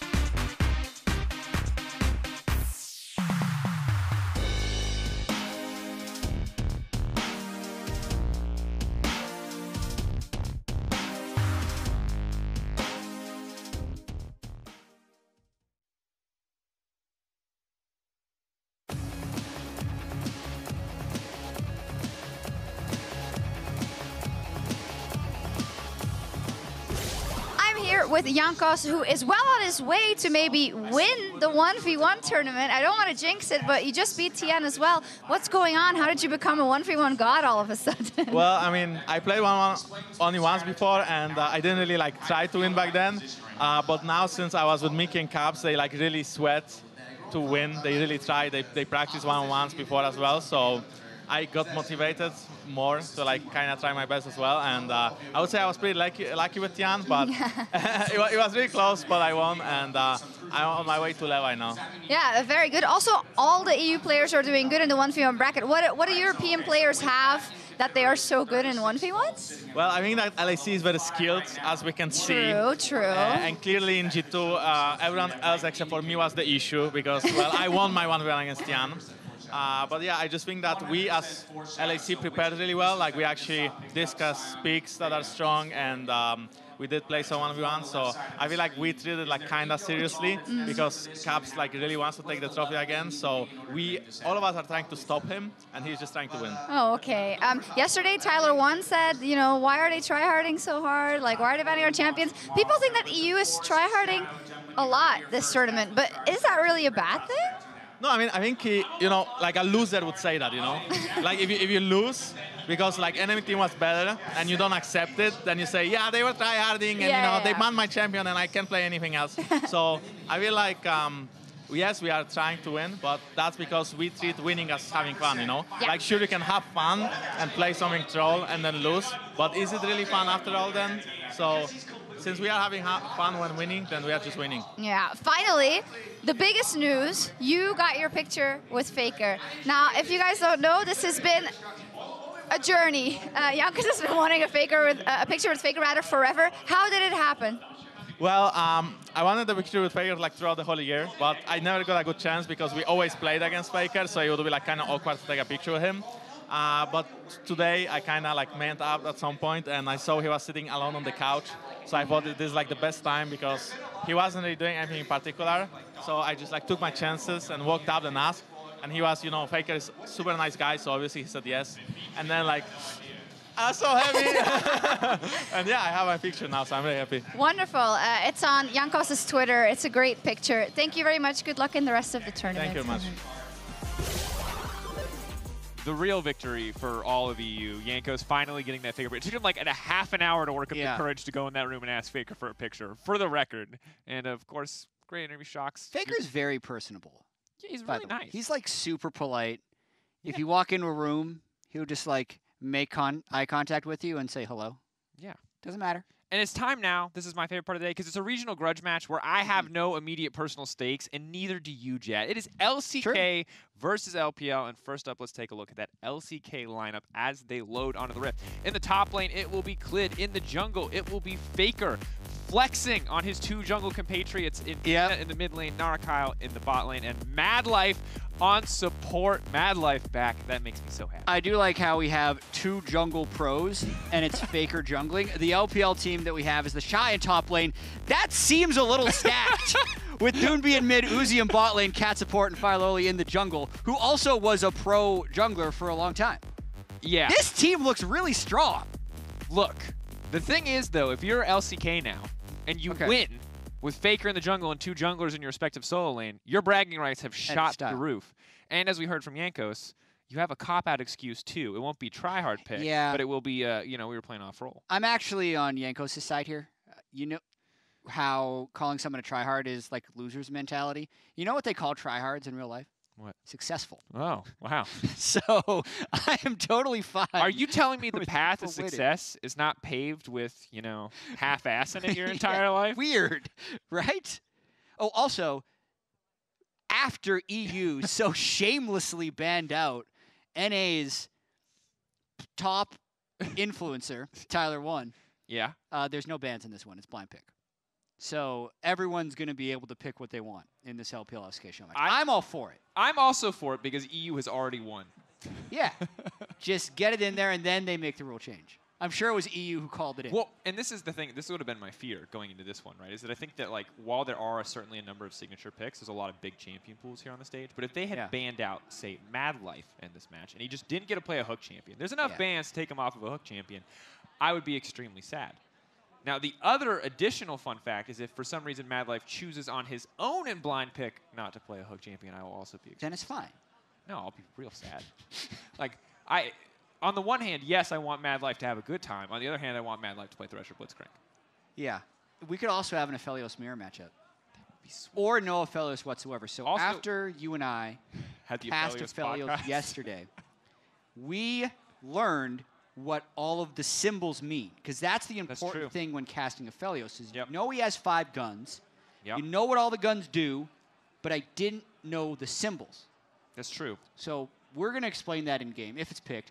We also have some graphics for assistance. Oh, you got us graphics. Yes. That's the best. It is the icon of the gun and a brief description of what it does. Fantastic. Yeah. The green one is the sniper rifle. Yeah, Remember that's that. true. The blue one is the fire flame. Blue is for burn. Yeah, for those. Red is for heal. Red is for healing. Purple is for slow. White is for chakram. Yeah, there you go. Easy. Yeah. Now, there's obviously a lot of interesting interactions. I don't know. I got really excited about this champion. Yeah. Like, I don't know from my 5 minutes in practice tool if I'm going to be good at this champion, if, this champion's going to be crazy powerful or weak, but it's interesting, and it's unique, and it's new, and it's got so many weird interactions within the context of his own kit that it's kind of like the learning process has been super fun because it's not, all of the interactions are not super obvious right off the bat. Yeah, we're about 3 minutes out of this, so I apologize if you're not interested in the newest champion that will soon be joining the Rift in Aphelios. And look, if you're not, there's a solution, and it's called banning him every game. But I don't recommend that. I instead would recommend listening to us now so that you can have an edge or a leg up on the competition. Yeah, and my biggest recommendation is actually not trying to read the Aphelios instruction manual and don't try and memorize all the abilities until you've just gone into a game and shot all 5 guns. Because once you do that, I feel like the kit really starts falling into place. Yeah. And then the learning process of figuring out, oh, I want to combo the sniper rifle with the slow gun or any of the cool combos your brain are going to start making is what I think is going to make this champion cool. So it is a blessing and a curse to get a preview patch of this particular champion who, on paper, is so hard to conceptualize. But to me, once you play him in game, it hopefully kind of just falls into place. Yeah, and I think it also... So this is interesting because we were talking a lot earlier today about kind of MMOs and kind of like the rating experience and how like peak MMO for a lot of people playing was like going into a raid blind, right? And like learning these things as you go. And I think it's a similar experience for me watching Aphelios be played where you're like, okay, on paper I can see like 2 or 3 interactions, but then as you play him more and more, you're kind of going through this organic learning process. And when you figure out a new interaction, you feel so smart. Yeah. And that's like the 2 to 3 week period before, like whatever Aphelios one trick figures out everything that's super optimal that I'm looking forward to, where like everyone gets to feel super, super big brain when they learn a new Aphelios interaction. They're like, oh, this is super exploitable. I'm going to beat people with this. And I hope at least one of these guys pick it, so this whole duo podcast ends up working, because we do have... Will that stop us if they don't pick it? Will we not just continue? Play it? I hope not. Just, I have enough respect for us as casters that we wouldn't talk about something off screen for 40 minutes. But maybe it could happen. Yeah. No. The only thing I will say, this is my one note to anyone who wants to play this champion, whether you're jumping a normal game, is that the green gun, caliber on the sniper rifle, has extra range. Every other gun, don't worry about what it does. You can read the tooltip as you play. You can kind of learn organically. But knowing that when you swap away from that gun, you're going to lose 100 attack range is going to kill a lot of people in the first weeks. Because I don't know if the orb walking, auto attacking experience, A-clicking experience changes a lot when you randomly gain 100 range. Yeah, and if you have the white gun, you want to be really close to them, because your next auto attack can start as soon as the basically boomerang thing returns to you. Yeah, you only get 1 boomerang. Well, need more. Yeah, well, regardless. We'll say 1 for now. It's one more nuance than that. But this ends the Aphelios podcast episode 2. We might get an episode 3 depending on how this blind pick goes. It's looking like we're going to get an episode 3. I hope you're excited. But regardless, we'll talk about some of the other picks that could come out here. And so far, no one's locked in. Well, yeah, because the LCK is cheering. They know they have 70 seconds left, so they're waiting for late game of this blind pick. Is Doonby going to play Nunu mid? That would make it okay for me. That I'm actually so ready for this one. Ender only plays AP Nunu bot lane nowadays, but I kind of vaguely understand it, which is you have Snowball and literally no other abilities. But that's all that matters. You only need the one. Has anyone? Okay, Nunu locked into the. They can't swap the blind. I bet right? you. I mean. No, you can't. Why would you even need to swap that? You've done this thing. Yeah, Why would right. you let them? You just. Faker's gonna play Zach again, isn't he? He played Zach mid last All-Star. It was so disappointing. Okay, he just Lee lost Lee. Sin. That's Faker Lee Sin. That's gonna be a Clit okay, I top take it back. Rammus against the shy top Callista, who might just ult the Shyvana, which would be epic. That would be sweet. I like top Callista. There was a lot of rumors about Callista with playing Aphelios. bonding a champion that wasn't in her lane when we were at MSI. I heard a lot of rumors when Nico especially was powerful. But there it is. That's if you were waiting, the only thing that mattered in that entire champion select is as we get the players through is that Mad Life is playing Thresh. That's right, folks. Nostalgia in full effect. Agreed. That's why he's here. Senna's also in the game. Very strong new champion who we haven't been able to see that much of. I played a lot of this champion as well. Very good, very strong. Yeah. It's hard for me to have a strong. I felt like she was so strong on initial release, and a lot of people weren't super comfortable playing against her. Yeah. That the 3 games I played where I did well. I can't tell if it's the champion is super good and people don't know what they're doing, or if you know it's just very beginner friendly when she first came out. Yeah, I mean she has quite long range, and the thing that I personally like about playing Senna is I'm not that good at high attack speed marksman play, and that's something that really starts hurting me when I get up into Diamond. But yeah. Senna has such artificially low attack speed, I feel like it's an 80 champion that I can actually play. And unlike Jhin, who has 4 shots and thus is kind of difficult to farm on, Senna doesn't run out of ammo and have this huge gap between her attacks. But here we are. It is LCK versus LPL, the show match. EU came out on top over NA through the power of bans. So we've taken them away, and that means you're going to go see your players play their favorite champions. Some surprises in the Predator Nunu mid for DoinB. Yep. So you start Snowball. That's true. You clear the first wave fastest in the game, because you just get a big old snowball roll. It kills the backline minions, takes the frontline minions low, which you can finish. And then since he started Boots, he can immediately roam bot lane at level 2. Which is pretty easy setup. Yeah. I would say. Now, looks like we will have a bit of a delay here on stage. I'll keep you guys up to date as I get more information. Oh, that might be it. We just needed to let Uzi know that his mama loves him. But could also be technical issues.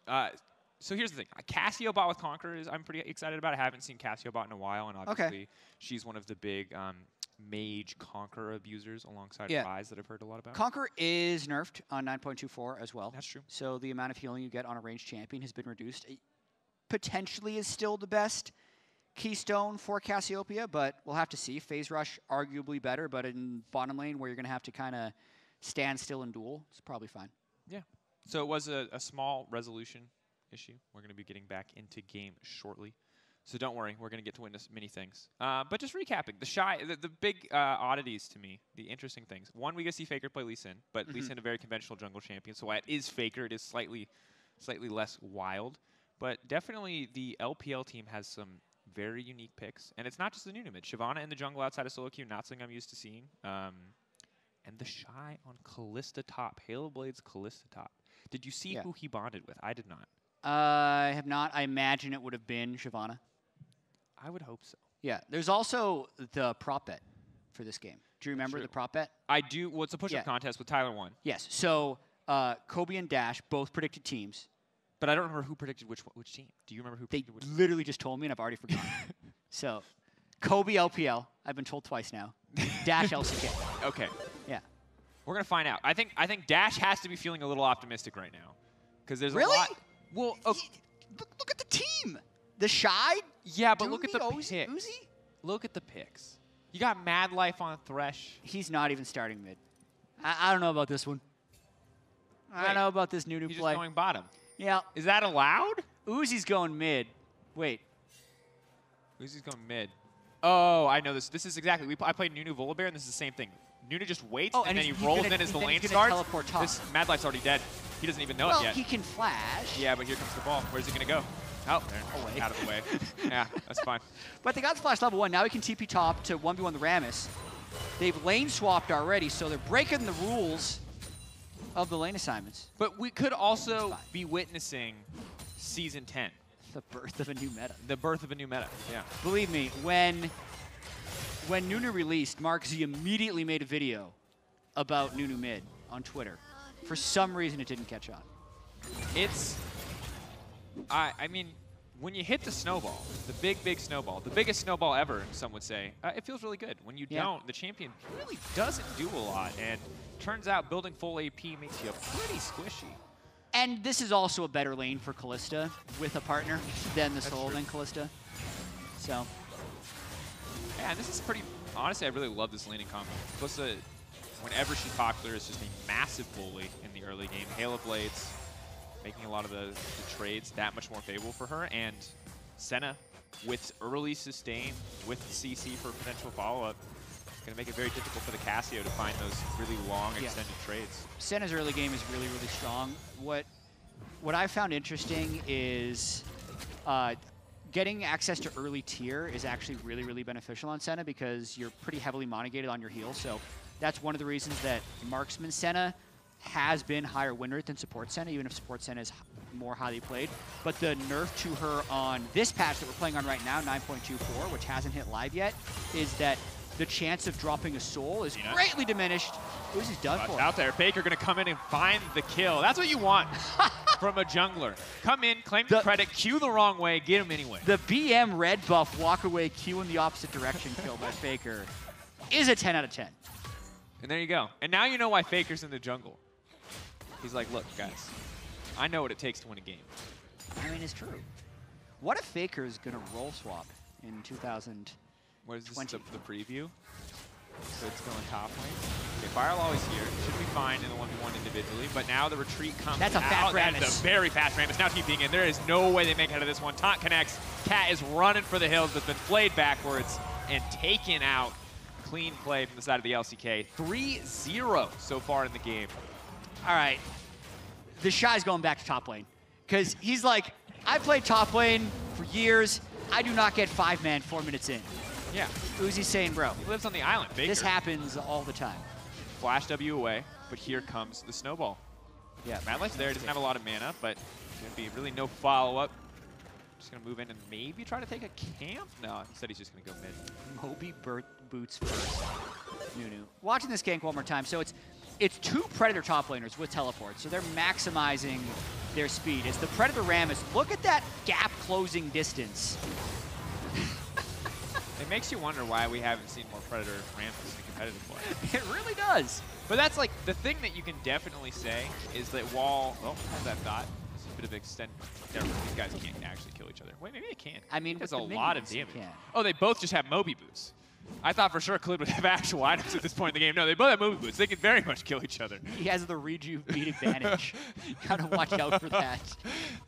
Really, in the Predator Rammus versus Predator Nunu matchup, Jay, I don't know how experienced you are, but I will say the rejuve beat is the difference maker. Yeah. Once the other player gets the first rejuve beat, you just open. There's nothing you can do. Go next, guys. It's not even worth it. That 150 gold, there's no coming back. And the thing is, I think if the Nunu or the Rammus start a fight, the other team probably loses. Because there's so much good follow-up on both sides. Yeah, and even though everyone's basically playing off-roll, they're still playing champions that they're generally going to be good at. So Uzi obviously is a great Vayne. Echo is a champion that Peanut can get a lot of reps on in the jungle, even if you're going to be playing it in the mid lane. So we're in for some pretty high-level play, even if it's a little bit for fun. Yeah. I mean, Peanut there, I think, cancels the Q animation with the E, so he clearly got the knowledge. This team's not really with him here. No, that's going to be good damage. Just instantly dies.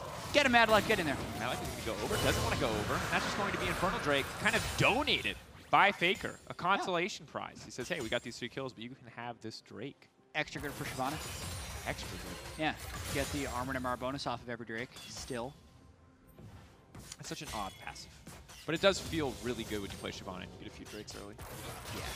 I mean, she is a dragon. Yeah, that's true. So I wouldn't call it odd. Well, I mean, we make dragons kill her family to get buffs. I find that odd, Jet. I'm going to think about this for a second. I need to tread carefully. I think it might be time to move on. Uzi doing great in the mid lane. Have you ever Five had gerbils? CS. I'll leave it at that. Yeah, that's fine. Wait, you have Klein open. Can we get a Senna stack? Yeah, sure. See how the old I don't sold really agree with the Null Magic first. Oh, this is actually going to be an Athene Senna. Which, oh, yeah, and one for the sickle, for the AP, really, Athene's too, or not the Ardent sickle. Senna is actually fine in the support role. Almost no one does it because it's just more fun and thematic to build lethality, but like win rate-wise and AP ratio-wise, it's fine. Senna's at 17 souls. So 17 AD, hasn't gotten bonus range yet. That'll happen at 25.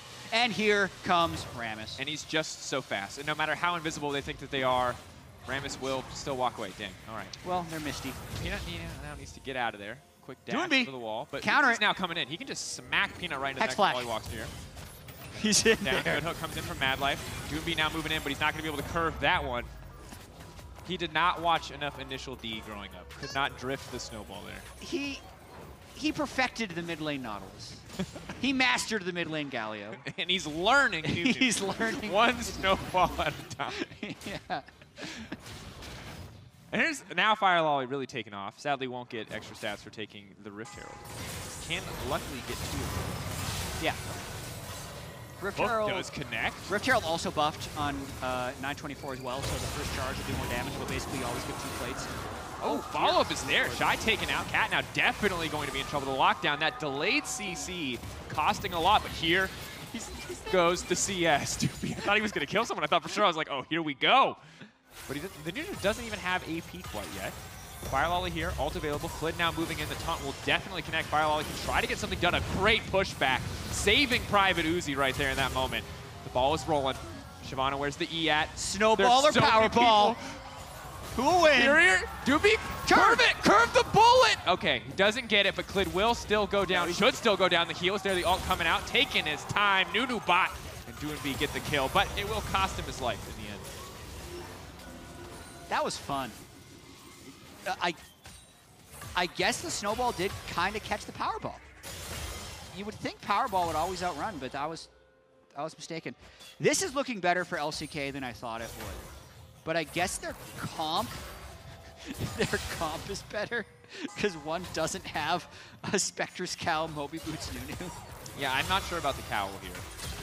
Maybe better in the long run. Uzi slowly but surely getting chipped away at by Peanut here. But Uzi does still have flash, as does Peanut. Yeah. And sadly, Cat still only level 5. Ooh, nice. That was good damage. Get that soul. That's the thing. Man, winning fights with Senna feels so good. It's just soul here, soul like, over there. That's an extra 80. That's an extra 80. Okay, so the Powerball was already running out, and he didn't have Moby's active because he was in combat. Couldn't hug this one, though. Yeah, sad. You can really turn a snowball more than you think. Yeah, it's very generous. Yeah. It is not like Scion. It is much, much more generous. That's what I was just going to say. Playing Nunu and then playing Scion makes you really bad Scion. Yeah. Because you expect to be way turnier than you can be. You're just going straight into the wall. Yeah, it's semi-truck turning radius versus like compact car turning radius here. Yeah. You're not making it around the corners on Scion. There's a reason you guys do Scion Speedway and not Nunu Speedway. Yeah, because the Nunu Speedway is just wherever you just want to go. From start to finish. Yeah, it's not a challenge. It's like setting up an obstacle course that you can walk through. Like, it's just not a thrilling challenge, to be sure. Yeah. Oh, the Rift Herald is going to do a little bit more, obviously. As you mentioned, They buffed on funneled this the patch. golden Nunu. Well, because really, the Spirit Visage Power Spike is going to take him over. Faker knocked the wall. Faker should definitely be dead. Cat gets ult, snipes Faker. That's exactly what the LPL wants. Now here comes the snowball. Peanut walks out of the way. See, I think he could have kept turning. Yeah? I think he could have looped all the way around. But the thing is, if you hit the wall underneath the tower, I think you die. Yeah.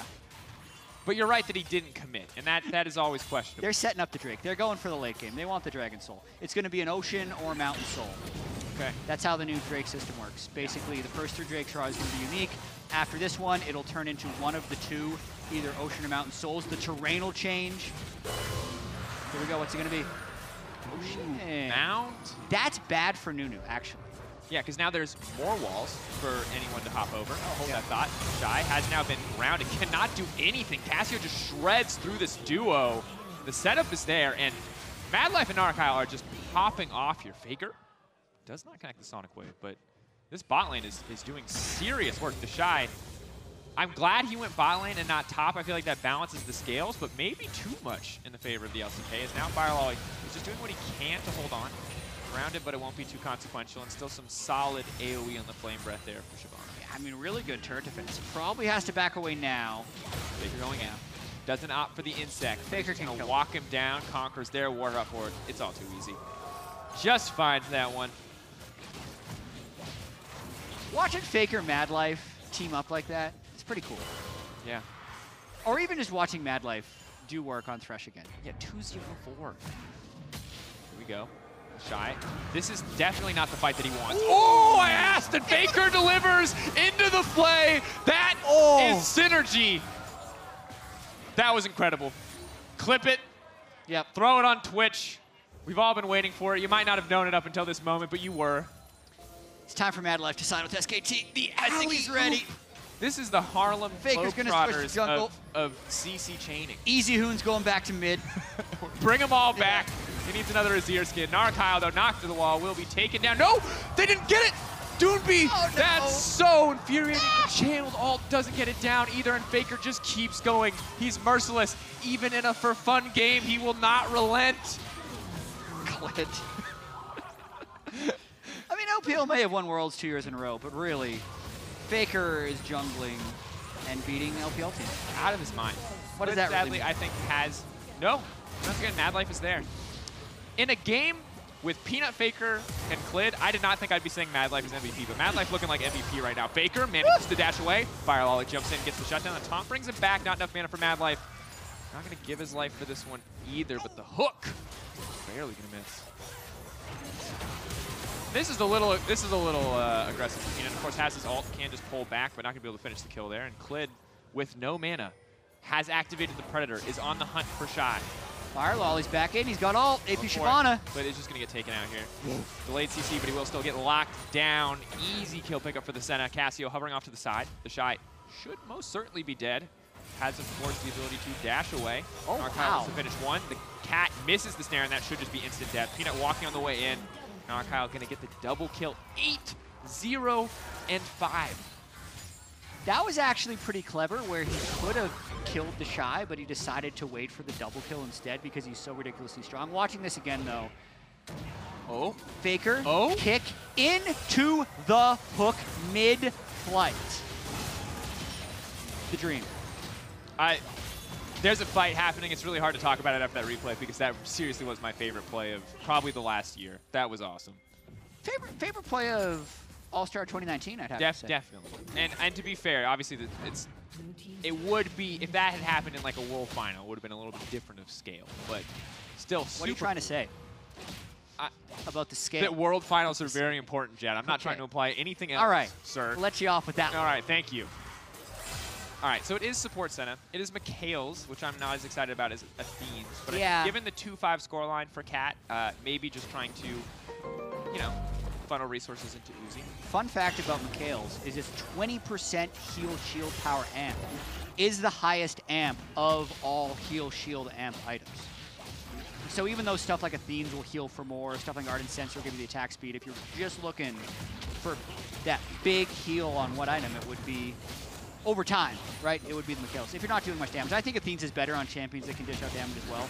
But maybe the CC break for like a Rammus taunt is considered important. Big deal. Yeah, I can see. And look, at this point, if you're Uzi, you're like, all right, the Shy, you've had your fun. We're going to funnel resources into me, and I'm going to carry. But that is a Mad Life hook connecting once again. If he's trying to walk his way through this one, he's going to be able to snare at least one opponent. Now channeling the ult, that's going to be a big combo. Here comes the Shyvana. Doonby still alive for now, but he does get taken down in the end, and now they're chasing down Mad Life. But still, he manages to live, goes golden at the perfect time, and now Cat has to run for the hills, but it is Peanut on the flank, and the LCK is dominating the LPL in this show match. I'm going to go out on a limb and say if Uzi was there, that the LPL would have had a better chance in that fight. Sure. I don't think it would be going out on a limb, though, to say that they also would have gotten aced in the end. Ooh, maybe, especially if they're not killing Cassiopeia at the very start. Very Because, strong Cassio. and that's kind of one thing about new Conqueror mages, or just any Fed champion with Conqueror, is like, yes, you're not killing them as fast because it's not doing the true damage anymore, but just the raw amount of healing you can do, especially because Cassiopeia with Twin Fang is already healing a lot. Once you're fed, unless you're bursted down really quickly, you're just going to carry all the fights. Because, I mean, look at this. They actually get a Nunu stun at the start. Joinby buys a lot of time because he gets the shield from the Senna ult as well as from his own ult. But because they don't instantly kill the Cassio, he just heals back up. Yeah. And I mean, it's post-mitigation damage now, right? And so when you're fed, you're just doing more damage, you're healing more. On top of that, more levels under your belt. You're a level 11 at this point, so you're maxing out on that base Twin Fang healing. And now you have 10 stacks on a Medjai's. You're Narakyle. And when I look at the opposite side, if I ignore the items, I'm excited to see the next team fight. If I look at the items, I know that the next team fight's going to be a slaughter. Uzi, though, stepping forward, taking a bit of damage back from Rammus. The 20-minute Rage Blade he's going for. He's going to make it. It's okay, guys. The 2-item power spike. Like, before they nerfed Rage Blade, and all you needed was Blade of the Rune King and Ginsu's, and you could literally 1v5 any team fight, assuming you had Peel. But we're working towards some first items, you know. LPL is on a budget right now. This is a roughie for the LPL. We have a second Spectre Scout. He's building... I mean, it has to reduce the Cassiopeia damage. No, Adaptive Helm is a great item. It's just like build one or the other. Why do you need both? But it's also AP Shyvana, which is with Dark Harvest, which is an incredibly obnoxious champion as the game goes on. So the just scale option is alive and well. Not my favorite thing to see in a show match, but definitely a viable pursuit. Yeah, and losing out on the third Drake really hurts them because it just delays their potential Dragon Soul by a lot. And Mountain Soul, it's not super great. It's always obviously a good thing to have, but it's not super great against this comp because it's a lot of sustain for the enemy. Yeah. Like, the shield is one thing. Another thing about having the soul is it just means you have multiple stacks of the Drake, and the armor MR is just going to be generically good in all. Especially when you're building both the Spirit Vicious and the Adaptive. Just imagine how much MR you're multiplying. So much. So much. Now, getting the Mountain Drake in the first place would be pivotal. Yeah, I think incredibly difficult given that Mad Life just hooked Uzi, and Uzi is just not going to have a chance. Can't make his way out of the box. Narakyle now legendary and absolutely fearless. 3-member strong here. Firelolly can look to throw some Flame Breath down as they walk into the pinch. Will connect Faker. That is a massive hitbox. Nigh impossible to dodge if Shyvana's in a good position. 14 stacks as well as a Spellbinder on the Cassio. Oh, but this is... Peanut. Okay. He's too patient. Too many players get scared and dash ahead of time. I see, that's the thing. In lower ELO, my bastion of hope, people just get scared and flash away, and then Nunu just catches them anyway. But if you just wait, yeah, you can't curve it fast enough. Although that I would love to see from the enemy team's perspective is the snowball through the Senna Mist and then the very fast Wraith coming out of it. True. You know it's a Nunu, but that's a very scary image. Yeah, I think Doonby's going to have to go back to the workshop on this new solo lane champion Dark technology. Or maybe this is just an unlucky game. I mean, to be fair, it's been a rough bot lane for the Shy and Cat as well. And it's not like Clid was like... Pick up the souls! How many souls does Senna have? Cat's still level 8, 39 souls. Are they funneling resources into anyone, really? No, they're all kind of just sharing farms. Yeah, I mean, it's a 12,000 gold Cassiopeia to a 6,000 gold Vayne. There's not much funneling to be done in that case. Not a lot of gold to go around, eh? Well, Wits End second appears to be the choice for the Shy. Really solid item on melee champions, and obviously just generally good against the sheer amount of magic damage pressure on the enemy team. The real question for me is, can they get some of these shutdowns? Because that is a juicy 700 gold bounty sitting on top of that Cassio. Yeah, I mean, that is what I do to prevent my team from tilting, is every time they want to surrender, I just say, guys, it's winnable, just kill the people with the big bounties. There you go. It works less often than it doesn't, but it still works sometimes, so it's worth the try. I like how you made that unnecessarily complex, just as a sentence. You're like, let's just give him something to decipher here. All right, 5K health, dropping, steal, Baron, steal. Could be the big difference. But here comes Clit into the middle of everything. Doomby, can he get the pin? It does not look like it. That is absolutely massive. Narkyle, now legendary. A no hesitation flash coming from Mad Life over the wall means that this fight is just going to get going. Where's the hook going to go? Can he predict it? He doesn't need to. Throws the play out. Will not be able to. Yes, he gets the hook! And that's just going to be it. Narkyle, now legendary. A beautiful fight from the side of the LCK. Did not fear going over that wall whatsoever. And Faker's just going to continue to start that one up because this Cassio will delete it on the full stack Magi. Yeah, definitely. That's going to be Baron for the LCK. And in this situation, if we're talking about ways to try and come back in games, I say, great job. Mad Life bounty down. Next up, Cassio. Yeah. So, yes. Faker's not actually a jungler and may not be as could good eat at it. Fight. Come on, he just Peanut is a die. jungler. Nope, he hasn't. Okay. All right, Faker gets the Baron. Fire Lolly finds a single kill, and Nunu will now zoom his way out to the death chamber.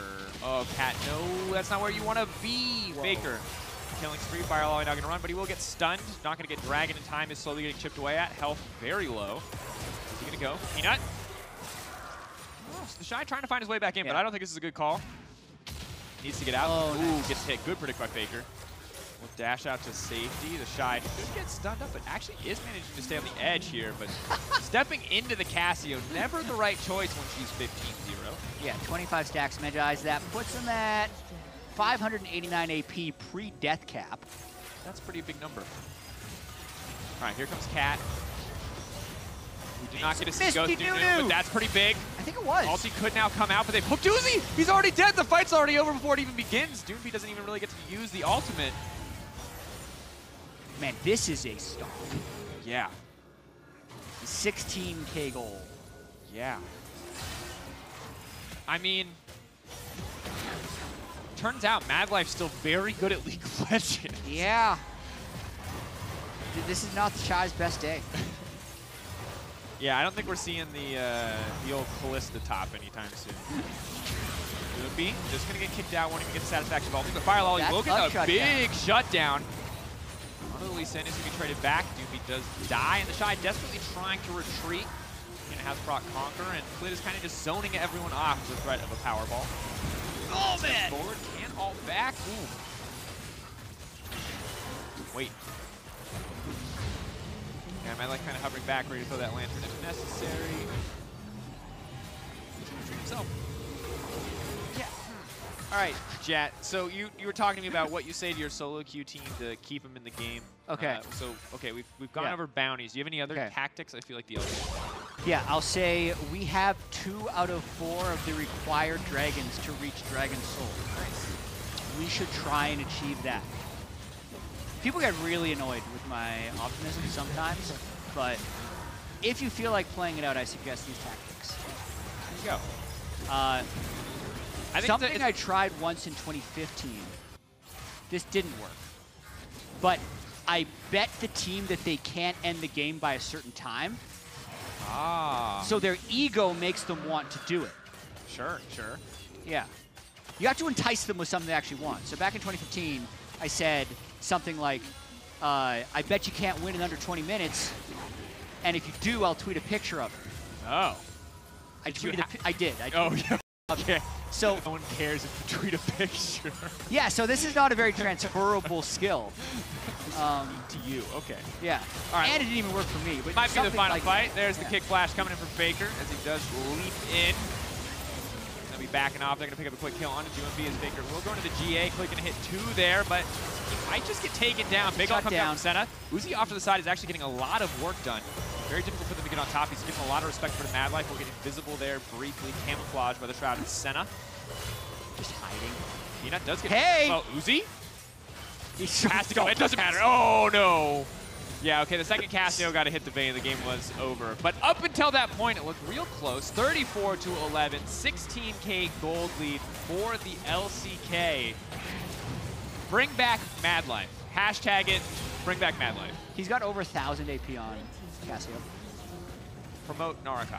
More Narkyle. Agreed. All right, I love it. Little fountain kill BM. Baker's gonna kick him back. That's another great. shutdown. That's great. anytime you see FLICKR BM, it's a treat. He's so polite, you know, mixing it up, diving into the fountain to get a kill. Get to 20 kills. Come on. Ooh, hook him, pull him back with a play. Good job. All right, beautiful game. Really? Once again, just wonderful. It's really Look at all Cloud that love. Templars. Yeah, Cloud Templar really bringing the team together. Bring the glory back to the LCK. I mean, I gotta say, Dracos, before the World Championship. Yeah. You were big. I foretold the rise of Korea. Yeah, China, I said Korea. 2018, Yeah. an aberration, and then not only did they win all 3 of their groups, yes, they also demolished the LPL in the regional show match. At All-Star 2019. Don't worry about what happened in between. Remember the 3 group stage first place wins and this match. Remember, folks, if you want to win an argument, just cut out the context that doesn't support your argument. Yeah. You can try it. Sometimes it works. It's fine. Yeah. I love it. You know, I respect it. I like your, you know, kind of breaking it down, how you keep your team going. It's like little breadcrumbs, little What do you single do? goals. You just surrender? I don't type. Okay. I haven't disabled my enter key, but I should because I take it very personally. I'm a very competitive person. I have a hard time. I mean, you take what you say personally? No, I take what other people say personally. Okay, so you just And don't want to engage. EU West is not Yeah. the beacon of positivity that many Are you think sure? it might be. Maybe you just don't understand the culture. Yeah, you're right. As an Those American very living very here. offensive words mean different Yeah, things in it's different friendship. countries. It's banter. Come on. Yeah. Okay, so highlight for me, definitely Mad Life. The Mad Life FLICKR kick, right? That has to be the Yes, highlight. that was the highlight of the game. There can't be a better highlight. No. Maybe when we see wait, who won the push-up contest? Well, it's going to happen. This could beat the push-up contest. Yeah, so someone's going to duel Tyler 1. It's Dash who picked LCK, I God, believe. you remember this time. That was So a test. I said I definitely knew that. believe. So that's one of those things you can do Yeah. where you're right until you're wrong. And I'm correct. They just told me. So Dash won the bet, which means Kobe then has to do the push-up contest. And as we heard from Shocks, Kobe really wants to show off his sick muscles. Yeah. Well, Kobe said he would be confident in a pull-up contest. Huh. But the push-up contest is going to be more difficult because he doesn't train those as much. I mean, I'm pretty sure he had the option to pitch the push-up contest. Yeah. And he did, or the pull-up contest, rather, and he didn't. So I'm just wondering if he's getting his excuses out ahead of time. I also think that Tyler 1 is pretty strong. Yeah, and mysteriously never wears sleeves. Is it a mystery? He takes the sleeves off. It's not like they don't just disappear. All right, well, to hear from the victors, that's enough from us. Dash is standing by for an interview. Thank you very much, Dracos. That's right, I'm standing by with Peanut and G-Sun, who's going to help us out with some translations. Peanut, you just announced actually recently that you'll be going over to play in China for LGD, but getting to play one more time on stage with the LCK, you got the victory over the LPL. So talk to me about this win here and what it meant to get one final win for Korea before going over and playing alongside some of those LPL players. 네, 이제 피너 선수 최근에 중국에 있는 LCD로 이제 이적한다고 기사가 났는데 이제 가기 전에 마지막으로 이제 SK 팀들과 한 번 더 호흡을 맞춰서 LPL 팀을 무너뜨렸습니다. 이 승리에 대해서 어떻게 생각하시나요? 네, 뭐 즐기는 자리니까 이 승리로 뭐 엄청 크다고 생각하지 않지만 엄청 재밌게 했고요. 뭐 서로 재밌게 게임을 즐긴 것 같아서 뭐 승패보다는 즐겼다는 거에 의미를 두고 싶어요. Well, I mean, this event was so festive and we all just enjoyed it. So regardless of the results, I think we all just enjoyed this event. Speaking to the fun of the event, a bit of a reunion for your time on SKT, playing alongside FLICKR. However, this time around, you were the mid laner and he was the jungler. How would you say he did as your jungler here today? 즐기는 자리라고 하셨는데 또 하나의 그런 요소가 이제 SKT의 동료였던 FLICKR 선수 한 번 더 경기를 하셨는데 그때는 이제 피너 선수가 FLICKR 선수를 위해 정글링을 했는데 이번에는 이제 피너 선수가 미드였고 FLICKR 선수가 정글링 해줬잖아요. FLICKR 선수의 정글링 어땠는지 궁금합니다. 일단은 정글을 가서 상혁 형이 미드 감수성이 좀 풍만할 줄 알고 미드를 많이 올 줄 알았는데 생각보다 미드를 너무 안 와가지고 제가 미드 와달라 해도 딴 라인으로 가더라고요. 그게 좀 아쉽지 않았나 생각합니다. 네. Well, I hope or believe that he will understand mid lane a lot. So I was expecting a lot of gank from him, but actually I even asked for him to make a gank, but he did not. He was going to other lanes. Oh. So a bit sad about it.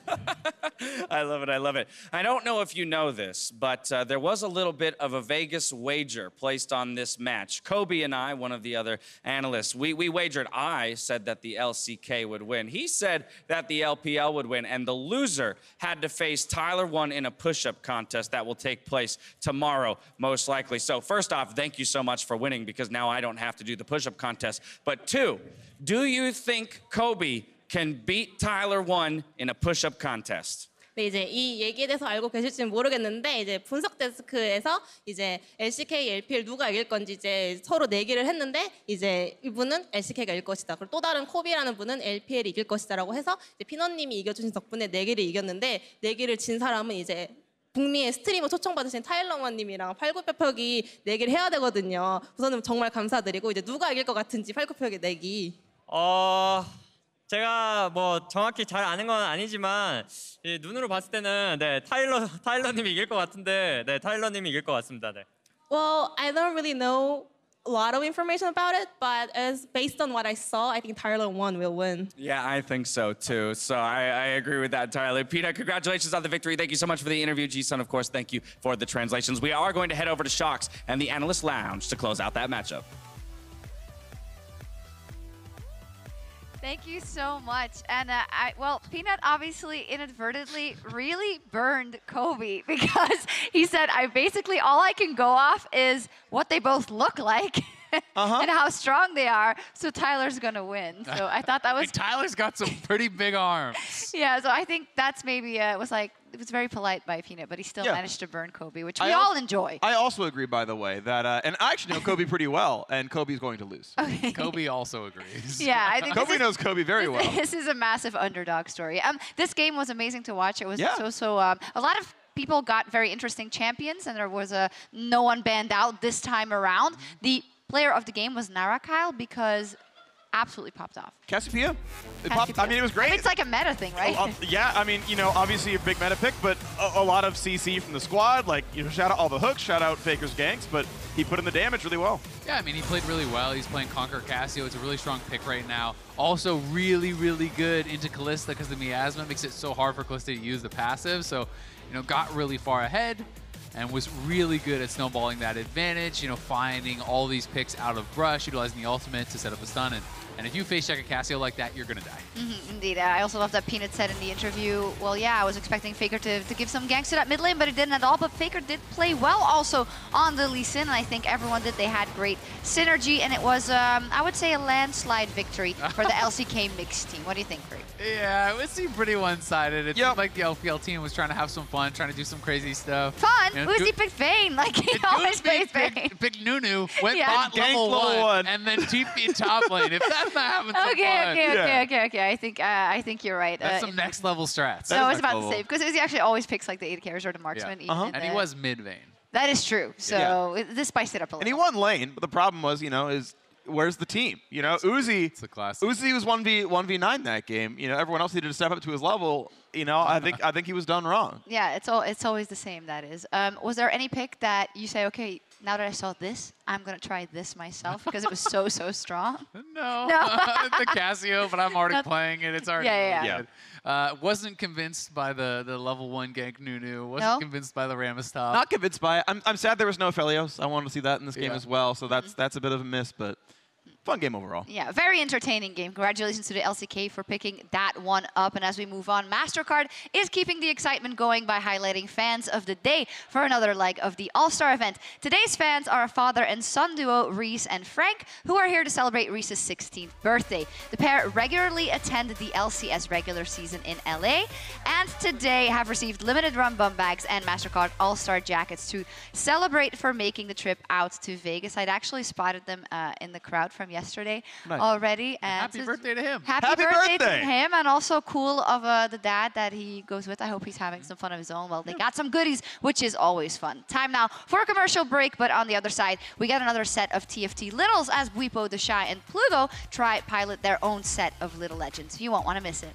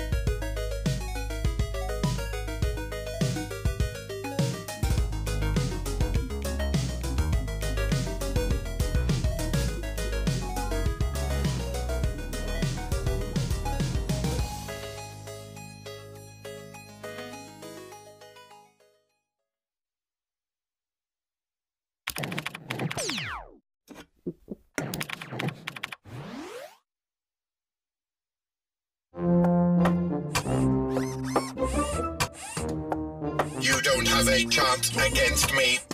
I can calculate 90 trillion moves in advance.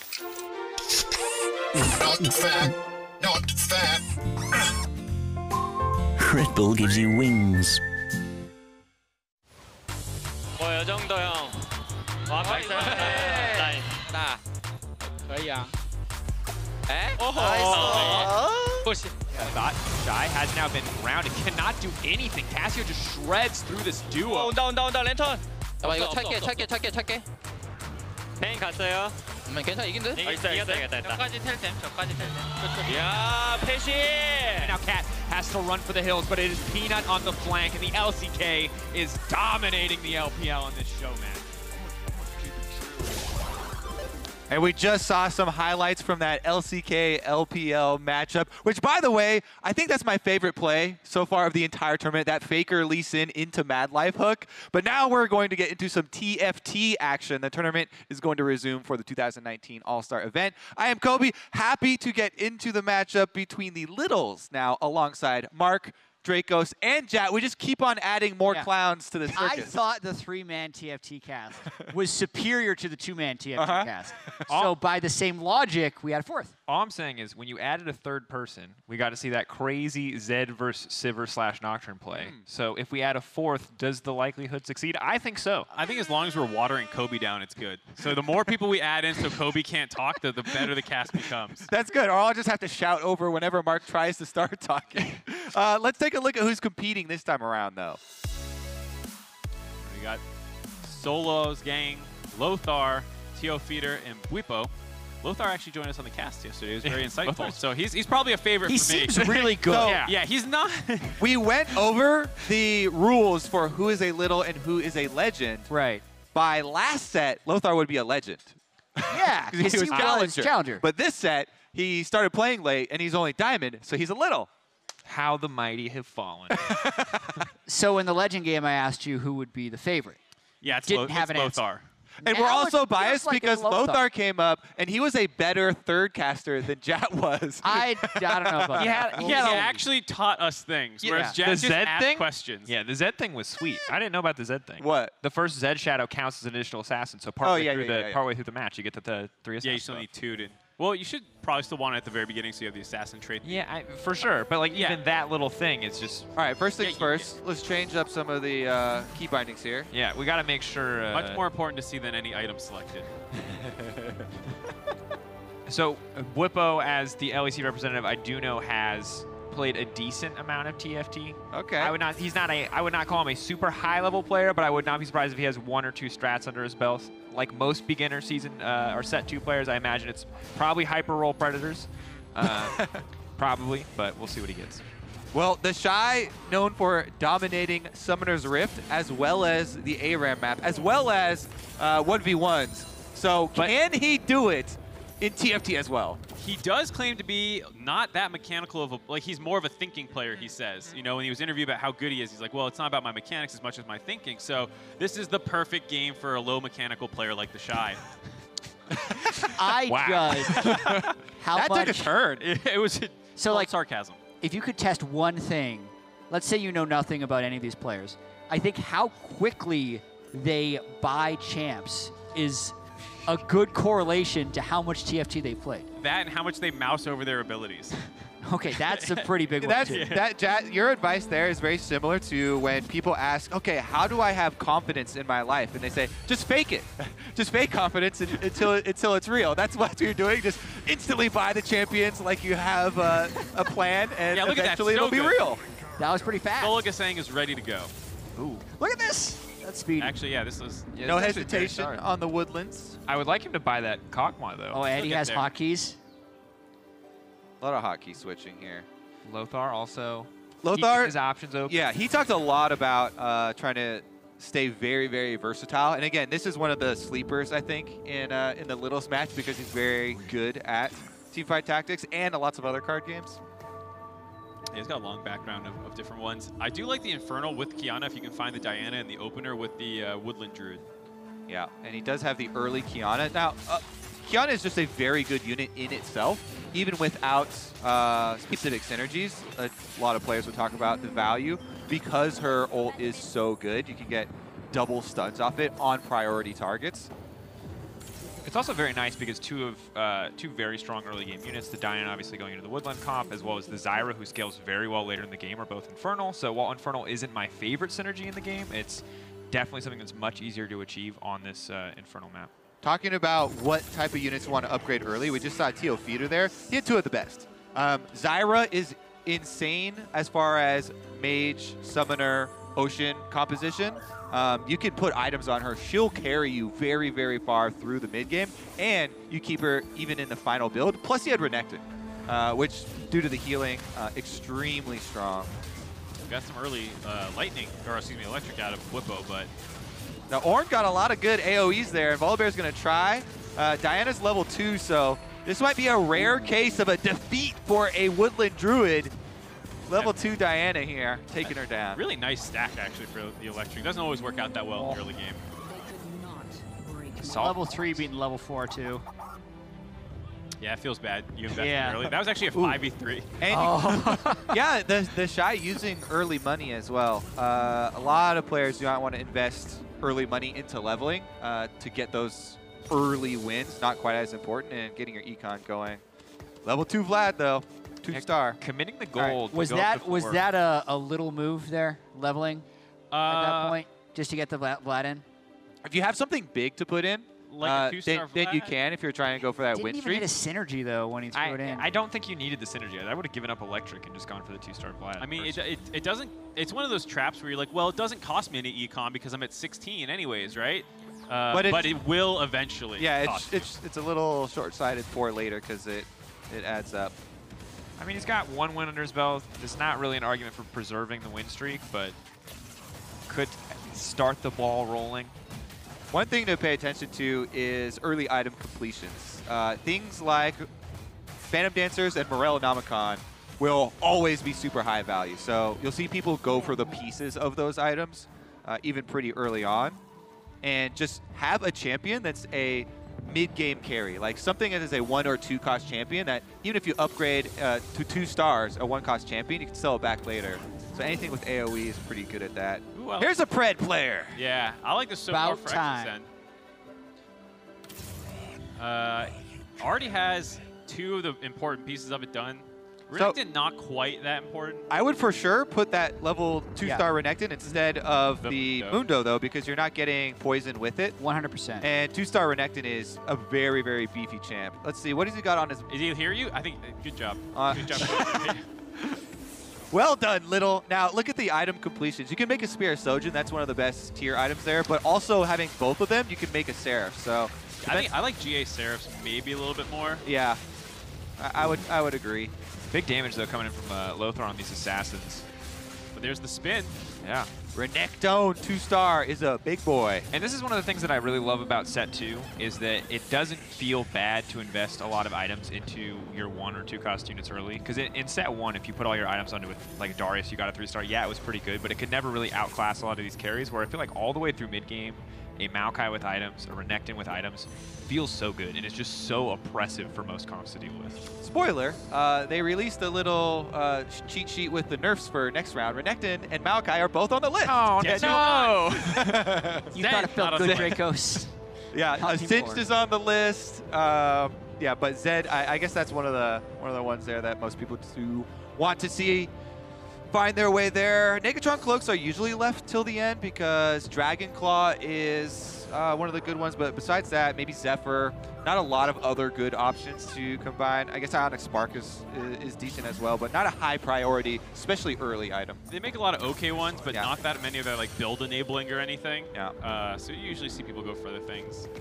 Exocen. Okay, got Predator again. Realized he had to maintain the synergy there. Doesn't get to use the level 2 Ornn. Bit sad, but could level, but I think you just wait. Yeah, I mean, Kobe is a big fan of the Poison Electric, so having the Ornn there 2-starred is okay. But yeah, currently it's going to cost him some econ. You would sell here, right? Yeah. Because you're basically trying to set up, I think, for hyper roll predators, right? For I would have switched them maybe. Renekton's super good early, but you're not going to use it later, so you put in your Ornn and you sell that one instead to get your 3 and hit your econ. Yeah. Just to keep your options open for electric later. Yeah. I got some Twitter questions earlier. We use the term hyper roll a lot. Yeah. And I think a lot of people don't know what that means. So hyper rolling is the idea that you really focus on econing pretty hard up all the way until the start of the 3rd stage, and you don't level before then. And then you'll be forced to level from level 4 to level 5 just by the natural XP the game gives you. And before that happens, you spend all of your gold. And that's why it's called hyper rolling, is because you literally dump 40, 50 gold into rolling to complete your 1 cost units. And you want to do it really fast because you want to maximize your interest. So you save all your money until this 1 turn right before you're about to level, and then spend it all and pick your units up very quickly. Those are the intense moments of TFT super early on, because there are mechanics and quick recognition of what is good in your new hand and what you don't need. And you have to be able to recognize slight shifts in what your comp can do. If you're getting one more of another unit, you need to be able to adjust. For the most part, Hyper Roll Predator is pretty easy to see, but the small adjustments can be a big difference. And managing bench space gets really annoying too in some of the situations. Very hard. And of course, if you're very, very new, the reason you do it at 4, right before you get into 5, percentage chance to get different tier units changes, and 4 is kind of the optimal balance between getting tier 1 units, finishing up those tier 1, tier 2 units, and having enough gold to roll an insane number of times. I will also say, Solo Gasong, if I'm saying that name right. The comeback as that game was LeBlanc. close. The 100 health player is the person who was clicking really fast at the start. So there's something to my theory of the fast clickers are generally the better TFT players. Let's check Look at how fast he's moving his units as well. Yeah. There's something to this. He moved things a lot 1 hex over, but it didn't change very much, especially since this is Krugs. If you want to impress Jat, just move things in little circles. I mean, FLICKR presses a lot of buttons when he plays. It's like the people who like walk back and forth in lane. He in clicks the fastest. Do you remember he tabs around. I know for a fact, though, Jat does not spam around F keys when he's jungling to look around I click the minimap. the map. Yeah, I click the minimap instead. If you wanted to be faster, Jat, and stay true to your own rules, your AP would be better if you spam with your F keys. Well, no. If I did it, I will be better. So yeah. My theory is still true. It's just not something I can you're just not there. Yeah. Okay. That's the thing where you see how you could be better, and you just have your own limitations. There's a lot of that in life. Yeah. It's like, a lot of people could be better if they went to the gym daily. That's profound. It just doesn't happen. Very profound. Yeah. That's why we've got you here. It's funny too because you see that you should eat healthy. This is going to devolve into Jat life lessons.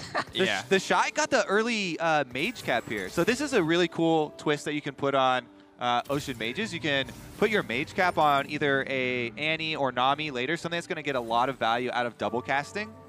Getting 2 Tibbers is super big early, and Nami getting longer knockups basically with double waves. Yeah, I'm curious to see where he goes because he's kind of in between Woodland Druid and Mage right now. And I assume he wants more to go to Ocean Mage, especially if you pick that item up. Yeah, basically it's just so harmonious to have Ocean, which gives you mana for your double cast, and then your Mage obviously synergy going to get those high values out. And clearly designed that way, right? You've got both Vladimir and Syndra very early on to set that up, so. Also on the cheat sheet for nerfs coming up, Ocean was one of the only synergies there. I feel like I got to see this cheat sheet. It is on Twitter is where I found it. Are there Woodland Druid nerfs? I saw at least Maokai on there, and I think Ivern as well. So basically 2 small of the hits. champions. Small hits to all the popular stuff. For sure. Aside Except for for Zed. Yeah, Zed was the one thing I saw a lot of people were like, wait a second, Singed is here. All these things are here. I think the thing is like for me, losing to Singed is much less immediately tangible than losing to Zed, because when you see a Zed get 30 redemptions in a round, you're like, that feels. But Zed's also cool. Hell. Yeah, super. Okay, you're right. Interesting point, Daniel. Very interesting point. But we have an interview ready with a more interesting person. So let's throw it up to the stage. Dash, is it shots? Thank you. Thank you very much, Kobe. I'm standing by with Whippo, who's sitting in 4th position. That's winning position when it comes to TFT. Whippo, I already spoke to you earlier in the competition here, and you promised me that EU was going to smash NA. You fulfilled that promise. You're crushing it right now in the 1v1 tournament, still in it. And here you are in TFT, but if I'm taking a wild guess, this is probably your least comfortable game mode. How are you feeling about how you're doing so far? Honestly, right now, I feel like if I had the right units, I can mount a comeback. I've got 2 Scions, 2 Kindreds, and 1 Malzahar, actually. All right, so we're looking at 2-star some units. Did you get an opportunity to talk to your legend at all? Did you get any advice before coming into this matchup? I talked to multiple people, try and see what they were doing, and they all suggested that most of the people that I was playing against would probably be hyper rolling. So Econ was a good strat, so I'm going to try and Econ Shadow and see what I can get here. All right, so 50 gold feels good. We've got the strategy in sight. Of course, we need to make sure that the RNG is on our side. Lastly, in terms of items, you are aware that you're supposed to use these. I just want to confirm that. Yeah, I'm just waiting to see on which unit I want to put them. All right, beautiful, beautiful. Right now, the item I'm going to pick right now, because I'm quite low, is going to decide which unit I want to make really strong, and then based on that, I think I'm going to start doing some rolling as well. All right, well, since I've been here, you've gone from 4th to 7th. I feel like I may have cursed you. So after this carousel round, I really hope you can hit the rolls and get yourself to those 2 stars. Best of luck. Get back into it. Back to you guys over on the desk. Thank you, James. A little sabotage there. But also, you can always play it off as, I wanted to get first pick on the carousel. Yeah. Yeah, and Whippo kind of is giving away that he's focused on econing. He's okay to lose streak a little bit. It's all part of the strategy. I always love econing on Shadow, because Shadow feels like one of those synergies that just goes mostly unnoticed in a lot of the very powerful metacomps. And so while it doesn't, in my eyes, stack up to a lot of the other ones, getting a 3-star does change that. Yeah, and you can 3-star Kindred later into the game at higher levels too, because it's a higher cost unit. Not going to be too worried about it. And you can peek with some... Ooh, extra Malzahar is picked up here. He gets his 2-star that he was looking for. Yeah. Let's see what else. So a lot of people rolling right now. Willing to give up that extra point of gold. Yeah, Teofeeder more in the Ocean Mage category, but doesn't have any Vladimirs. All right, here's general rule, especially for Ocean Mages, because we're looking at this. Most people will wait until level 7, which usually you can get to if you're econing either right before Wolves or right after Wolves. Basically, you want to get to the PvE round, which doesn't cost you anything. PvE rounds are almost always free wins. Then spend all of your money, because you have a much higher chance at your 4 costs, level 7 rather than level 6, and that allows you to get Brand, which is usually what you're going to hard carry with.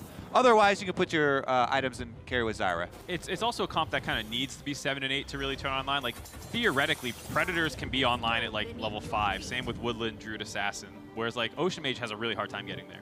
All right, we've got an upgrade here. Jay Strite has joined us for some Challenger advice here. Hot off of the victory. How you feeling? I feel good to be here. I'm so glad and was so close, and yeah, was cool. Was a really good match. Yeah, you had the Zed that we were all betting that the Zed was going to be able to beat the Sivir, but then the Hand of Justice buff seemed too crazy in that fight. Yeah, it's for me. I had that win and didn't happen, but that's fine. We still have tomorrow. But I had the perfect settings on Zed. I don't know what. It really looked good. I immediately put all my money on you, but then he 3-starred the Sivir.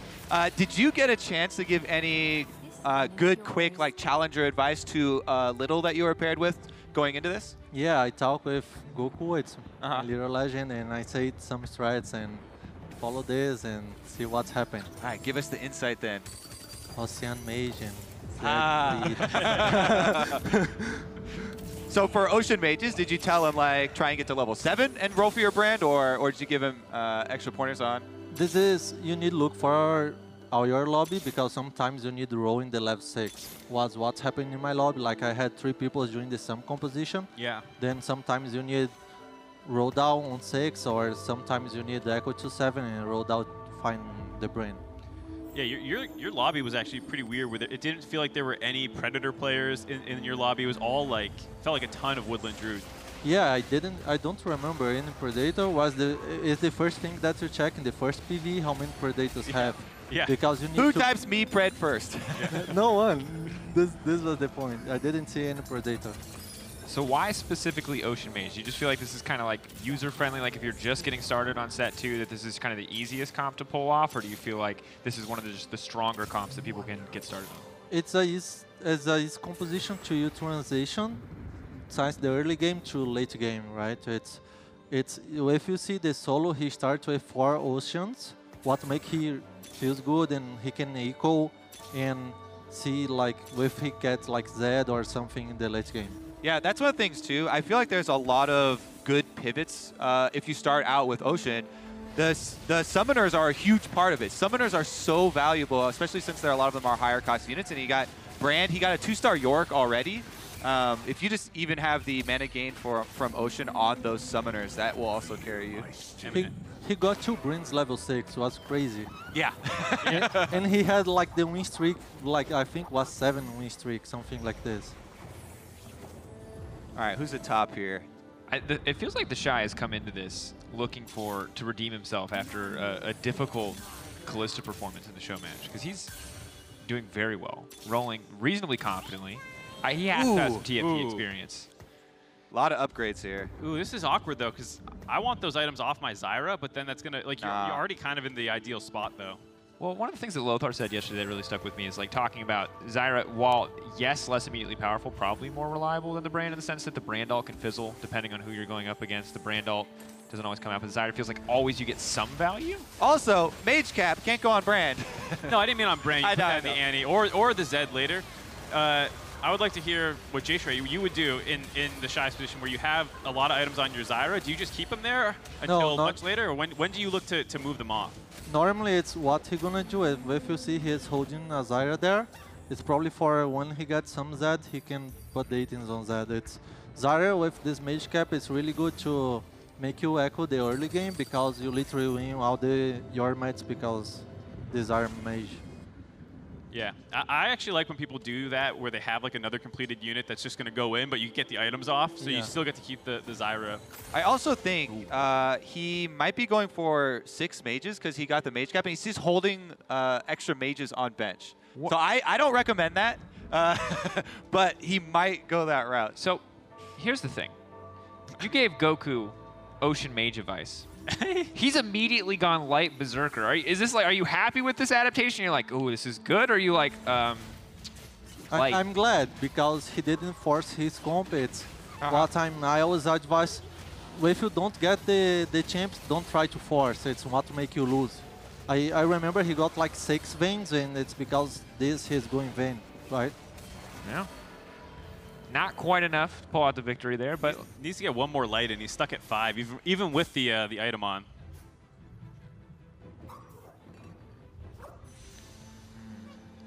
I want a light Zed. I feel like that's you know, that's the dream. Yeah, I don't know if you know, but now in this patch, I think if you light Zed, when he clones, it's gonna multiply your synergy. Yep. Yeah. Definitely one of the best. All right, what did he end up getting? Let's track Goku because that's your little, and he's on the bottom. He picked up a Yorick, which I don't know if he has yet. He has a Yorick already on the board that I saw. I think this might be 2-star Yorick. I don't know if he only had 1 or if he had 1 on the bench as well. Obviously not ideal to get the 2-star off of this because it does force the crit glove to be used, but no. Well, he's got another Brawler's Glove, so you can just make a Thief's Glove on Yorick is actually... That's not bad. All right. He has the Soraka he can put in once he can level, so I think he's just going to focus more on leveling. Yeah, this is the Shy that I was talking about. See, he's holding a lot of these extra mages that are not high-value mages, the Talia and the LeBlanc here, and he does have a Mage Cap. The thing is, he has more than 15 echo, then doesn't matter so much. Because, like, theoretically, when he does all in, he should sell those for whatever... the level. Yeah. But until then, it's fine.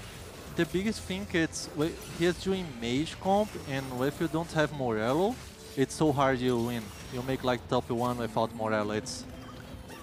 And they only have 1 more PvE round up here on round 4, because in round 5 you start getting the completed items, and you won't be able to make it. But Pluto's doing surprisingly well. I like the comp that he's putting together. Electric is one of those synergies that it feels a bit gimmicky, but when it really starts to take off, does do some serious work.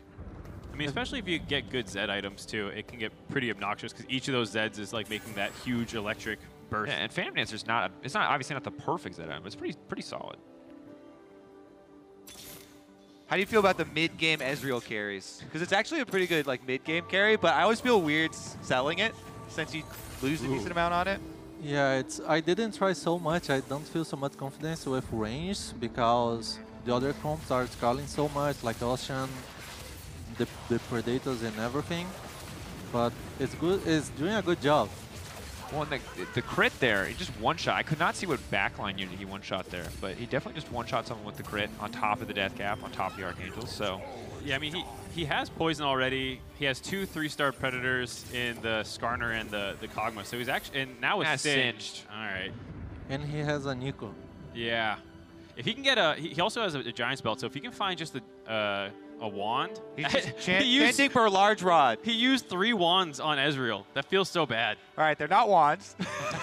they're rods. They're sir. needlessly large rods. Needlessly large There we rods. go. He has used 3 of them on Ezreal and does not have a Morello's, so it feels a little bad, man. All right, well, Jay Stry, we got one more question for you for your match tomorrow. What is your favorite comp? Like, if it's not contested, what would be your favorite comp to run tomorrow? I like so much the electric.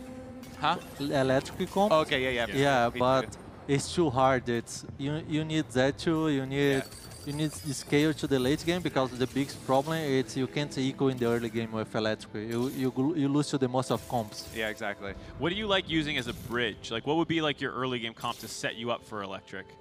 Normally it's Predators because Predator is really strong in the early game, and sometimes you can do like what I did. It's if you watch the match, I was trying transition to electric. I was trying to drop something, but I didn't get the to electric, and I tried to get Luke's electric, but didn't come. Yeah. Well, I think we're going to be subbing Jat back in. So thank you so much for coming out, Jay Stry. Where can we find you? Twitter, Twitch, any place you want to shout out? Yeah, you can find me on Twitch, YouTube, Twitch. It's my nickname, Jay Stry. It's so hard to spell, but yeah, shout out to everyone in Brazil, everyone here. I'm so glad to be here and be part of this. Thank you very much. Thank you for joining us, and good luck. So we did have our first elimination during that. His little Goku. Oh no! Oh no! Get back up there, quick! Sapped all his power for himself. Unintentional, we swear. All right, we're checking in with Lothar's at 9 HP here. He was supposed to be one of my favorites, but then he went. Do you remember? Remember when we talked level him up? 1 Singed with Morello's. Okay. But there are a lot of other Singed that are already grabbed up, so it might be hard for him to fight his way out of this hole. Yeah, and he's also got just Berserker Glacial is not a real composition that people look for. Also, this Ezreal is incredibly strong. Like, I understand it definitely is not the ideal late game carry, but it is just one-shotting everything. Yep. Yeah, whips the Qs. It missed 2 Qs. That's why I expect the sell later, because Ezreal, single target can also whiff these things, is not that great for late. It's a huge mid-game carry. I think the only thing that's awkward about it to me, I would love it, except for some of the items are really not ideal. I don't mind Archangels, but I think those rods are better used in other places. Like you're talking about the Morellonomicon, obviously an item that you really want to have in every single game just about. Yeah, and Lothar did drop during that time. Ripperoni. Rest in peace. Let's go down the list. We got a bunch of Ocean Mage players. We still have the Shadow focus. Whipple was talking about 5 Shadow. Let's do it. His strat was, hey, not many other people are going to go Shadow, so I'll just look for Shadow if nobody else is going for it. And you can get your 2 stars very quickly. He also has found the Yi, the end game Shadow. Yeah, but he's going up against the Shy, who has the kind of dream Ocean Mage comp online. Yeah, but he just got one shot by the Veigar. Brand can carry. Oh, no. The Timbers fight. Rapid Fire Kindred. Kindred's going to chunk. She just jumped out of the fire. 2v1 though, no. Oh, no. Oh. Those bears are so strong. Oh, we're almost to top 4. Ooh. Who's going to get the Force of Nature? So when you have completed items on the carousel, they are the ones that haven't been built in the game. Oh, he passed it! No! Everyone's picking it. Oh, the question mark. No one wants it. It's a 5-cost Force of Nature. Oh, my goodness. How did you pass on that? That went to almost. He's second place. Then he Plugo got. took a red buff instead of a fawn. Okay, I can understand potentially the redemption if you already have like a Zed, and this is just like best in slot item potentially for the Zed. Yeah. But I don't know red buff ever is close. If there's anything that ever wants red buff enough. Solak saying is second place, and he got the Force of Nature. Yeah. That is sick. Smurfing. All right, let's see if Bwipo can find the extra Yi. He's got one more Yi to 2-star. Needs two Malzahars too, potentially. Scion. Oh, that's the Kindred. Oh, well. That's seen 3-star Yeah. We have seen this. Runan's red buff. With the red buff. That's why he took the red buff. He didn't take the red buff. Plugo took the red buff. I thought that was Bwipo who took the red buff. Plugo took it. Oh, okay. Yeah, because he was last place. Yeah. Okay. So we'll see. It's a good pick. How many great comebacks are we going to see Zephyr from got him. Blade Master 3-star Sivers? That is a very high value Good Zephyr. Is it going to be enough, though? Pops. I think it will. I've been really impressed by 3-star Sivir. I don't think any... Oh, no. Oh, the Zephyr won the game and eliminated him. Oh, my goodness. Oh, now he's not top 4. He just hit the 3-star Sivir. You pretty much always know there's a hyper carry or something very important on one of these tiles. And so you almost always I don't even think it was on the Infernal. Yeah, it wasn't even on the Infernal. It was that was in just the the middle. closest unit? It was just in the middle, yeah. Well, we're going to pretend you didn't say that so we can talk about the big brain play by whoever knocked him out. Bwipo. All right, there's the 3-star Zyra now with the static shiv. That's a lot of mana. Instantly going to ult, and then just going to continue ulting. Perfect. There you go. I can read tooltips, Kobe. That's what I'm here to provide. Look at what he's fighting, though. That's a Zed with Redemption, Phantom Dancer, Dragon Claw. So this was the player who took the Redemption. Teo Feeder took Redemption. Oh, baby. All right, my money is back on the Zed. It didn't work last time because the 3-star Hand of Justice Sivir. But the I'm doubling 3-star down. Sivir is gone. Yeah, I'm doubling down again on the Zed with pretty much perfect items. Is there any poison player? All right, let's get another interview. Dash, I believe, is ready on stage. What have you got to tell us this time around? Thank you very much, Kobe. That's right. I'm with Solo just saying who I saw pick up a Force of Nature from second position. That had to have been a surprise on the last carousel. They left it to me, actually. Actually, Plugo did me a favor. Ah, okay, yeah. Plugo went out in 5th and gave you the Force of Nature to make sure that you're sitting pretty. But taking a look at your composition here, we got a whole lot of synergies. Ocean, Summoner, Inferno, Mage, Mystic. Do you feel lucky to have gotten all of this, or what? It's a new and exciting comp here, right? Yeah, very much so. We heard Jace Red talking about it too. He said to his little, that was the advice he gave. Go for the Oceans, go for the Mages. I have been told that you were a top-level Dota Auto Chess player before coming over here to look to dominate the TFT world. How do you feel you're doing so far in mastering TFT and making the rise to rank 1? Oh, it has been okay. Oh, I was hard stack rank 2 for a long time, so there was no rank 1 yet. So. Okay. But in TFT, you think you have what it takes to get rank 1? Hopefully, yeah. I need to win this tourney first, right? I like that a little. But, I mean, we're sitting at 10 of 10 up here. Do you think it's even possible for you to drop another round here from now to the finish? Look at the Shy's comp. Oh, we got the 2-star Zed over there. What would it take for your comp to beat a 2-star Zed? Oh, I need poison. I need Singe. Because he has Dragon Claw, so I cannot kill him. I need Singe to, deny him. So you would be comfortable just shoving a Singed in here simply to get poison without anything else? Yes, but don't have them, right? Oh, okay. Well, hold on. Let me cover your mic so that they can't hear that. Either way, we're down to the last couple rounds. I don't want to distract you too much while you have to make some final adjustments on the board. We just saw what happened when that Zed pops off. So best of luck to you. Throw that headset back on. Back to you guys at the desk. Thank you, James. Yeah, don't let anybody hear about that top secret strategy of Singed extremely. Controversial. Bad character, I've heard from so many people. Solo actually took place in that Rise of the Elements tournament that Lothar cast, so I probably should have actually put my bet on the person who competed in that tournament. As opposed to the caster? Yeah. That's caster bias. I didn't even need to know that. I just saw how fast he clicked at the start. And you're this is the thing I don't understand. The Shy and Solo are the two fastest clickers in. I answered that question before we got into the game. Yeah. Can't answer a question like 20 minutes later and be like, I answered it better with more data and information. Yeah. All I'll say as a follow-up to that is we witnessed. I'm going to hold that. We're in the final moments. We can get away from Oh, here's one of the FLICKR funnest things. Dracos, take us through a Mage Summoner versus Mage Summoner when the ground is filled with Inferno squares. Zyra plants everywhere. So what you're going to want to do is turn away from the keyboard momentarily because there's too much going on to track. And you take your hands off, you lift them in the air, and you hope that your Zed gets to spawn more Zeds, or the game's just over. Yeah, looking to watch which one double casts as well, because since nobody goes the 6 mages anymore, you just have the 50% chance. Wow. Is that an Ocean? Oh, baby. That's going to be a lot of ults. That's early cast for the Zyra as well. This is a 3-cost Zyra with a Spear of Sojin.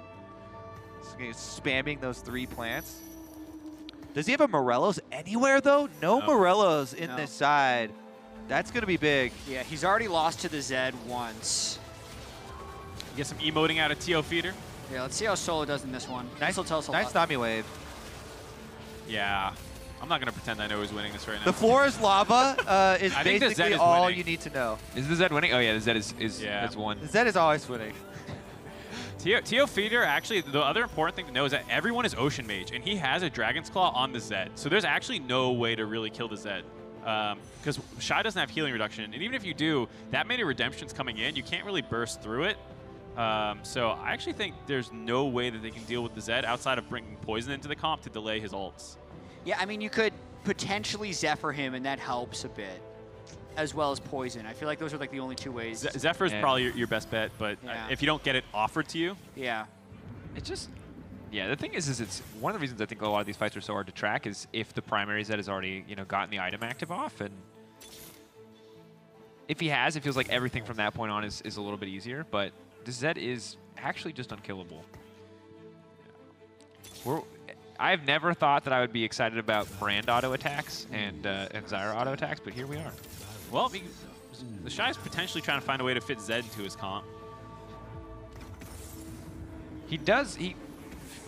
There's double Iceborne Gauntlet, Thieves Gloves, Annie on the front line. That was a smart play by Shy. Once he saw it, he actually moved the Annie up. And instantly the board is filled with ice. And as fire. well as fire. Do you want to... No Game of the Thrones season. Yeah, okay. I thought All-Star 2016. There you when go. It was Fire vs. Ice. Look at you, Mr. All right, Right. You got it. Wow, Mark. Really appealing. I want to see the 2-star Zed, just because I think if you just swap the Zyra out. But yeah, his problem is that he doesn't have items that he's going to be able to put on it. Zed, it's all about the items. Got 2-star Lux. Yeah. Get those knots out of there. You're not getting... you got to accept it. He's like, do I have enough health to lock? I mean, he on. can lose. He can lose 30. one. He's going to lock it. Okay. Okay. I like trying to kill someone, because if you can just find one win over Tio, you might be able to beat Solo. Let's see if he can stop this Zed. I just don't see it. It's just, Yeah. yeah. All right. Here we go. Nami Wave buys a bit of time before he gets to cast ult. Oh, but there it is. Now there's 2 Zeds, and the game's probably over. Yeah. Yeah. Confirm for me one more time, fellas. Well, he's not out yet, so he can still get second as long as he manages to play into Solo, because no one can stop the Zeds. This little lobby was way stronger than the other little players. lobby. Than the I don't other want to little say anything negative about day 1 Legends. Why not, Mark? It's like, there's just a difference. Like, Well, I mean, some people are clearly more, a little more experienced here. Lothar and Solo Gasong were both challenger players in set 1. Yeah, and Lothar didn't make top 4. Yeah. But it's important to set strict rules on what counts, You got to be, D3, D2 to play in the LCS/LEC. You got to be challenger to be we can't just let people in because of how they did in set 1, Mark. That's true. Yeah, you got to earn your way up. history. It's a different game now. What are the 3 items? So we got Ludens for Tio. That doesn't, probably put it on Brand? Yeah. Something that casts faster. I think Zyra. maybe I was going to say Syndra can be good. Well, Nami, you want as much flat mana on Nami to That's cast true. early It does as have a well, mana too. component. It's a level 2 Nami. The Shy does have Tier 2 Master Yi. And Thieves Glove, okay. Basically, fight for second, baby. Yeah. We're just waiting to see Cross who your rolls. fingers and not play Zed. Because no one got healing reduction. No, I don't think so. All right, so he The doesn't get the Ghost? Zed. He gets Solo's board. Solo rolls the Zed. Solo's looking to hide. Yeah, he's getting in the back right corner. He's getting close to that Singed. If he could just make it through this round, he might be able to get poisoned. It's not looking bright. He has killed a fair amount of the main units. The real Zed's still alive, though, I think, actually. Yeah. There he is in the back. Yeah. Oh, no. And just like that, all you gotta do is avoid the Zed and you'll be fine. I mean, top 4 still moves on to tomorrow, Yeah, though. it's true. So goal accomplished. Wait, so are you, is it top 4 based on the pairings? Are little pairings and legend pairings separate? Are the results of the little and the respective legend put together? Fine. All right, we'll figure it out. I don't believe so because I saw a top 4 from the little from yesterday moving on already. Yeah. So I think it was There you go. separate. Which is good. But hopefully, yeah. All right, here we go. Some people will be sad about This is the side quest. Can you do anything to try and take this Zed down? This is main quest accomplished. Moving on. Well, there's already multiples on the board. Yeah, I don't think he's going to be able to do anything about it. Tio feeder. Yikes. I mean, just getting Dragon's Claw against the double. Oh, it was enough. Hey! What? There you go. Late game, a lot of damage dealt from the little legend. Tio feeder takes it with the smart pick of the redemption. He gave up the force of nature on the carousel to take the redemption. Really smart heads-up play by Tio. And honestly, I think at that point when you have, at the time, obviously it looks really crazy, right? But when you already have the Dragon's Claw, when you already have the Phantom Dancer, that healing just makes you actually unkillable. Yeah, I would say, like we were saying, probably best in slot for Zed, who's one of the best units in the game. And yes, Fortune Nature can help a ton with things, but I think in certain situations, Yeah, I mean, the surprise was that there were like 4 or 5 people that passed up on it. Not just the guy with the Zed that was looking for a specific item. Yeah. Bunch of others as well. Still, I'm impressed with the Shy getting second there. He just dominates in so many games. Well, and we talked about how stacked this lobby is. I want to say that the top 4 from this lobby, You're gonna tell us they 3 click of those fast? 4 players will be top 4 in the next lobby. Are they going to click faster? Yeah, that's the question. They were the faster clickers. I was watching the last Littles game. We didn't see any Volibear, Hover, Tooltip, Read, and Sell 'em all, buy one back strats in this game. This was high level. You're just calling people out? A little bit. If you go back and know which player he's talking about, Yeah, otherwise sure. you might just be a vague reference. That's my game. Vague references? That's a poppin' James game to Harden be dunk, in. selling Volibears. You're a renaissance man of random references. All right, let's get an updated look at the standings then to check in and make sure that we've got it all correct for tomorrow. Sneaky, Clit, Saros, Levi, the Tio feeder, which we just saw with the Zed, the Shy, Solo, and Whippo. And so here's the thing. I remember all of these people from this lobby, and I Whippo lagging a little bit behind, but the other 3 very confident. Yesterday, it's a bit of a blur, because as mentioned, that lobby was all over the place, so I'm not sure what to think of all those players heading into this one. I feel like today's group just has to be heavily favored. I remember Sneaky won with Woodland Druid Assassin. But I remember watching as he was kind of doing some of his roll downs, and it wasn't like the optimal level 2 rolling situation sometimes. So he was level 5 when he hyper rolled. Right, because he pre-leveled a little bit earlier. So, I mean, these are things that he can learn for the next day because it's going to be really close. It's going to be really close, but we'll have to tune in tomorrow for the exciting have your conclusion. predictions for the winner? I think it's either going to be Tio or Solo. Not the Shy? No, I think he had a great run. Okay. But I'm going with those 2. Because I felt like if I chose 3 players, that's just too many. But if you go 2, you can pass off choosing 2. Yeah, I would go with Solo Gasong. Whippo, I want to believe him, but he's got a busy day tomorrow. He's got a couple of different events he's competing in. Yeah, and I think it's the Shadow was a good attempt, but sitting on 5 Shadow for so long. We'll see. We're giving Sneaky the credit to shape up. We'll see if Whippo shapes up. The Shy will win. The Shy will win. Okay. All right. When they're not all on stage, the All-Stars are actually soaking up the magic here. Soaping it up. You got to get clean magic. Soapy magic. Soaking up that magic here at the Esports Arena as we hear from Shocks in the MasterCard VIP Lounge. I'm here with Closer, who is participating in many of the festivities at All-Star, most notably maybe the 1v1 tournament. And your next opponent is Caps. How are we feeling about that matchup? Definitely not feeling too good, but I'll do my best. I do also want to talk about your big move. You are moving over from the TCL to NA to Golden Guardians. How have you enjoyed your time in America so far? Not to say Las Vegas is representative for the rest of the USA, but how have you been finding it here? Everyone says that. I'm really excited to play in bigger stages. Yeah, I'm really looking forward to. I just met Golden Glue as well. Everything is perfect for me. What are you most excited about the American lifestyle? I don't know. Like everything is really good. Like food, a city, like everything. Yeah, and it's a really big opportunity for me to prove myself. So I will definitely not waste it. Yeah, absolutely. The best of luck to you, and thank you very much. I'm here with Akemi and Johnny, respectively, in Vi cosplay and True Damage Yasuo. And I have to say, first up, you look absolutely fantastic. Just the level of detail in these costumes is wonderful. First up, I'm just going to ask you about your experience here at All-Star, Akemi. How have you been enjoying the festivities? I've been enjoying it very much. The energy is so great here.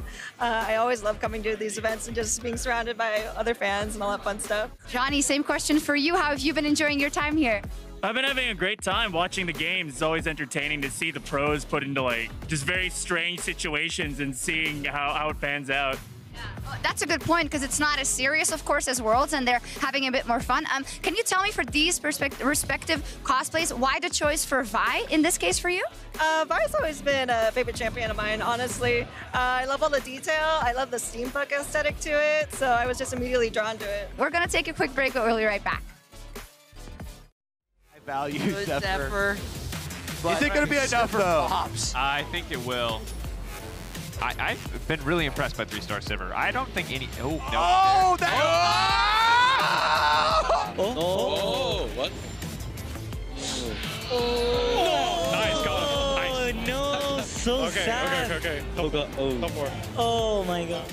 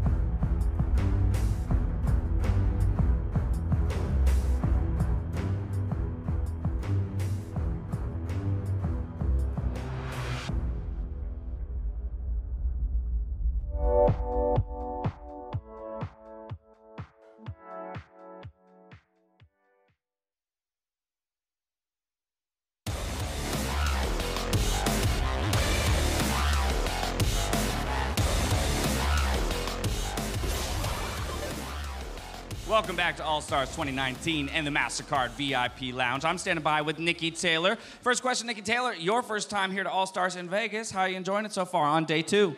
It's a lot of fun. I got to play in tandem mode with Sneaky. That was cool. I've been eating lots of food in Vegas. So. Food is fantastic in Vegas. Let's talk about that tandem mode because I think from a spectator's point of view, it's always one of the most fun to watch. But I recognize that it must be entirely chaotic and crazy to play. And when you got 20 players on stage, there's barely even space to move. But how did you feel you handled that alongside one of our LCS pros? Well, I think it went great. I didn't expect it. I was really nervous about it. And then once we got on stage, I was like, oh, that's right. We have to coordinate with like 2 other players for our support. So, but it went really well. Right, that's true. At ADC position, I didn't even think about that. It's not just the 2 of you coordinating; it's another 2. Did you come up with a system like you and Sneaky together? Was there like a he's gonna let you know when he intends for you to cast a spell, or were you gonna drive more so? Like, what was there any set form of communication? He definitely guided me a lot, but you know, there's a lot of me just doing my own thing. But we definitely had to coordinate ults and flashes because you know, Misfortune's ult's the channel, so we accidentally canceled it like 3 or 4 times. Fair enough, fair enough. You know, while we were standing here on stage, it was announcing the Top Golf after party. Have you been working on your golf swing? Because I'm excited to see what kind of performance gets put up by a whole bunch of esports people golfing and drinking at the end of the weekend. Yikes. All right, enough said, enough said. 2020, let's talk 2020 for Nikki Taylor. What's going on? As of now, just a whole lot of streaming. A lot of streaming. We like to stream. I like to watch that stream. 1v1s are coming up next. We're down to the quarterfinals, 8 people remaining. Have you been watching much of the 1v1s? And if so, do you think Caps might be able to actually defend his title this year, back-to-back? Sure. Sure. There you go, Caps. You got it. Sure. That's as much confidence as I've ever seen. With that, we're going to toss it over to the casters to get into the 1v1 quarterfinals. Thank you, Nikki. Thank you very much, Dash. Nikki, I gotta say you know better than to give one-word answers. I know you know better than that. So the last 2 answers were, yeah. Oh, sorry, it was streaming and sure. So I think Dash kind of monologued. Said lots of streaming. Oh, really? I only heard the word streaming. All right, I missed out. I'm sorry. It was a one-sentence Dash do a good answer. job though. Sure. I'll give that one a snort. You know, I'm not even sure a word is deserved in that one. Welcome back. The 1v1 tournament is happening, of course. I am Freak. That is Azael. I almost said I am Azael because that name was first in the order in the prompter, and I confused myself. My brain's not too good. We're diving into the quarterfinal bracket. Let's take a look at the matchups for the top 8 competitors. We kick things off with the Shy versus Mickey X. Does G2 stay alive? Every LEC player has won so far, but the Shy is a tournament favorite. Yankos versus Levi shortly afterwards. Whippo versus Fofo, and Caps versus Uzi. Before we lock in the semis. EU has competitors in every single one of the quarters. They are looking really, really strong here. The Shy, going to be a tough one to beat, though. He has been dominant. This guy is known for his 1v1 style laning. I do think one of the edges, though, that Mickey has is the G2 guys have been prepping. Yankos was saying, you know, that Mickey and Caps were getting pretty sweaty for this. They were working hard. They were grinding. We saw the Shyvana come out for him, or excuse me, the Skarner come out for him. So, you know, these sorts of strategies can get you a really big edge. If you just have a metagame edge, maybe you surprise your opponent, you just knock down Shy. Yeah, because think about it, right? They keep bringing out new stuff. You ban the old stuff, that's fine. Skarner's the 3rd pick. I'm ready for the 2nd pick now, and you keep on moving up. The Shy's just got the mechanics. And also he plays so many champions. Yeah. Right? Running around the Draven But top. it's blind pick. It's not as though he gets to counter pick Mickey. I know, and that's important, right? But at least it means that he's got the breadth where you can't just, you know, make the call like, I know what he's going to play here. So that's exciting. That's going to be fun to watch for. And it's just going to be exciting. We're still best of ones. I think the BO3 start tomorrow once we get into the top 4. For now, it's still one and done. Yeah, I mean, we know the Shy can play all kinds of stuff. He played Draven already. He played Fiora. So he does have a very large pool of champions to pull from. Mickey, I am expecting to bring out something tricky here, trying to surprise his opponent. Yeah. You know, see if they've workshopped any other picks. Maybe go back to the Skarner if that's not banned out, because that did seem pretty clever.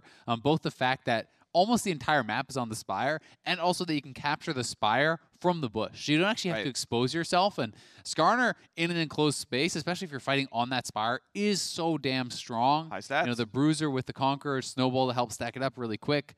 That can be pretty powerful. And I think this is one of the matchups where if you did have a pocket pick, you bring it out now. This is the time. This is the first, I would say, I realized he played Cortege in the beginning of this thing.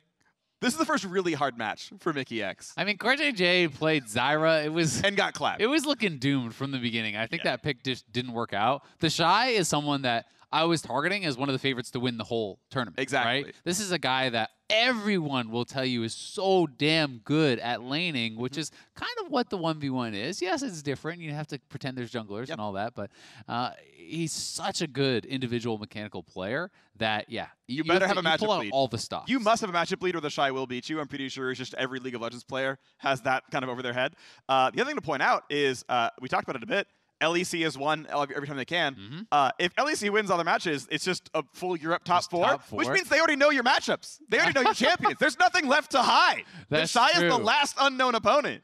That's true. Unless, well, I don't know if they've all been practicing against each other. Is we both the one man out. Bwippo in on the G2 scrim blocks? You know, Jankos was kind of flaming his teammates. Maybe he's made a dark alliance with the the Fnatic player to take down his teammates.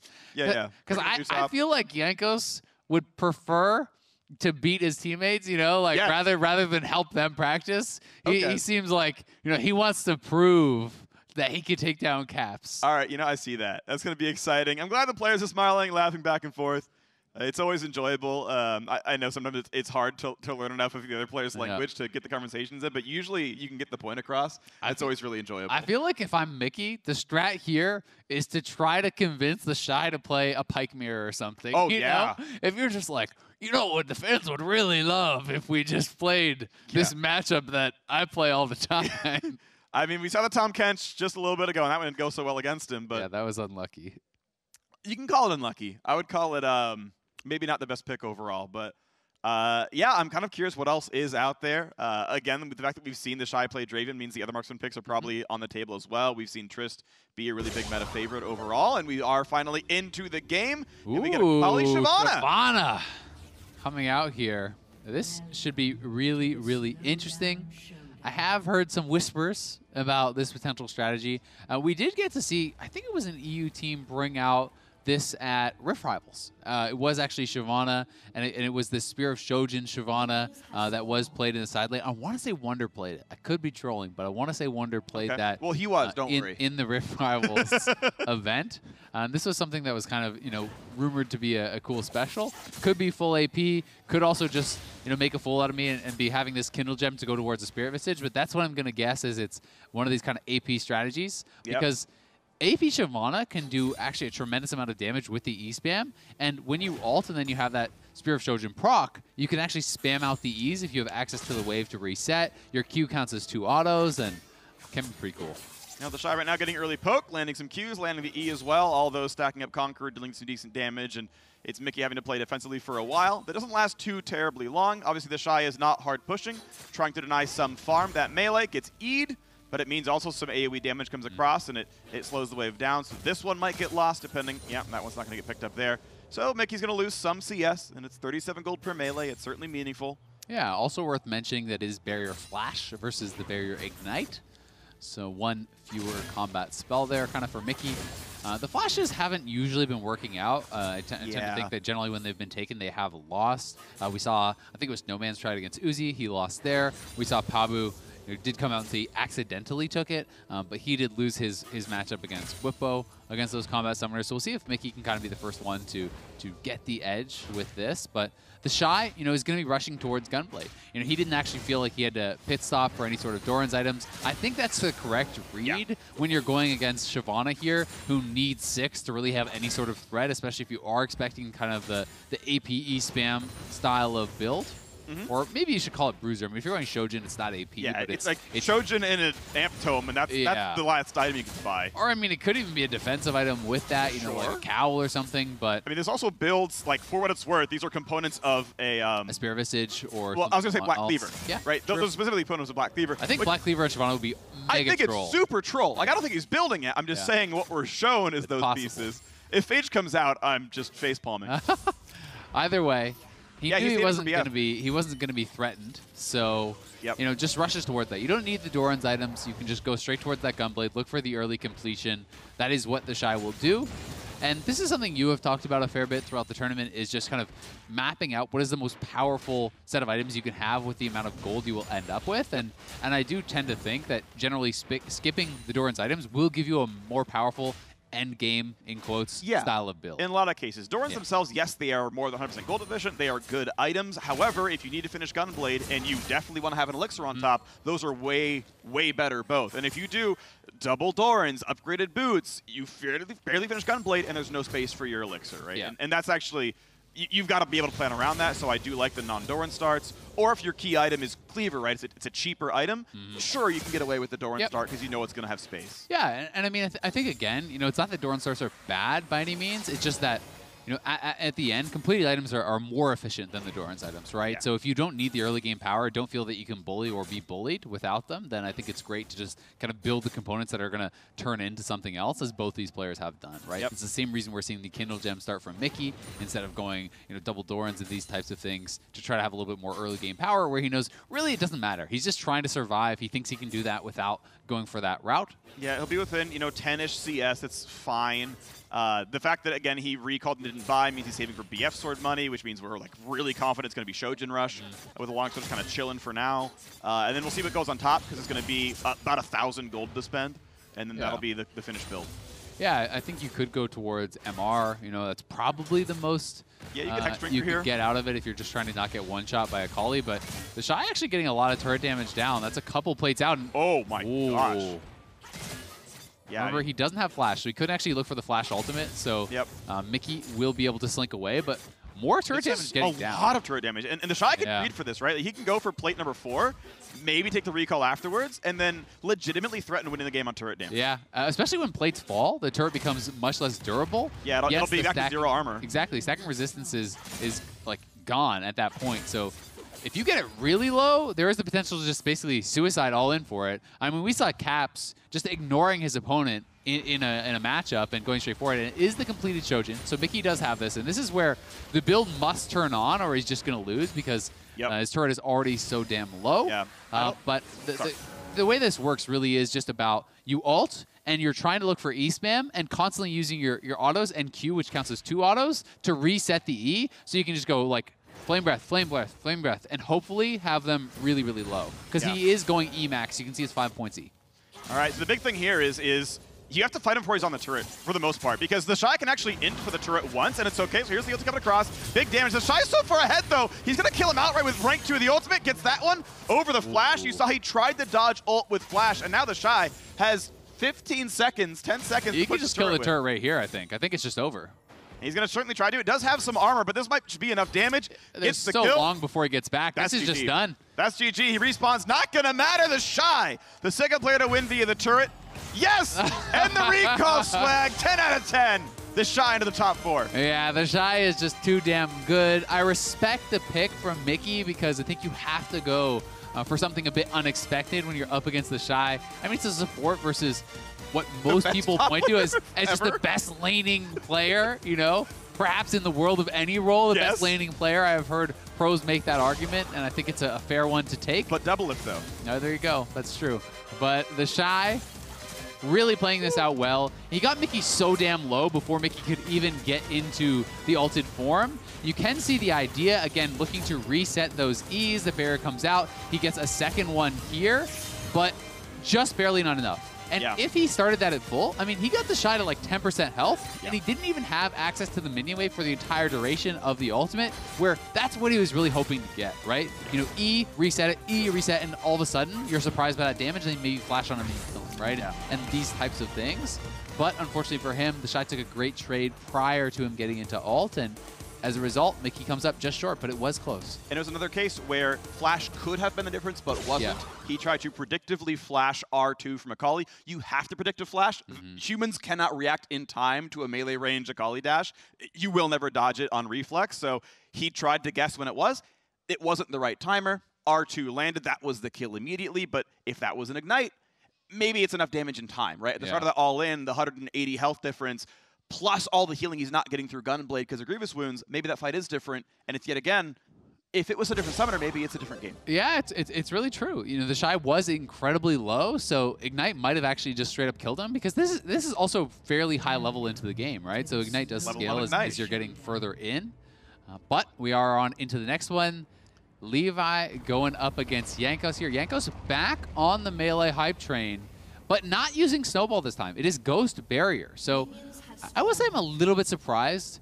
Ghost is more reliable than Snowball, but Snowball's a very low cooldown, and I feel like when you connect that, getting right on your opponent's face, maybe he's more worried about, you know, the disengage or being able to stay on top of him when he's alt tumbling around and these sorts of things. But again, Snowball can reveal that stealth. So yeah, the first time. I am a little bit surprised that he didn't go for the Snowball here. We'll see if he has something kind of clever planned out. Yeah, he's going to have to obviously ult to not get condemned. If condemn hits, you automatically lose the trade. If you get pushed back, it's already over. And that's, of course, a cooldown difference, right? That as soon as Ragnarok's down, now you can go back for it. You know you pretty much auto-win with condemn. As you mentioned, Snowball could kind of undo that. You can immune with dash, or you can at least land the mark and get back into range. This is going to be exciting because certainly it's volatile. I think either champion can win a 1.5 item 1v1. And it's going to be really up to a couple big things. Is Levi needs to not let Jankos pick up a second axe. Yeah. Right? If he hits you with one, dodge in and just don't let the second axe come down because Q-Max is very common. Or dodge it with tumble in first place and just keep cutting the guy. Yeah, and I think that's a lot of what it's going to be, really. Like, can you actually avoid those axes? The hitboxes sometimes are wider than you see. You know, Levi rolled fairly quick there, but still did actually get tagged. That one will not hit. The other thing is Levi is going to be able to have access to the turret. And, you know, how much does he actually press for turret plates? Because you really want to do that and kind of extend your lead and extend the gold you can grab. But at the same time, if you do get tagged by the axe under turret and start getting chased down, it gets really risky. But from this position, I don't really think Jankos is going to have much opportunity to try to look for that all in. Ooh, couldn't find the health relic ring there either. Takes some more autos on top of that one. So certainly early game going well. The farm is fine for Jankos. He's actually getting a lot of these. Yeah, he's done well. Especially with a little bit of CS drop by Levi from all the harass. Not that harassing is wrong in any case, but this is some farm getting picked up there. Axe actually not hitting that minion kind of sucks. Yeah, and part of the thing is you're willing to give a little farm for the harass because the harass is what dissuades the all-in. And the all-in is the way that the Olaf wins, right? So when you are playing Vayne into these types of all-in melee matchups, you sometimes have to sacrifice a little bit of that farm to really make sure you're poking them down. Because then if they can't all-in you, it starts to snowball a bit, right? You know, they're not able to step forward, so you get more and more free easy CS, and you're kind of more comfortable to pressure the turret. And it does get better and better. And point out that we are level 6 now, so you are at the point where Ragnarok can immune and condemn, but of course Levi can turn invisible. Yeah. Still, with these health bars, obviously Vayne wins the 1v1 in any reasonable case where you're not hard trolling, and so Jankos is going to be in the back foot until a recall comes through for items. Yeah, so we'll see. Does Levi actually try to pressure in here to get a turret or two? That's Whoa, a lot of damage. That shouldn't have to force barrier. He's alive. He's alive. Yeah. That's the last tick. But very, very close. And he does force the recall, and it's not a long cooldown on the Ignite. So you shove here, you try to take a turret plate or two perhaps, but there is some risk to him having a better buy and coming back and immediately all-inning you. So Levi is going to try to play it a bit safe. He wants to make sure he doesn't get caught greeting it out and just going to be happy with the fact that Jankos will miss a cannon, which is a ton of gold when Jankos is already behind. Yep, and Jankos' purchase, he could have gone for a Doran's Shield for a bit of extra sustain and kind of stay in the lane a little bit longer. Chose to go for the Doran's Blade instead. Should still be able to finish, in most cases, a Black Cleaver. Should be able to get some decent items by the end of the game here. I also like the Health Relic Steal. I think that's fine. Yeah. Yeah, and you can get that damage out from your Q. It does seem to proc on spells. So if you guys are just now tuning in, it's actually a 20% current health. He's going to go. And there's the ulti in. He's going to try to get away from this one again. Levi needs to get away from the axe as the flash in the same direction, though. This could be even more damage coming across. Going to land it yet again. This should be... Oh, it's a lot of damage. That was so close. The Ragnarok just barely expired, and Levi was able to actually condemn him away. Nice all-in from Jankos, and as a result, he's going to be able to pick up a farm advantage. He's going to be the one taking turret plates here and denying actually a lot away from his opponent, Levi. So Jankos looking for the all-in right when he got back at full health to make sure that he didn't get chipped down prior to it, and he sets himself up well. Some of it was summer advantage, of course, as well. The Ignite was used for what amounted to poke, really, because it was just, recall off of, and that meant a little bit extra that he couldn't do. The flash, of course, will be a longer cooldown as well, so... Yeah. There will be a 25, 30-second window where Ghost is up and Flash isn't. and Jankos can use that to all in yet again. Yep, and he is building towards that Black Cleaver as expected in a pretty decent spot here. It's going to come down so much to can he just hit that initial axe to really kind of start that all in, because if you can't hit the first axe to really get it going, Levi, I think, is going to be able to create too much space, and then it gets very, very difficult to actually close that gap. And I actually want to see Levi take a fight, like, right now, like, before Ghost Barrier's back up, is just, like, try to find some way to do battle, because you have a small summoner lead. Yeah. Use those 20 seconds, use that one wave of difference where you can maybe get something done. Yeah, I think instead, he obviously is just going to go for that recall. There would have been, perhaps an opportunity, especially if Ragnarok's down, if he can get some sort of a condemn off or something like that. Interesting to see that he doesn't feel he can actually complete the full play of the Rune King, so it is just Cutlass, and now he has a Ruby Crystal on top of that, so might just be building some flat health, something like a Giant's Belt. Could make sense here to just try to survive through any potential burst. Nice job, dodges that axe, Yeah. it's going to be useful. I'm trying to think of the math, and it's pretty tight. With that Ruby Crystal, if you do anything more than that, I think you can't fit the Rune King in the build anymore. Yeah. You're kind of up against it. It's like 1,800 gold roughly from here, or 1,600 gold from here to finish Rune King, which I feel like you just don't have time for. when he bought that, he's just not going to get it. Yeah. Because generally he hasn't actually got turret plates. He hasn't actually gotten any kill. Yeah, Phage would be interesting. You could go Phage for the additional move speed, or just a Giant's Belt for flat health if you can't actually afford it. It will be the recall. An optimal play should be Levi shoves this wave as fast as possible, and then recall. You should have enough time to recall. I think if you stay and hit the turret twice, you're definitely trolling. But you can see he's running Tumble, and he's like, I want to make sure I have enough time. Walk far enough back that I shouldn't be hit by an axe. Start the recall. I'll miss 2 CS, that's okay. Jankos, he might get the recall stop. It's close. Oh. Real close. Yeah, that was really, really close. So it is a Jorms. So I do think Phage would have just been better if he had that extra couple gold, because as you have pointed out a bunch of times, it's a stacking item. The efficiency isn't there until you've killed a bunch of minions, which won't happen. But it is all going to come down to this. Summoners available, ults up. Both players are going to have their chance. I think Levi wants to make this fight happen earlier rather than later. If you wait too long, you're going to have nowhere to kite in the all-in. So Jankos is actually just chilling in this rush. I would actually blue trinket condemn right now just to hit the guy damage. And like make him ult, right? Like just do something to poke this guy a little bit. Does he even realize that he has the blue trinket? He bought it. He actually bought it on the recall. I think it's available at level 9. He recalled, bought the blue trinket. Because I don't think it's automatic. I think he actually bought it. The firewall is going to be here. It's actually almost right behind Jankos, so this is out of sync. You can see on the minimap, it's right up on them. All right, here we go. They're going to try to kite back and forth. Ragnarok, of course. Oh, That's nice the dodge. dodge. That dodge was needed, and he has the damage. The kill comes through. That was really nice from Levi. The tumble, the invis tumble through his opponent. Yep. Jankos doesn't really know where he's going to go, so he just has to guess, has to throw out that axe, and he doesn't quite have the survivability. So back-to-back EU players getting knocked down in the quarterfinals. Both those guys had a good run. Yeah. Jankos and Mickey. Generally, supports and junglers don't do well in the 1v1, and these guys, I think, handle themselves very, very well. But credit to Levi, another jungler here, and he does start it off with that blue trinket, dodges the first axe, and then this tumble, back through his opponent. Jankos assumes he would be tumbling down to create distance. Instead, he has just gone right back through him. A nice little juke. I'm not sure if Snowball would have made the difference or not, but it did feel like Ghost was pretty much irrelevant.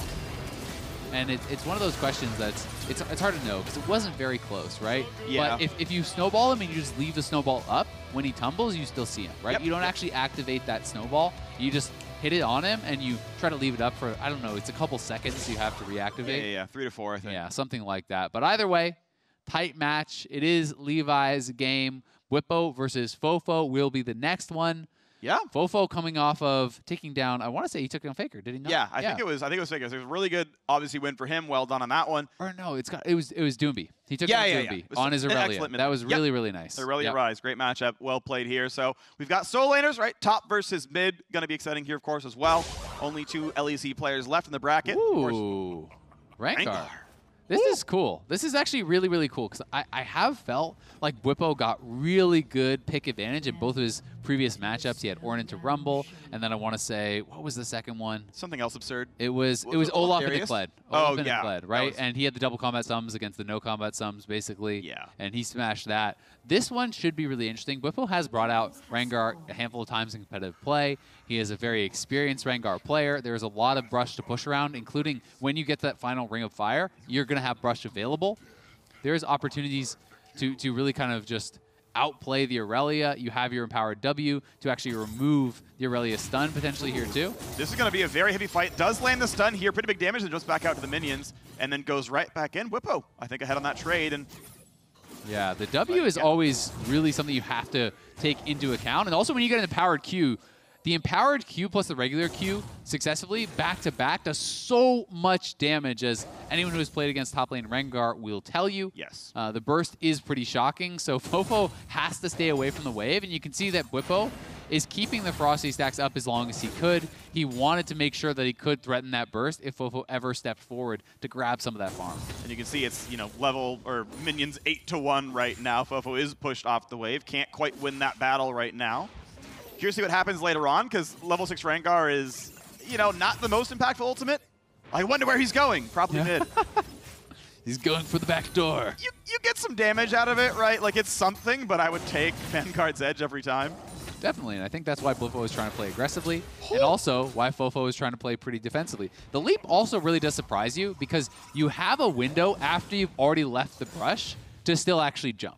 Yep. So you can actually close way more distance than you would think. You don't have to be right beside that brush. Stun and ignite on. Damage close. Who's going to take it? Fofo gets the kill, trades it back. That was really, really close there. It looked like Whippo was going to have it, but he used the empowered Q right as he got stunned. So he didn't actually have the ferocity to remove that stun right as he got hit. And it is Fofo going for the executioners here, trying to reduce a lot of that W healing that Whippo is going to have. The Conqueror also pretty effective, so sending it back to base. It is the 100 gold advantage for Fofo, but I'm not sure exactly how the wave is looking. It looked pretty bad for Fofo. It's stacking up and pushing towards Whippo, so I think it's a bit more farm for the Rengar, and he had more farm coming in. Not too bad. They both have about the same amount of range minions. Okay. Whippo had one more, so I think, if anything, should be pretty even. Oh, that's a nice big dodge. I like the idea of going for the ult, because I think Fofo was advantaged there, and that ult could have been enough to get a kill. Here comes the small re-engage. Not going to do too much, but it's still a health bar lead for Fofo, and Whippo's going to have to be on the back foot. Yeah, I think the Executioners was actually such a smart buy, because Rengar really can get a lot of healing off of that W if you time it as well as you can. Whippo's looking for this, though. Gets the health relic. They're going to go back for the Stun minion. This is miss. the game right now. Has to run away. Fofo needs that minion. He's not around. Oh, not quite ready for the leap. So close. Whippo almost got that kill. Yeah, that was a couple pixels away from being able to get that jump back out on Fofo and take him down. Whippo definitely going to win the all-in without ultimates available, you would have to expect.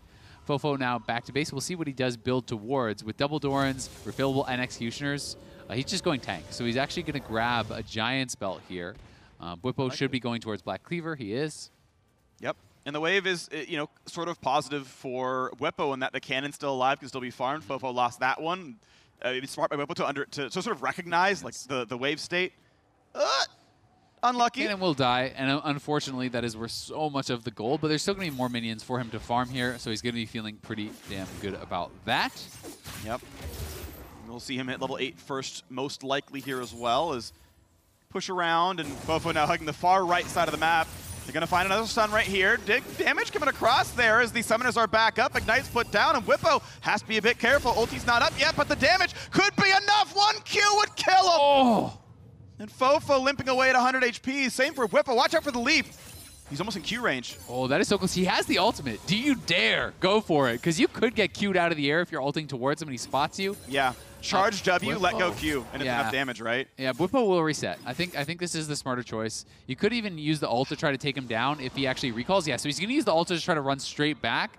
He's got the health lead. Can he get the cannon? I don't know if he cares about the cannon. Like, he might legit charge the Aurelia. He knows. He's going to go. This could be the damage. All he needs. He gets away from the stun. And Whippo shuts him down. That was such a smart play. Yeah, he recalled. He didn't even wait for his health to fill back up. He just runs immediately back out of the map with the move speed from the ultimate. He got in range, finds him, and Fofo, I thought he expected a lot longer for it to take, for Whippo to get back to lane. He thought he had way more time to be able to reset. Whippo. That's smart. Very pleased with himself. Big brain play here. That is a big brain win. That's deserved. And Whippo, here is the all-in again. This was that trade kill. Fofo did get it. It was extremely close. The last tick of Ignite, it looked like taking down Fofo in that trade kill, and it was one of our only games that have actually ended 2 kills pre-Ring of Fire. So this was a pretty action-packed one. And remember, the Rengar ultimate gives him sight of that hunted target. So he's able to get on top of him. He steps past the stun, has the empowered Q for the additional damage there. And this was just a really big brain play from Whippo. Just ult straight back to lane, knowing that he could have that timing. And even if you miss it, it's not that big of a cost because the ultimate is not a lot of in-combat power, truly. Yeah, I mean, it gives you some ferocity for the push eventually, but and like the upfront damage is there for a little, but you're right, again, not nearly as good. And to your point, I don't think Fofo saw it coming. Again, if you think you are going to get dove, you see the eyes of your head, you hold W, you take half damage when he finally lands on you, and then you hope you have enough to fight back afterwards. Obviously, again, wasn't the case there. Got jumped on, wasn't ready for it. Good sidestep by Bippo, dodging the stun. We'll see him in semifinals tomorrow. Right now, though, Caps versus Uzi. I think these are two of the only trophy holders of 1v1. I think Uzi has 2. Caps is defending champion. This is an absolutely incredible matchup. Yeah. And this is a finals quality matchup that we're having in quarters. I'm a little bit sad they're meeting this early on, but it is going to be an absolute banger. We have Kiana versus Vayne. And I think a lot of people are going to be like, well, Kiana is just going to one-shot up. But there is cleanse for the root, and there is the potential to kind of outplay here, right? You know, so if you can actually get a condemn on the Kiana, if you can get some sort of juke with your ultimate and using that stealth as we saw Levi have earlier, there is potential there. Got to point out, shout out Caps' bans. He banned Udyr, something with a Z, and something with an I. He banned Uzi. What did Uzi ban? Were they both doing fun bans? Rise, Cassiopeia, something. Okay. And I was like, okay, there's a C? No, it's not enough. Okay, yeah. So it seems like more real bans on the one side. Cap's not really caring what his opponent will play. I like it. I do too. And Kiana Vayne is going to be hype. I mean, Vayne I think is really good at champs who have to walk at you. Like, I really do like Vayne Olaf. That's one of, like, I would say I would enjoy playing that matchup in general. Kiana's a lot harder, of course. She can find the CC on you. You've got to somehow find a way to get away from the wall. It's a lot harder to kite. Of course, Kiana has Invis as well. Yeah, the EQ being undodgeable is always really, really rough. So it is the cleanse to try to get out of that potential route. Can you actually access water, though, on this map? That is something I didn't actually think about. I'm not sure. I'm not sure.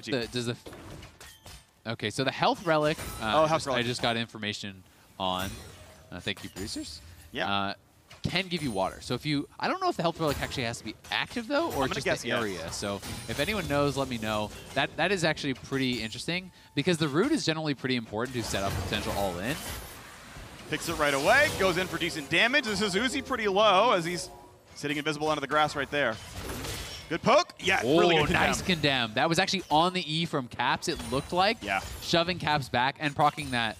Press the attack. Caps going in, though. Yeah, good ignite. And good cleanse as well. Got rid of the ignite. Oh, no, it was afterwards. He didn't cleanse the ignite. This is the kill. Caps gets the one right off the top. Yeah, Caps baited the barrier there. He actually went in, did not use the ignite or the barrier, saved his auto and the ignite till after the barrier ended, and just knocks down Uzi. And if you can get a kill like that pre-6, I think it's just going to get tougher and tougher for Uzi, but we'll see if he can prove us wrong as he's going for the early Joram, so he'll be able to stack this up. We'll make it much more efficient, but remember, when you get First Blood, you get a Baron's Recall, so you can head back to base a lot more quickly. Caps, you got to be careful if you're stepping out this far. Yeah. You're really low. He does have barriers, so there's a little bit of, extra stuff there, but he wanted to finish shoving the wave, couldn't quite do it, so now Uzi can kind of manicure this a bit and catch up in gold, catch up in XP, stack the Joram's Fist for the 450 gold, 450 health on the item, which is really nice.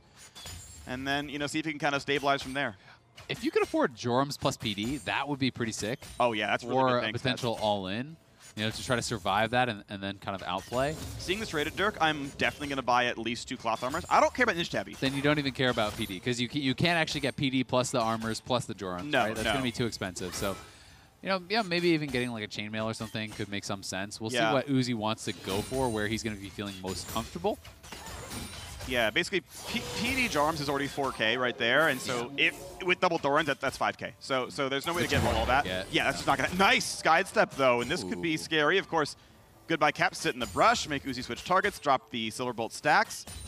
And the Kiana ultimate is actually quite a long cooldown at this point in the game, so Cap's gonna be having to wait a long time for that to come back up. He doesn't have any CDR. This is rank 1 of the ultimate, so it should be back up obviously for the level 11 type fight, but that may mean he has to wait for Ring of Fire, and it could just be a sudden death as Uzi's so on point with these condemns, timing it on the E to actually knock back Caps as he comes forward, taking both his move block as well as actually denying that from connecting. Yeah, good stuff there. A little bit of damage still comes across, but it is certainly Uzi now favored, and as that Jarvan's Fist stacks, he's going to be farther and farther away from being killed. Again, because you're seeing Serrated Dirk, you want to buy armor to beat lethality. That's the counter, is you do it in that order. So I think there is value. And again, I don't like Tabby because you're spending a lot of money when so much of that kit is spell-based. The 10% damage block doesn't do anything there. Especially when there's no actual outplay on an EQ. It's just guaranteed to land. It's not as though you can dodge that. This is a little bit tight, though. Ignite is up, but so are the defensive summoners of Uzi. Yeah, he can't actually catch him, so he's just going to have to go back and farm. Not playing Flash, so he doesn't have that additional playmaking to try to get on top of Uzi and one-shot him there. Uzi going back to base. Let's find out what he will be building for. Actually sells the refillable to grab a recurve, so looking for some attack speed and a longsword. So he's building towards Blade of Rune King, so that is going to be what he will attempt to finish. Caps, I think if you're lethality, you're going Duskblade, probably Duskblade. I think that makes the most sense, unless you're really highly evaluating the move speed from a Ghost Blade. Yep. But I do like this buy. I think it's going to be about the 100 to 0. Uzi looking for a Blade of the Rune King. Interesting that he did value the attack speed over a potential slow from something, you know, to try to kite him out potentially, try to create a little bit of distance, as you can obviously get. You know, yeah, if you're Cutlass really slow, run Cutlass. away. No, instead, Duskblade's going to look pretty good. Pops the Renaissance, they're going for it right now. Trying to get the kill, goes invisible. Duskblade's re-triggered. You use invis for 1 second, you get Duskblade back. And that was, I saw that dance spam. I'm pretty sure that was a dance spam.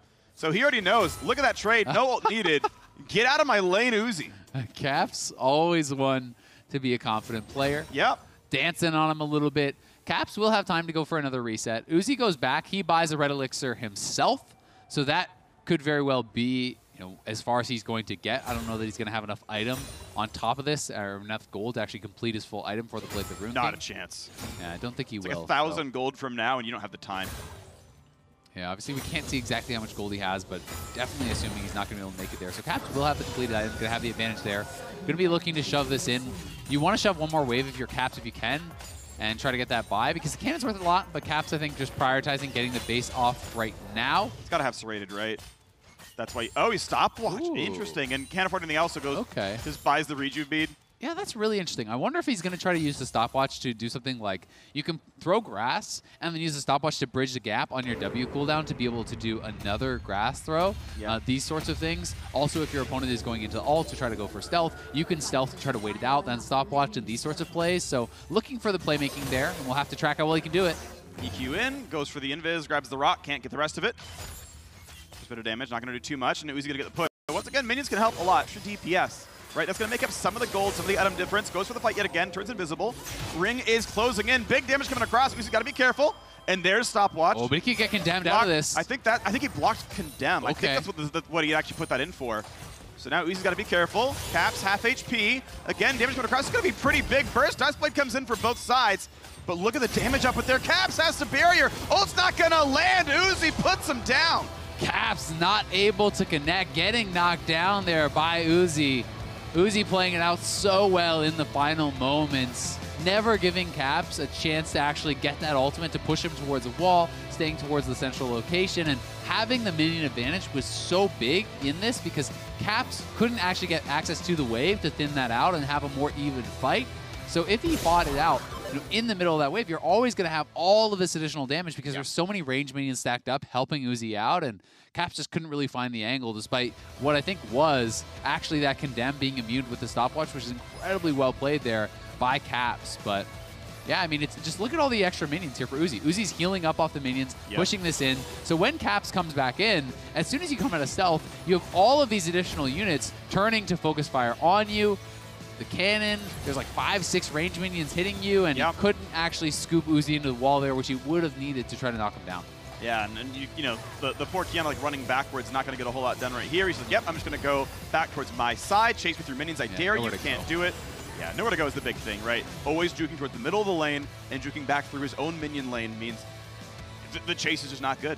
Yeah, so the defending champion will get knocked out in the quarterfinals. Uzi, moving on, has made it look pretty easy on these marksmen against some damn tough opponents. Of course. He took down Bang on the Yasuo, now taking down the Kiana, making it look pretty easy in these 1v1s. That is trademark Uzi. He's very, very good. So we're going to have, Whippo Uzi as one of the semifinals, and the Shy versus I am blanking Levi on the other. Those are going to be hyped. To hear more about the 1v1 Final Four, let's send it over to the State Farm Analyst Lounge. Thank you very much, Freak. I'm standing by with Mark and Kobe to break down our quarterfinals in the 1v1 tournament. As we just saw, Caps did go down to Uzi, so our defending champ out. 4 more players remaining, but we had some very exciting quarterfinals that really came down to some new and interesting picks, as well as, of course, sudden death kills. Yeah, I mean, all the way from the beginning, it was super hype. The Shy was probably the most dominant one. Like, everyone knew kind of what Mickey was going for, but it just felt like it took a little bit too long to get online. I mean, the Shy has been dominant this whole tournament. He takes his hands off the keyboard TFT. like half the time that he's actually playing. I think we're headed for a crash course with Uzi and the Shy. That's what I think a lot of people would like to see for our hype finals. Yeah, that's been called out a couple times. There we saw the Vayne over the Olaf, a very solid pick into the Bruiser. This was my favorite. Yes, exactly, of our 4 quarterfinals.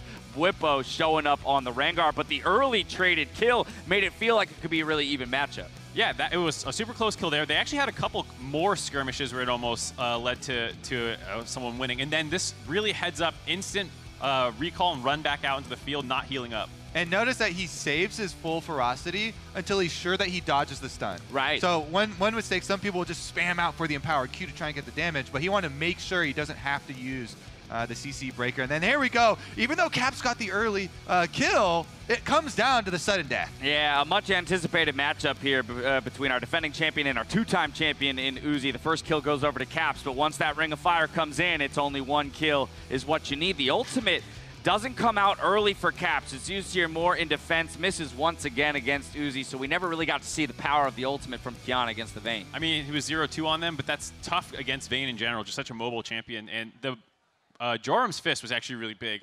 We saw Levi buy it too, but that was like late into the game after he didn't really need it. He just killed Olaf in what felt like a counter matchup. But this one felt really important to getting a lot of extra health on the Vayne to be able to sustain through any potential all-in, and you would need like an extra rotation or 2 from the Kiana, which I thought was what the stopwatch was supposed to get. And I love that Uzi is sticking to the marksman, you know, picking the Vayne. The Varus. Showcasing like how important it is to get these correct condemns, these correct tumbles with stealth off. I will point out, I found it interesting. I don't think I ever saw Caps throw out the water. Because we did hear, as the caster said, you can't get it from the health rune, you know, if you pull it in that regard. I'm not even saying it's optimal. It was just very curious that he opted not to go for it in that matchup. Yeah, and he did seem to know about it because I saw him grab it once or twice when clearing minions. So it wasn't like did Caps know or not? I'm pretty sure he did. So he must have just thought the damage or the invincibility helped more in the fighting versus Vayne. But either way, I think it was just the condemns really forced his hand. Yeah, Uzi on Vayne. That's about as much as you can say. Let's go ahead and take a look at the bracket as we get down to our final 4 players and those matchups. Much anticipated. That will take place tomorrow. First up on the top side of the bracket, we have the Shy and Whippo. Whippo, let's see if he's got another champ up his sleeve or if it'll be the Rengar coming back out again. And then, of course, Uzi versus Levi. I'm looking forward to Whippo keeping the EU dream alive. And he does it in, like you said, style. He's got different picks every single time. I want to just see who makes the Shy keep his hands on the keyboard the whole game. Nobody has done it. Nobody has done it. And then again, what will be the answer against Uzi, right? Because he has so many different marksmen at his disposal. If you ban out that Vayne, will he go back to the Varus where he beat, Bang's Yasuo? So there's still so much at his disposal. Will Levi really have something up his sleeve to kind of put it to our 2-time champion, our most winningest 1v1 player in history? Always rooting for the jungler, the underdog Dash. Well, it's similar. Go get him. Both Whippo and Levi are using like weirder picks to try and get by against like the super mechanical, oppressive, the Shy and Uzi. So it's actually kind of similar sides on both brackets. Without a doubt. Now that takes place tomorrow, but from today to Sunday, December 15th, Alienware is hosting a sweepstakes to give away 4 of these customized All-Star 2019 themed Alienware M15 notebooks. Whether you're here in Vegas or watching online, you can win one of these monsters by visiting the entry page at alienware.com/LOL Esports. Make sure to check the rules though, because there are some eligibility and exclusions that apply. Once again, that URL is alienware.com/LOL Esports. Those are some pretty slick laptops. I get to use Alienware for my own work. I'm very happy about it. They don't want to plug my own shows, but they are as well. They are top notch. Yeah, and exactly. And we heard that you were grinding, right? Some TFT, a nice laptop. in would the be, hotel, exactly. yeah. So an Alienware laptop would be good for that. Let's hear though from the Demon King on his All-Star experience as we hand it off to Shox for an interview. Thank you very much. I am here with FLICKR, who has been to a couple of All-Stars in his day. So FLICKR, what's been your personal favorite moment of All-Star so far? 네, 이제 페이커 선수 모셨는데요. 페이커 선수는 워낙 올스타도 꽤 많이 와보셨는데 여태까지 와본 올스타 중에 뭐가 제일 좋았나요? 저는 작년이랑 올해가 가장 재밌는 것 같고 즐길 게 굉장히 많은 것 같아서 또 선수들이 편하게 게임할 수 있는 것 같아요. So I want to say last year and this year because there are a lot of things to enjoy. So I think the pro players are able to kind of be relaxed and enjoy all the things. I also saw that you hung out a bit with Tyler1, who is of course a very famous and interesting streamer. What can you tell us about your activities with Tyler? 네, 그리고 타일러 원 분이랑 이제 조금 담소를 나누는 그런 장면도 봤는데 조금 유명하고 조금 재밌는 그런 분이잖아요. 어떤 분이랑 생각하시나요? 얘기 나눠보니까. 일단 굉장히 에너지가 넘치는 것 같고 또 저는 굉장히 에너지가 없는 편인데 그런 면에서 좀 대단한 것 같아요. So I think he's really energetic. So as a person who has like no energy, I think it's really great, awesome. Yeah, he has a lot of energy. Now, what is very cool about All-Star is that a lot of the people and the fans here can take photos with you and talk to the pros, which is, of course, very special. And a very special moment was created today when Jankos took a picture with you. And he had been looking to take a picture with you for several years already, and it made him very happy. What can you tell us about that moment? 그러면 사실 올스타전이 또 특별한 이유가 많은 팬분들도 여기 와서 페이커 분님이랑 이제 사진도 찍을 수 있고 말도 걸 수도 있었는데 이제 그런 소중한 순간 중에 하나가 오늘도 이제 양코 선수가 페이커 선수와 사진을 찍어서 이제 포스팅을 하셨어요. 사실 페이커 선수랑 사진을 찍기 위해 몇 년을 기다렸다고 하는데 그 순간 어떠셨나요?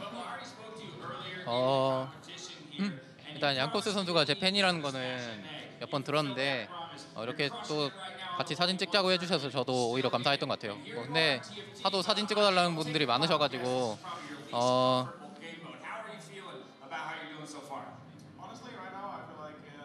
그냥 뭐 그렇게 중요한 순간은 아니었던 것 같아요. Well, so I heard that he's like my super fan for a couple of times. So I was also very thankful that he came to me and asked for a photo. But there are a lot of people asking for a photo with me, so that was like one of those moments. Okay, I see. Well, not important. Thank you very much, FLICKR. Enjoy the rest of the All-Star event. Thank you, G-Sun, as well. We're going to take a quick break, but we'll be right back. GG, he respawns, not gonna matter, the Shy. The second player to win via the turret. Yes! And the recall swag, 10 out of 10. The Shy into the top four. They're gonna try to kite back and forth. Ragnarok, of course, nice the dodge. That dodge was needed, and he has the damage. The kill comes through. Charge the Aurelia, she knows. He's gonna go! This could be the damage, all he needs, he gets away from the stun! And Whippo shuts him down, that was such a smart play! Look at the damage up with their caps, has the barrier. Ult's not gonna land, Uzi puts him down.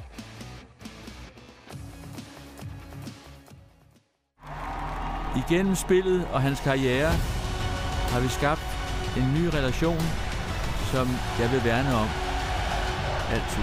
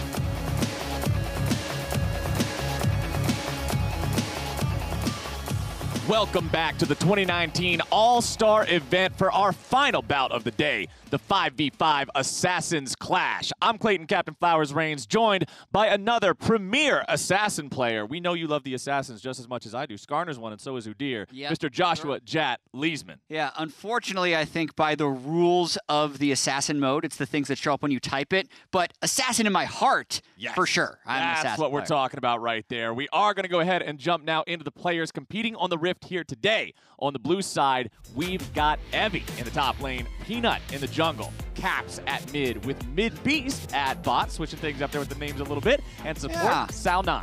Caps playing an Assassin mid does seem a little OP, but I thought the same thing of the LPL lineup. On the red side, we're going to Sia in the top lane, Levi in the jungle, FLICKR in mid lane. FLICKR v Cap. With an assassin. Not allowed to play Zac because he's not an assassin. Thank goodness. That's good. Wei Xiao in bot lane with Red Mercy. Really excited to see Wei Xiao back playing League of Legends because he was just such a legendary AD carry from way back in 2012. And speaking of who's allowed to play what and what's happening in this mode, one thing I do want to go ahead and make clear to people before we get into Champion Select, it's not just strictly the characters that are classified as assassins. Some fan favorites that aren't always built to be a glass cannon but can have an assassin build, like really? Lethality Lee Sin and Lethality Jarvan, are permitted as long as the players do not go for the bruiser options and strictly build the lethality items.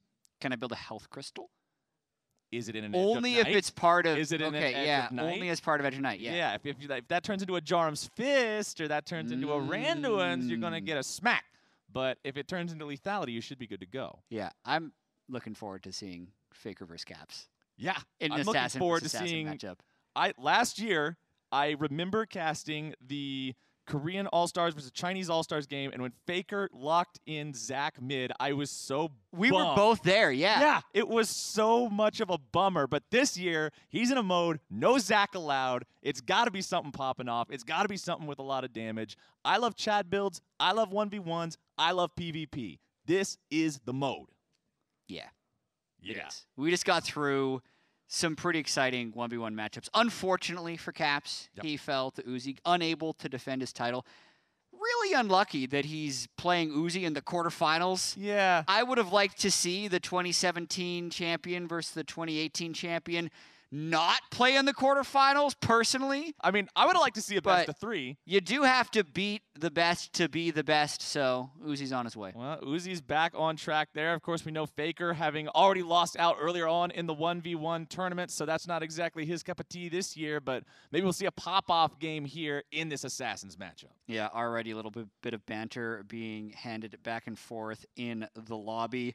Levi says, we have FLICKR, and then Peanut says, we have Caps, former teammate of FLICKR back in the 2017 World Championship.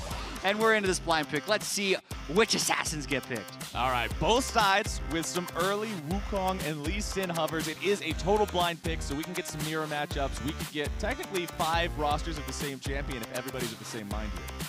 Oh man, if FLICKR gets Diana, that could be a real pop-off. With no one being able to build defensive, you just get a Spellbinder on Diana. And it's new Diana, because we're on 9.24. Because this is it with the charge E-ult? We saw her in one of the games earlier today in the tandem mode.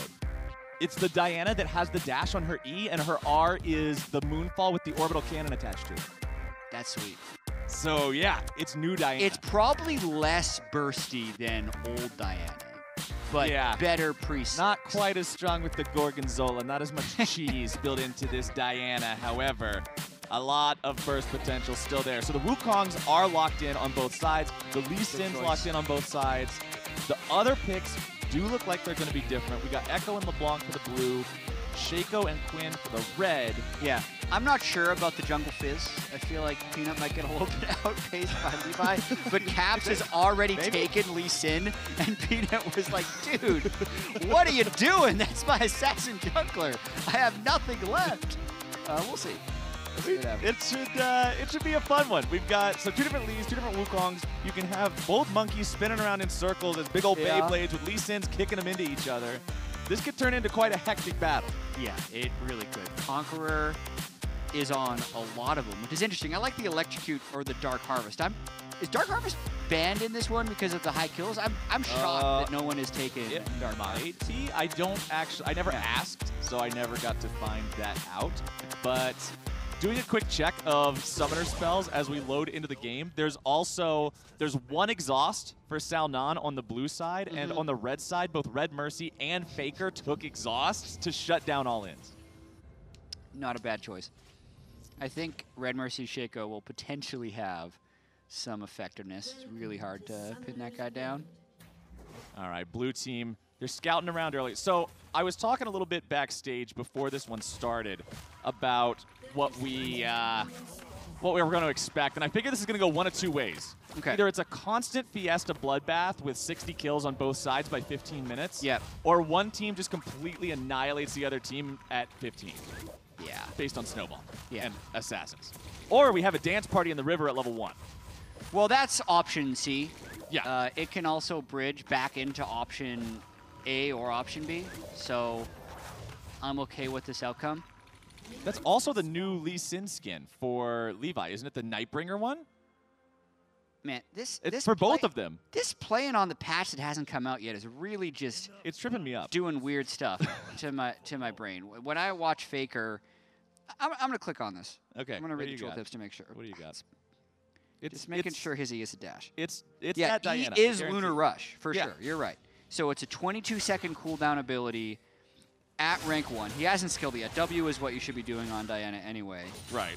It still resets his cooldown if the enemy is affected by Moonlight, but then the big change is the fact that R pulls in one or more enemy champions, the Moonlight will crash down and deal damage. So it's not just a vacuum that slows anymore. You can actually do some AoE teamfight damage. That's like a 100-second cooldown now. So a little bit more pre-6, maybe a little bit more flexibility in this reworked Diana kit. All right, so I do not expect this to be a resident sleeper, farm up, wait till late kind of a game. In fact, I'm kind of surprised we haven't got a kill already. So I'm going to take your bet. Who gets the first blood and who gets first blooded? Okay, I'm going to guess, but you also have to guess. Okay, I will guess. Because I it's posed the the 1 in question 10. first. Yeah? Yeah. So Levi will get first blood. On to whom? Oh, jeez, that's like a 1 in a... Okay. Yeah. Levi will get first blood on to mid beast. Okay, I'm going to say... who do we got here?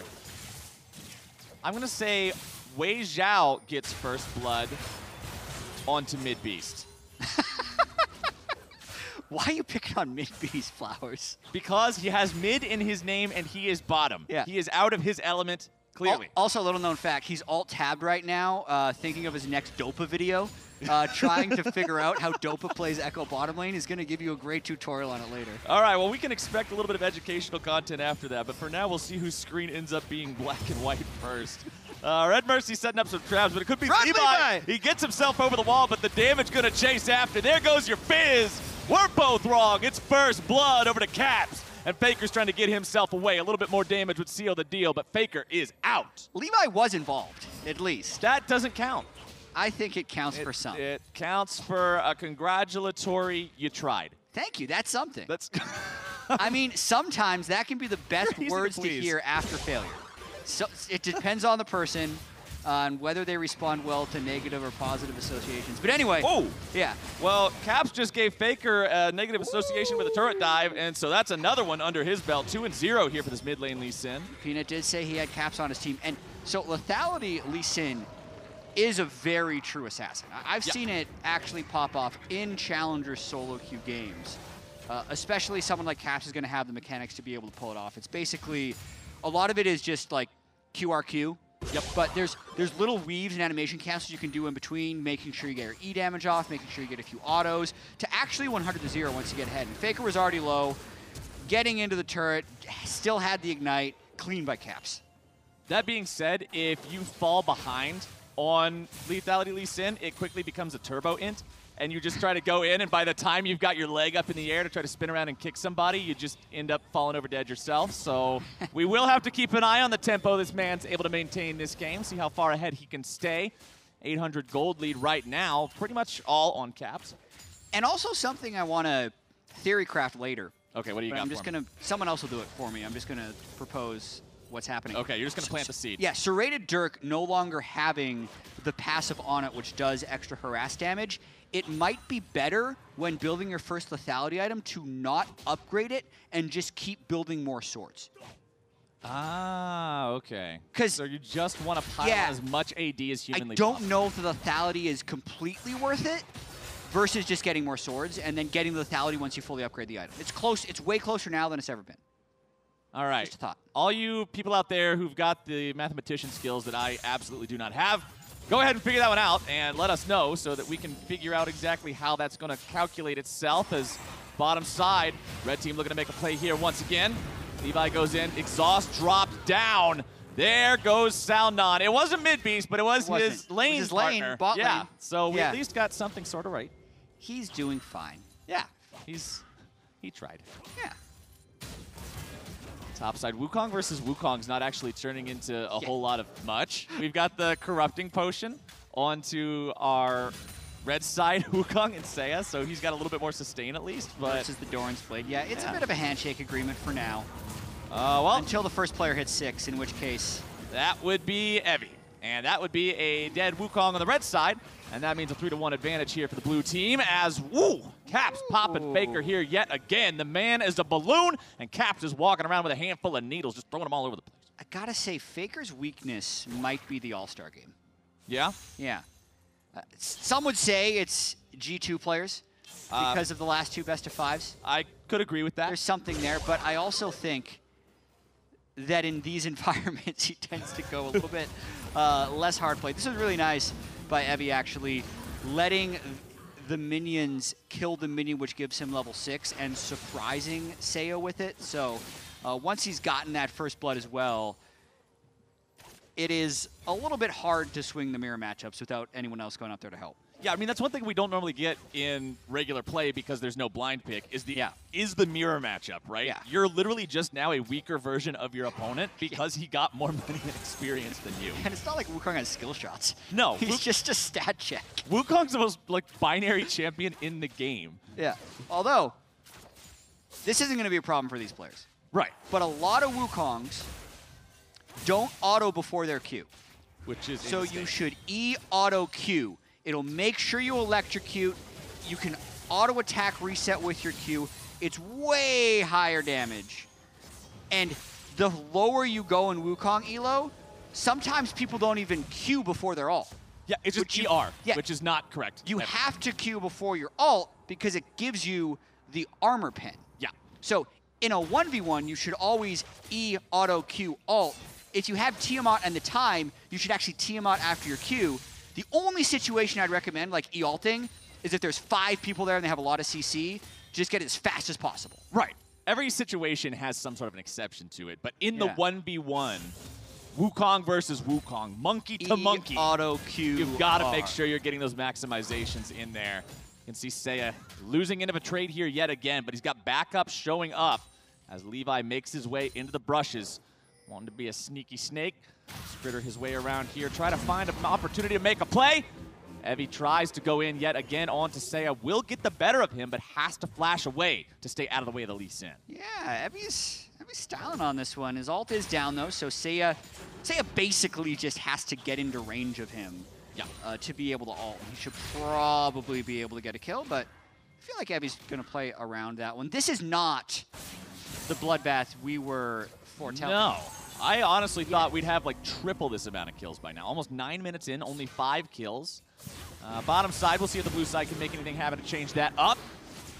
Salnon tries to get a little bit of a trade. Root finds its way there onto Red Mercy. Peanut looking to go in. Caps right beside him. The dive coming through. The damage coming out. Tower drop coming in now as Caps goes on a rampage. The Quinn falls down. Double kill over to Caps. The man is on a mission. Red Mercy at least gets one in return. 5-0-0 mid Lee Sin. I wonder which lethality item is going to go first. Oh, Duskblade. Yeah, Duskblade seems to be the choice. I like that, though. That is the chattest of the lethality items because it just gives you more damage. Yeah. If all you're looking to do is take somebody's health bar from 100 to 0 as quickly as possible, boom, there you go. Yeah.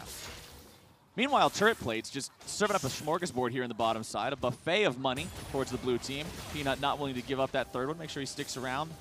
Potentially tempts the Quinn to just try to make a move, but it's easy to hop away. Let's take a look at the replay.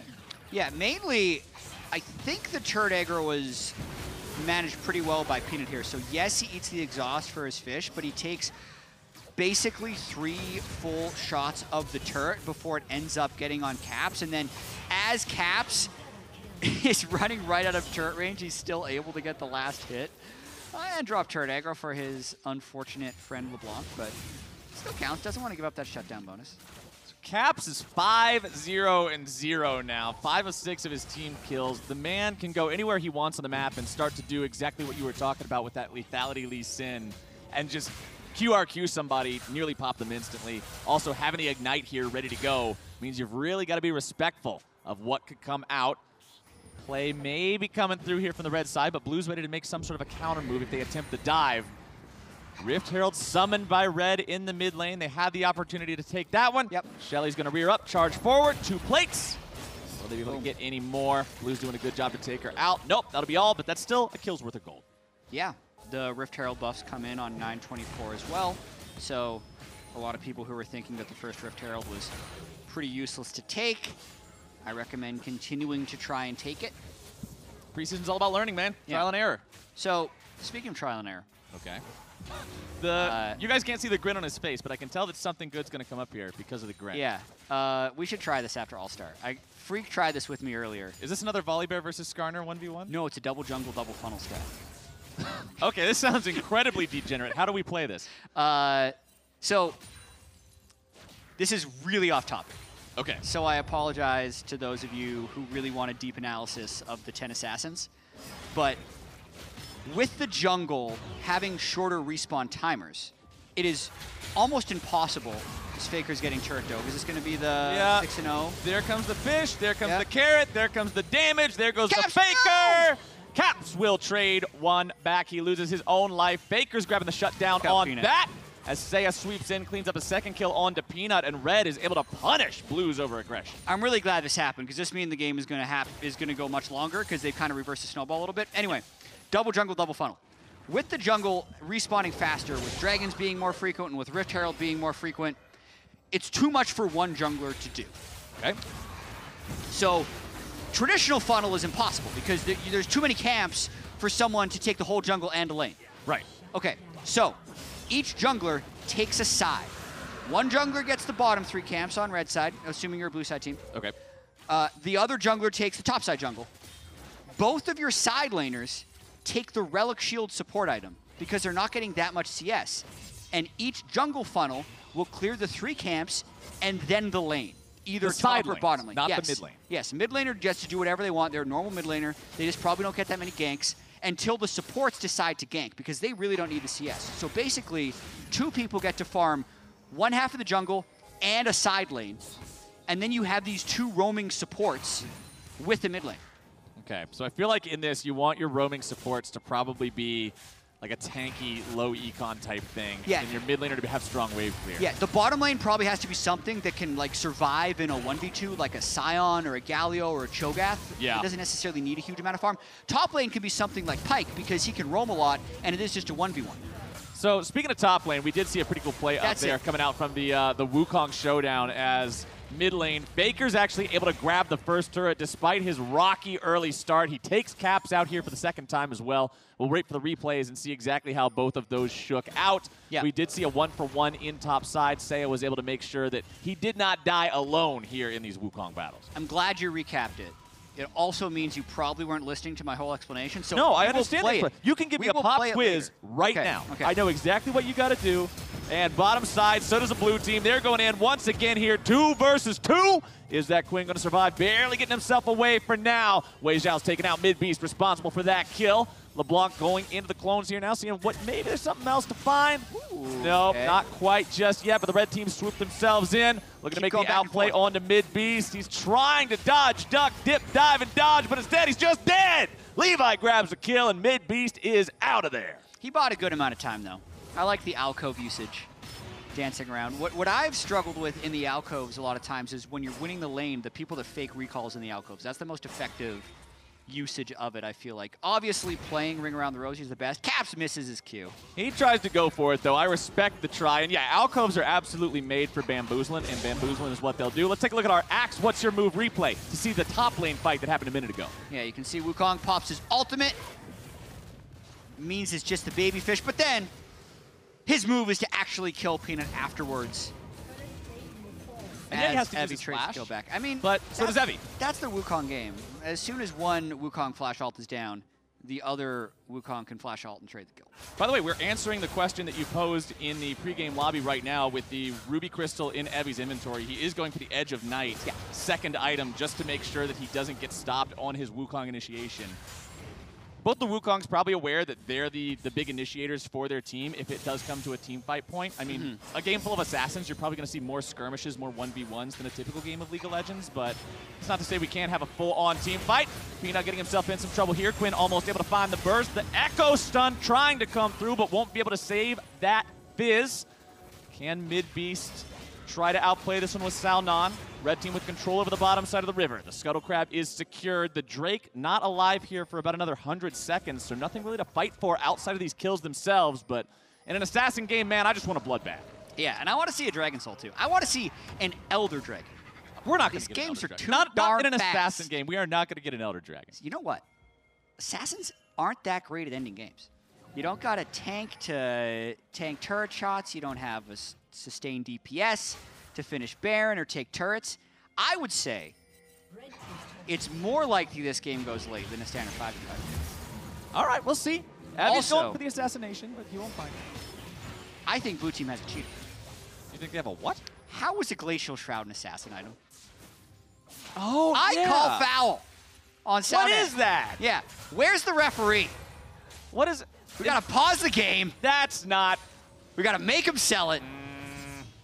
Or maybe we don't. Because he's got the Ether Wisp, he's got the Glacial Shroud. Those don't build into an assassin item. No, This isn't some secret patch 9.24 tech. No, there's no hidden meta here just waiting to be discovered.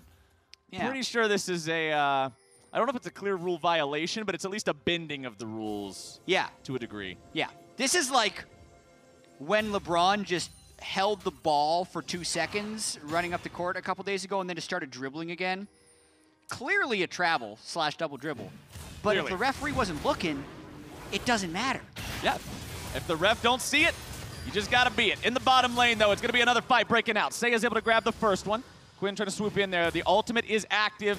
She's flying like a bat out of hell, and she's found her way onto Caps. Does get himself away, using that safeguard, trying to stay alive, disengage this one further. Red Mercy still on the chase, splits himself into 2, drops the exhaust, still looking to make the plays back onto Caps, jumping right back into the fight now, but not able to find the outplay. Wei Xiao takes him out. And now, can Salnon get himself away from these guys? He's in a 1 versus 2. He is on LeBlanc. This champion is slippery. Should be able to keep himself alive here. Red Mercy just waiting and baiting, bringing him back into the fight. The boxes almost grabbing the kill. Yeah, really well played by Red Mercy there.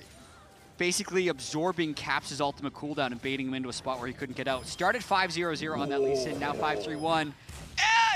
That was so close, but I don't think it's even going to matter. There comes your Wukong. Hit him with the stick. Seiya's grabbing another one, but he is going to be cleaned up here, most likely by Peanut. Nope! Fish out of water instead, and the red team makes the outplays. And the infernal blazes on the assassin. Oh, map. you love to see it. Nothing but fire drakes for the rest of the game. And no oceans at all. Yeah. No oceans whatsoever. Was this set up somehow? This could be, I don't know if there was this? The Dragons themselves knew what was coming into this game. So, all right. Remember that because it just goes to 4 elemental drakes on one side now, and then the Elder comes up. The Elder timer is variable now. It's not just set at 35 minutes. All drakes are now Elders. It's every drake after Soul. Right. So that means if the next 2 drakes go over to the red side, we could see Elder coming online at about, what, 34 minutes? Almost exactly where it would be otherwise, but hey. Yeah. Or we could never see it. Because blue team could get 4. We have to hold out hope. We have to hold out hope that we see the Elder Drake in all his I'm a fire in my laser glory. Yeah. Actually, really nice heal there to keep Seiya alive. Nowhere to hide. Oh, that was cheeky, but is it worth it? Peanut jumps up onto the pole, comes right back down. Shut down over to him. He gets his red buff at the end of the day. Meanwhile, mid lane FLICKR might be in a sad spot. SoundOn getting himself out. Shut down credit over to mid Beast, taking FLICKR out there. Red team looking to chase after him, but the Echo does elude them for now. On one hand, he got the red buff. Yes. That's a tilter. Yeah. On the other hand, he did give up like 450 gold. And the red buff. Also a tilter. Yeah. But which tilter is greater? Definitely the dying part. You sure? Yeah. Sometimes it's about sending a message. It Sometimes is. it's about saying that's my buff. It is. If buffs didn't transfer, then I think you should do it. But because it did, you effectively just gave him like a mega red buff. Yeah, just a big leash as Seiya barely walks away. Flash coming in from Evie there once again, grabbing himself a kill in the Wukong 1v1. Oh, one more shot from the minion. Oh, they got him right in the back. I hardly knew ye, Evie. He falls down, and that's a 1-for-1. Man, actually 6 kills on Seiya on this Wukong. I haven't even noticed how much he's been roaming around. Yeah, look at the mobility boots going in right after the first lethality item, and he went for the Yumu's Ghostblade. He's all about the roams here on his Wukong play. Fizz in the alcove. Let's see if Fizz can outplay it. Peanut up into the air, down onto the ground, right into the grave, and that's all you need to say. Alcove's not saving you from that one. That was not the outplay I was hoping to see. The just face first into a Lee Sinar. Oh, okay. All right. So that's how you do it. For anybody who might have doubted what Jat was talking about with lethality Lee Sin, that's QRQ. Because you want to get the execute damage on the resonating strike portion of the Q. Yep. And that's why you often Q flash and then redetonate your Q. And as we're talking about that, the fight continues raging. FLICKR grabbing himself 2 kills there onto the bottom laners of the blue team. Seeing if maybe he can find something else to chase down here. Caps running away into the top side of the river. FLICKR, no fear here. The man does have his Zhonya's Hourglass fully complete and ready to go. Has the Oblivion Orb in inventory as well, building towards that Nashor's Tooth. So not the full-on just one-shot you Diana build. It just goes QRQ, or QRR. That was it's now EQE. That's right. Yeah. I have to. We got to remember to switch the buttons around. The whole paradigm shift. As the shutdown credit goes over to Evie here, who has had more success in the Wukong 1v1 situation. I mean, he's up on farm. He usually solo kills his opponent when they fight, but just hasn't had the same map impact that Seiya has, considering, you know, he's got more kills, he's got more kill participation, and he's just building for the roams. It's true. Mobility boots are my recommended boot on Wukong, because it's so much about getting into range just for your E and your full combo. Obviously, sometimes you need to be forced into something else, but that's usually just depression zone. I was going to bring something up about Diana, though. Okay, what do you got? I wonder, for a Diana one-trick, so this would be like a theoretical question for you with Skarner. Okay. If his R became his E and his E became his R, wouldn't you rather just rebind your keys and forget about it? Yeah, like should Diana one-trick just change their E and R buttons? Is the confusion of reading just your skill bar and it being out of order versus just kind of turning your brain to the past and trying to play old Diana? Obviously, just think of it, oh yeah, my E changed, it's now a charge. And you're still pressing the same button? I feel like if you're mid-season and you're like pushing for a climb and trying to break a new rank or something, hit rank 1 because you are a dedicated Diana one-trick and you're obviously very good at the game in this hypothetical situation, then you change the bindings around for immediate profit.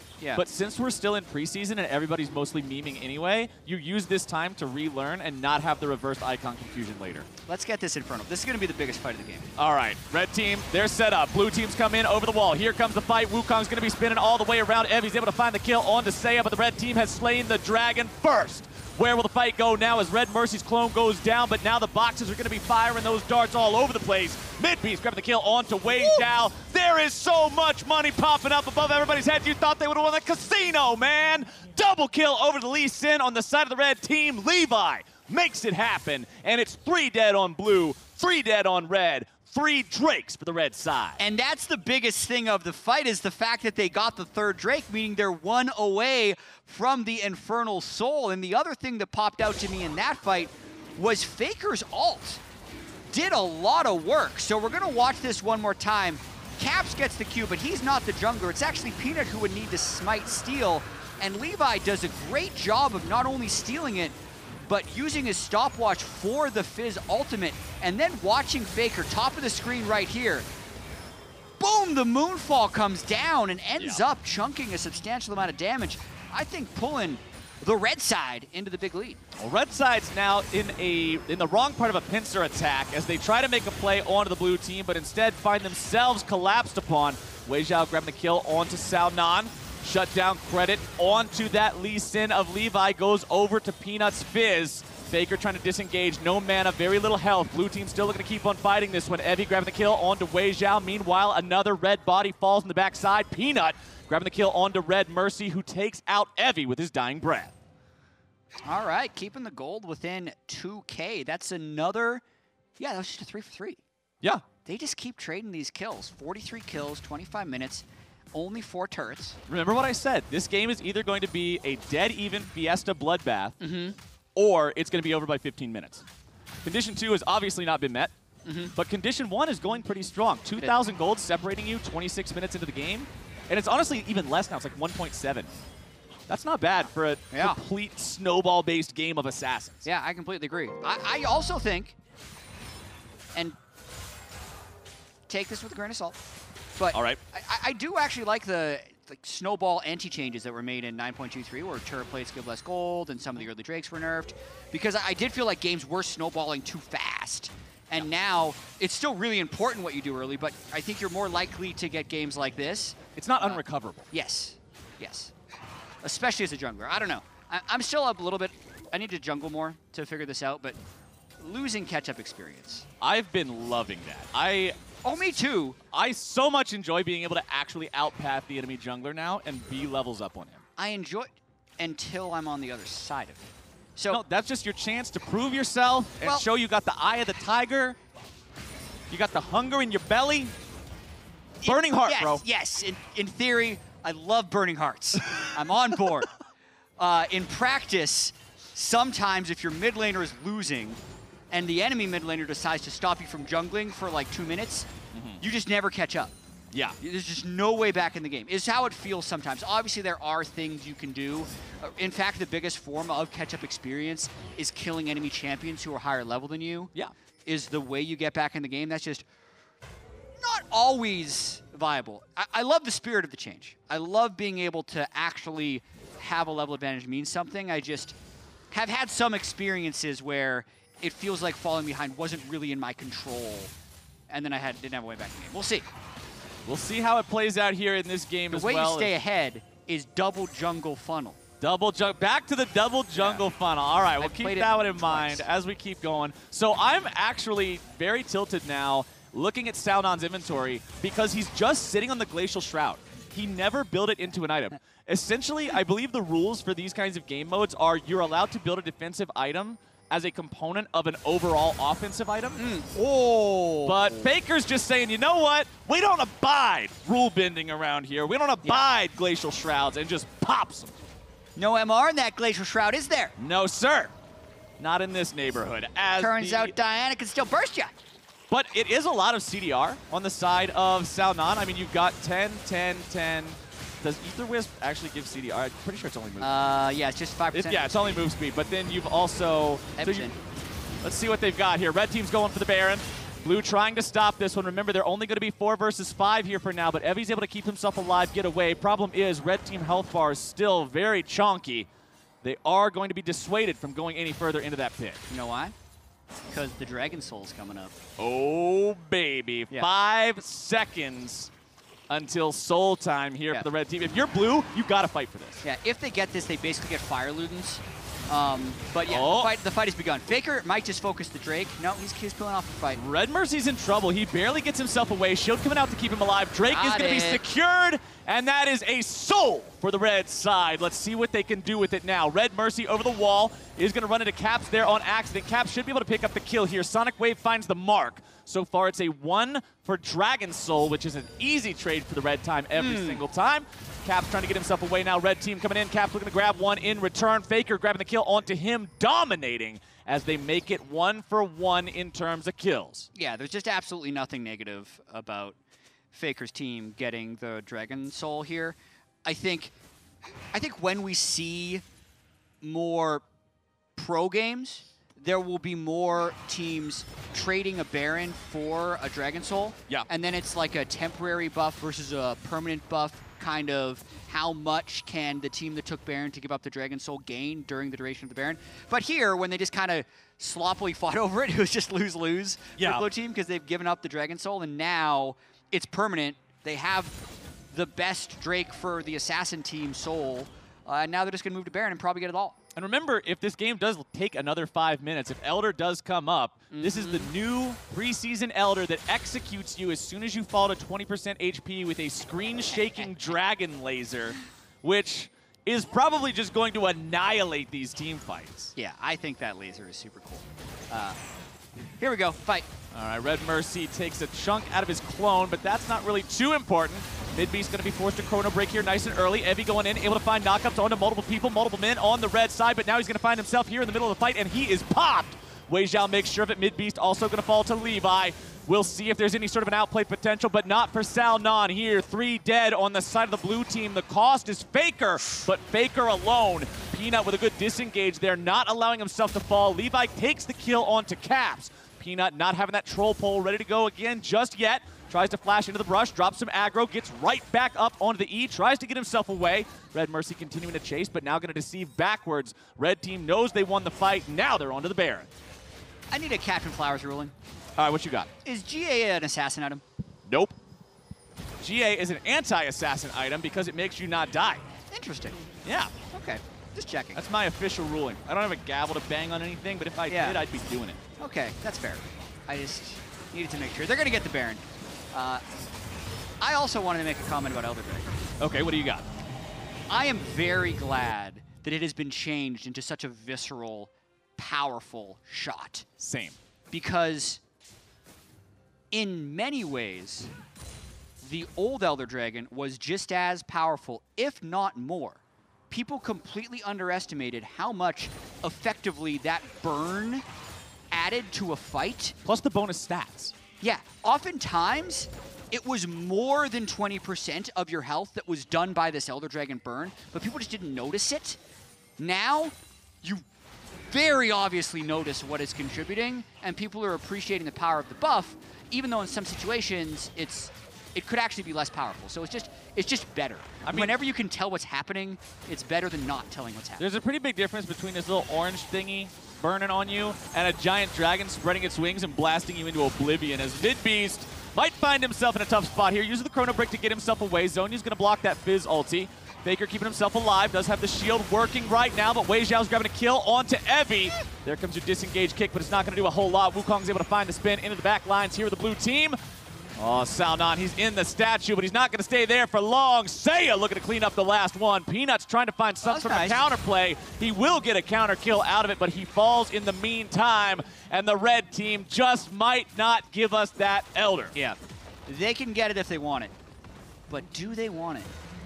It is really fun to be a Fed Assassin when the other team is soft banned from defensive items. Yeah. So I could see a situation where they don't end on this Baron push and they do get the Elder in 2 minutes. You gotta end the game in style. You gotta make sure you win with the Elder, all 3 enemy inhibitors down, all 11 turrets taken, leave no room for question. Yeah, especially if, this will never happen, but especially if blue team is all kind of clumped up and then FLICKR gets the moonfall. Whoa! Penta Elder. That would be. So if that happens, let's say FLICKR does that, the beam hits them all at the same time. Does one dragon shoot 5 lasers, or does 5 different dragons spawn at the same time? I have no idea. So I think from when I've seen it, I've only seen videos of it, actually. I've played a lot of games. I still haven't seen Elder. We're gonna see. Well, FLICKR just decided to remove Peanut from the game. So Evie's now decided to do the same thing to Red Mercy. Yeah. So it's 1-for-1 so far. Let's see if Evie can get himself away here. Well, he's just going to get smacked by Seiya. So that's an easy second pick up there for the red side. 3 still standing here on blue, but that's a pretty tall order to defend. Yeah, 30 seconds till Elder. I think the wings spawn in the direction of the beam. So I think you get 5 sets of dragons spawning at the same time. So they all just go woo, woo, woo, wah, wah, wah, wah. I am guessing that is what happens. Now I feel like we need to find 8 people and test this as the red side tries to make a play onto the enemy support. FLICKR goes in, just says, see you later. Salnon's barely walking away back to the base. He's trying to bait, trying to get FLICKR to go just a little bit too far in here. The minions are on the march. These Nexus turrets have got to be defended, and pings are coming out from the blue side onto the Elder Drake. They know what Red's been waiting for. Levi wants it. They know what the red team's waiting for here. Ping's coming out from both teams now. Levi's already into the pit. He's got Wei Zhao helping him. Okay. FLICKR's got a Spellbinder now, so he is max Diana with double Infernal, with Infernal Soul, with Elder, and with coming Elder. Up. Even the Wukong can one-shot. They're just goofing off. Come on, they're not even taking it. What are they doing? Why are... Okay, what's happening? They're chatting. So Evie said wait. Midbeast said wait. Oh, they want to fight. Okay, we come. They're agreeing to have a gentleman's battle for the Drake. Because if you steal the Drake, the possibility of a comeback is still there. Yeah. Because it's not like the old one where it's more powerful with how many elementals you have. Yeah. It's still a real fight. So we've got the gentleman's agreement. Red team does have the vision control over the Drake pit bottom side river area. If you're really a gentleman, you let the other team ward. But no one does that. Everything they has just its wait limits. in a bush. All kindness has its limits, my friend. And Seiya's grabbing the kill onto Caps. The fight breaks out, but it's over before it even starts. Evie tries to go into the spin, but Red Mercy's grabbing the kill onto Salnon. Wei Zhao goes unstoppable. Midbeast is down. Peanut is gone. Good Lord, it's a 5-for-0. They aren't even going to get the dragon. No. Oh, the minions are going to end it. Yeah, they're going to do it. I mean, we still got the fight.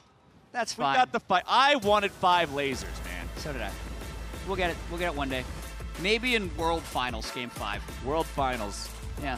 TSM versus G2. The Pentagon. Game 5 Elder Drake. G2. Preposterous that G2 could make it 2 years in a row, Flower. Well, at least we got to have some high kill action here. It ended up being 24-43, so we got 67 kills between these two teams on the Assassins. That was fun. I think it was fun. I was actually impressed by the burst damage of FLICKR's Diana. I'm going to have to track the power of that pick coming through. Obviously, whenever you watch FLICKR play something, you never really know the power level of it because it is FLICKR. Yeah, so, you have to take it with a little bit of extra consideration. Yeah. So the other thing that I was looking at is he ended up with 30 CDR, and his E is on a 9.8 second cooldown. So you can actually get that pretty low overall. 6.3 seconds on the shield, 4.2 on the Q, and then Moonfall goes down to 50.4 at that point. So that's not bad. It's pretty spammable. Yeah. It might be a more viable pro pick now. Instead of just the... I mean, you can still do the one-shot stuff afterwards, depending on the other team. But we'll see how much that affects like early lane ganks or ability to follow up. But overall, that was a pretty good Assassin game. I'm glad that at least we got to the 30 or 40 minutes of the game rather than it being like the KR versus CN match that we saw earlier. It was just like 17,000 gold really early on in the game. The score was 30-8 at one point. Like it's just not. It's not League of Legends anymore. It's just let's pick on these guys. But blue team gave it a fighting chance. They were in there for a while. It was actually really even early on. We got to see the pop-off from Evie and the Wukong 1v1 at the top. But Seiya honestly did a really great job of saying, all right, you know what? You're the stronger Wukong right now. I'm just going to go monkey around somewhere else. Yeah, and we got to see Caps 5-0 start. Unfortunate after something else happened after that point. 5-0 start was great. My memory's a little fuzzy. Something happened there, but yeah, overall that was a really fun one. But for a breakdown of that match and to wrap up the day, let's go ahead and send things over to the analysts. We've got nothing either. We don't know what happened. No, that was so funny. No, just kidding. The Red Assassins, they won. I think that's an awesome The team Red name. Assassin. Yeah, that's yes. what they're called. It's actually a great name. So what was your favorite moment, Dracos? What you mean, Sean? What you mean? You know, like favorite your moment? favorite moment. My favorite moment We was got when the camera- What You Mean crew here. Yeah. When the cameras came to us, that was my favorite moment. Yeah. What you mean? Oh, you weren't expecting that when the What You Mean came back at you. No, I enjoyed the way that Caps came out the gate, kind of firing on all cylinders on the Lee Sin.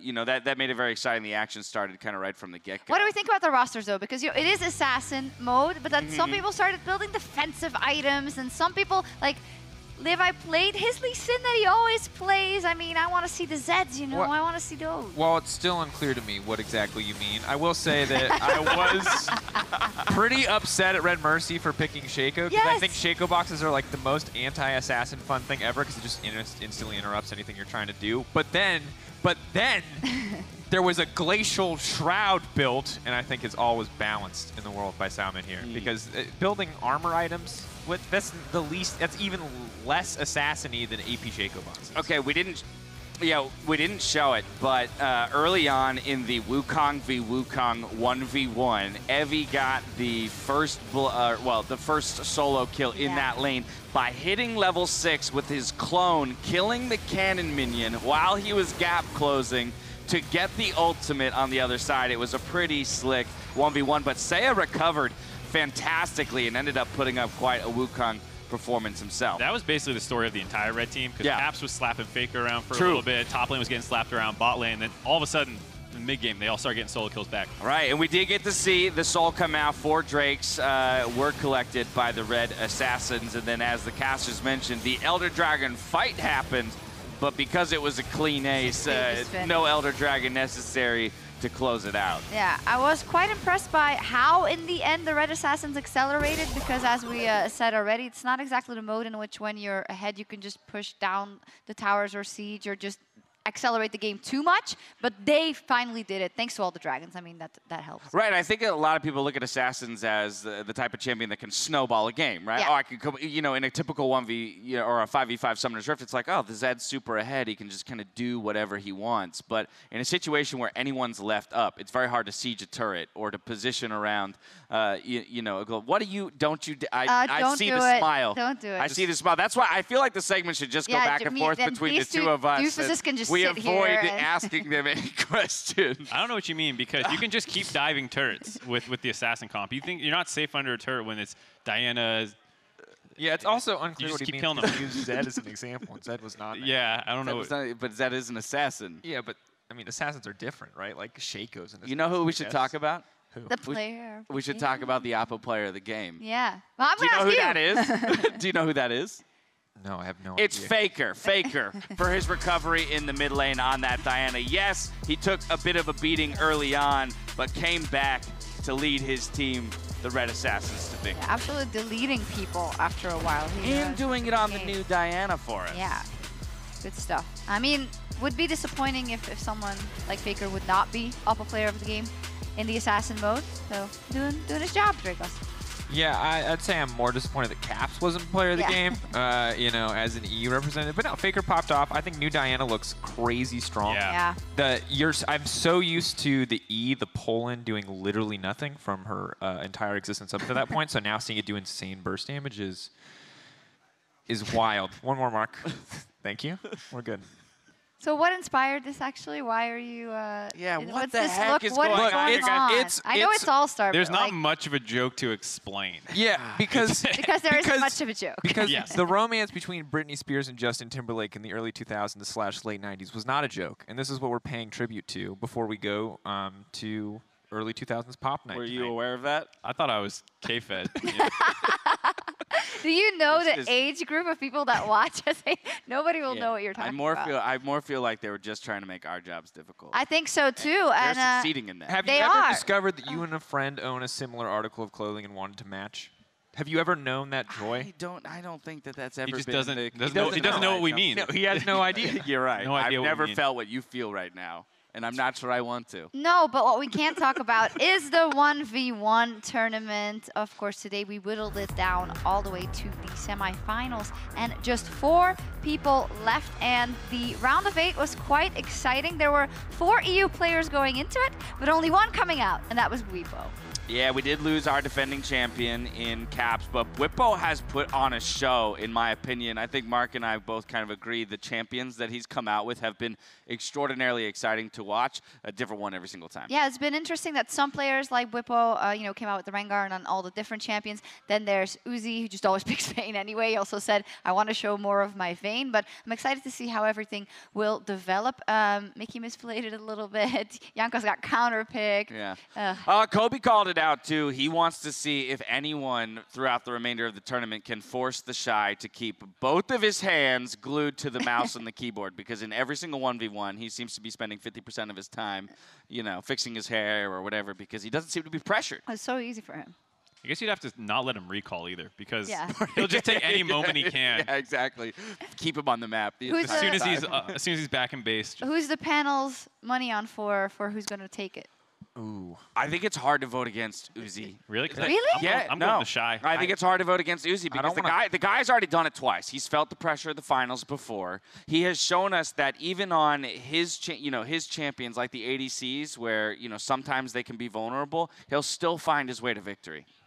Yeah, it's hard to take away from the Shy though. The Shy is really insane on a What wide does variety. the Shy play into Uzi that beats him? He bans 80 carries and he plays. So you're banning Vayne, Tristana, and Varus. Maybe Varus, maybe. And then what do you? Yeah. Okay. I think it's really hard to know 100% what he thinks is good, because there was the 1v1 tournament in the LPL and there was like a bunch of Conqueror And this stuff. is all assuming then that Uzi can't win on a non-ADC. Yeah, exactly. Probably. Just saying. Yeah.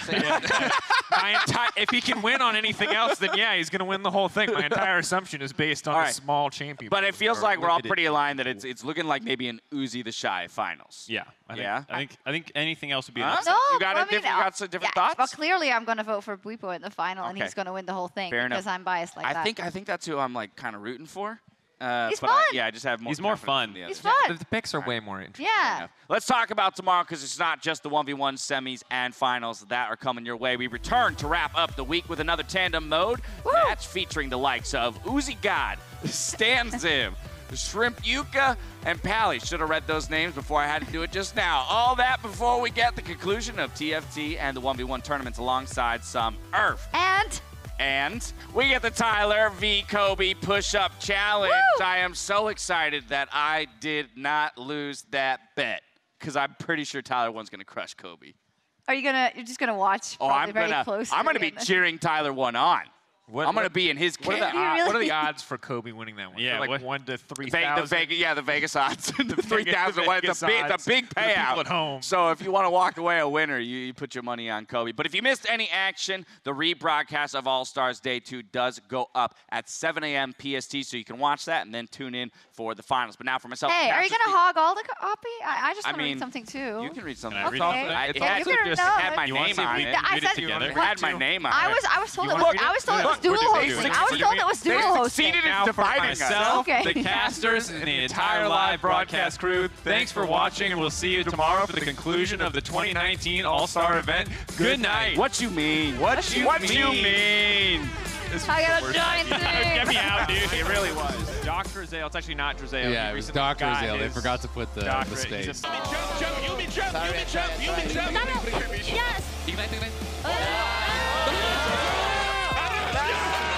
Tenemos para comprar uno, ¿no?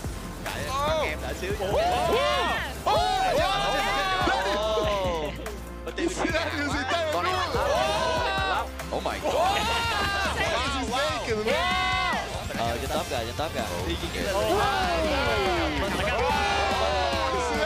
The snowball. This is the fight that's going to end it all, and it's... Oh, he got it! It's enough for Jankos. The dunk was heavy enough. This guy's just gonna wait. Oh, there's no way through this. He's just BMing him. Urge the Aurelia. She knows. He's going to go. This could be the damage. All he needs, he gets away from the stun. And Buefo shuts him down. That was such a smart play. 뭐 요 정도 형. 완벽히 라인. 나. 可以啊。哎？ 나이스. 푸시. 온다 랜턴.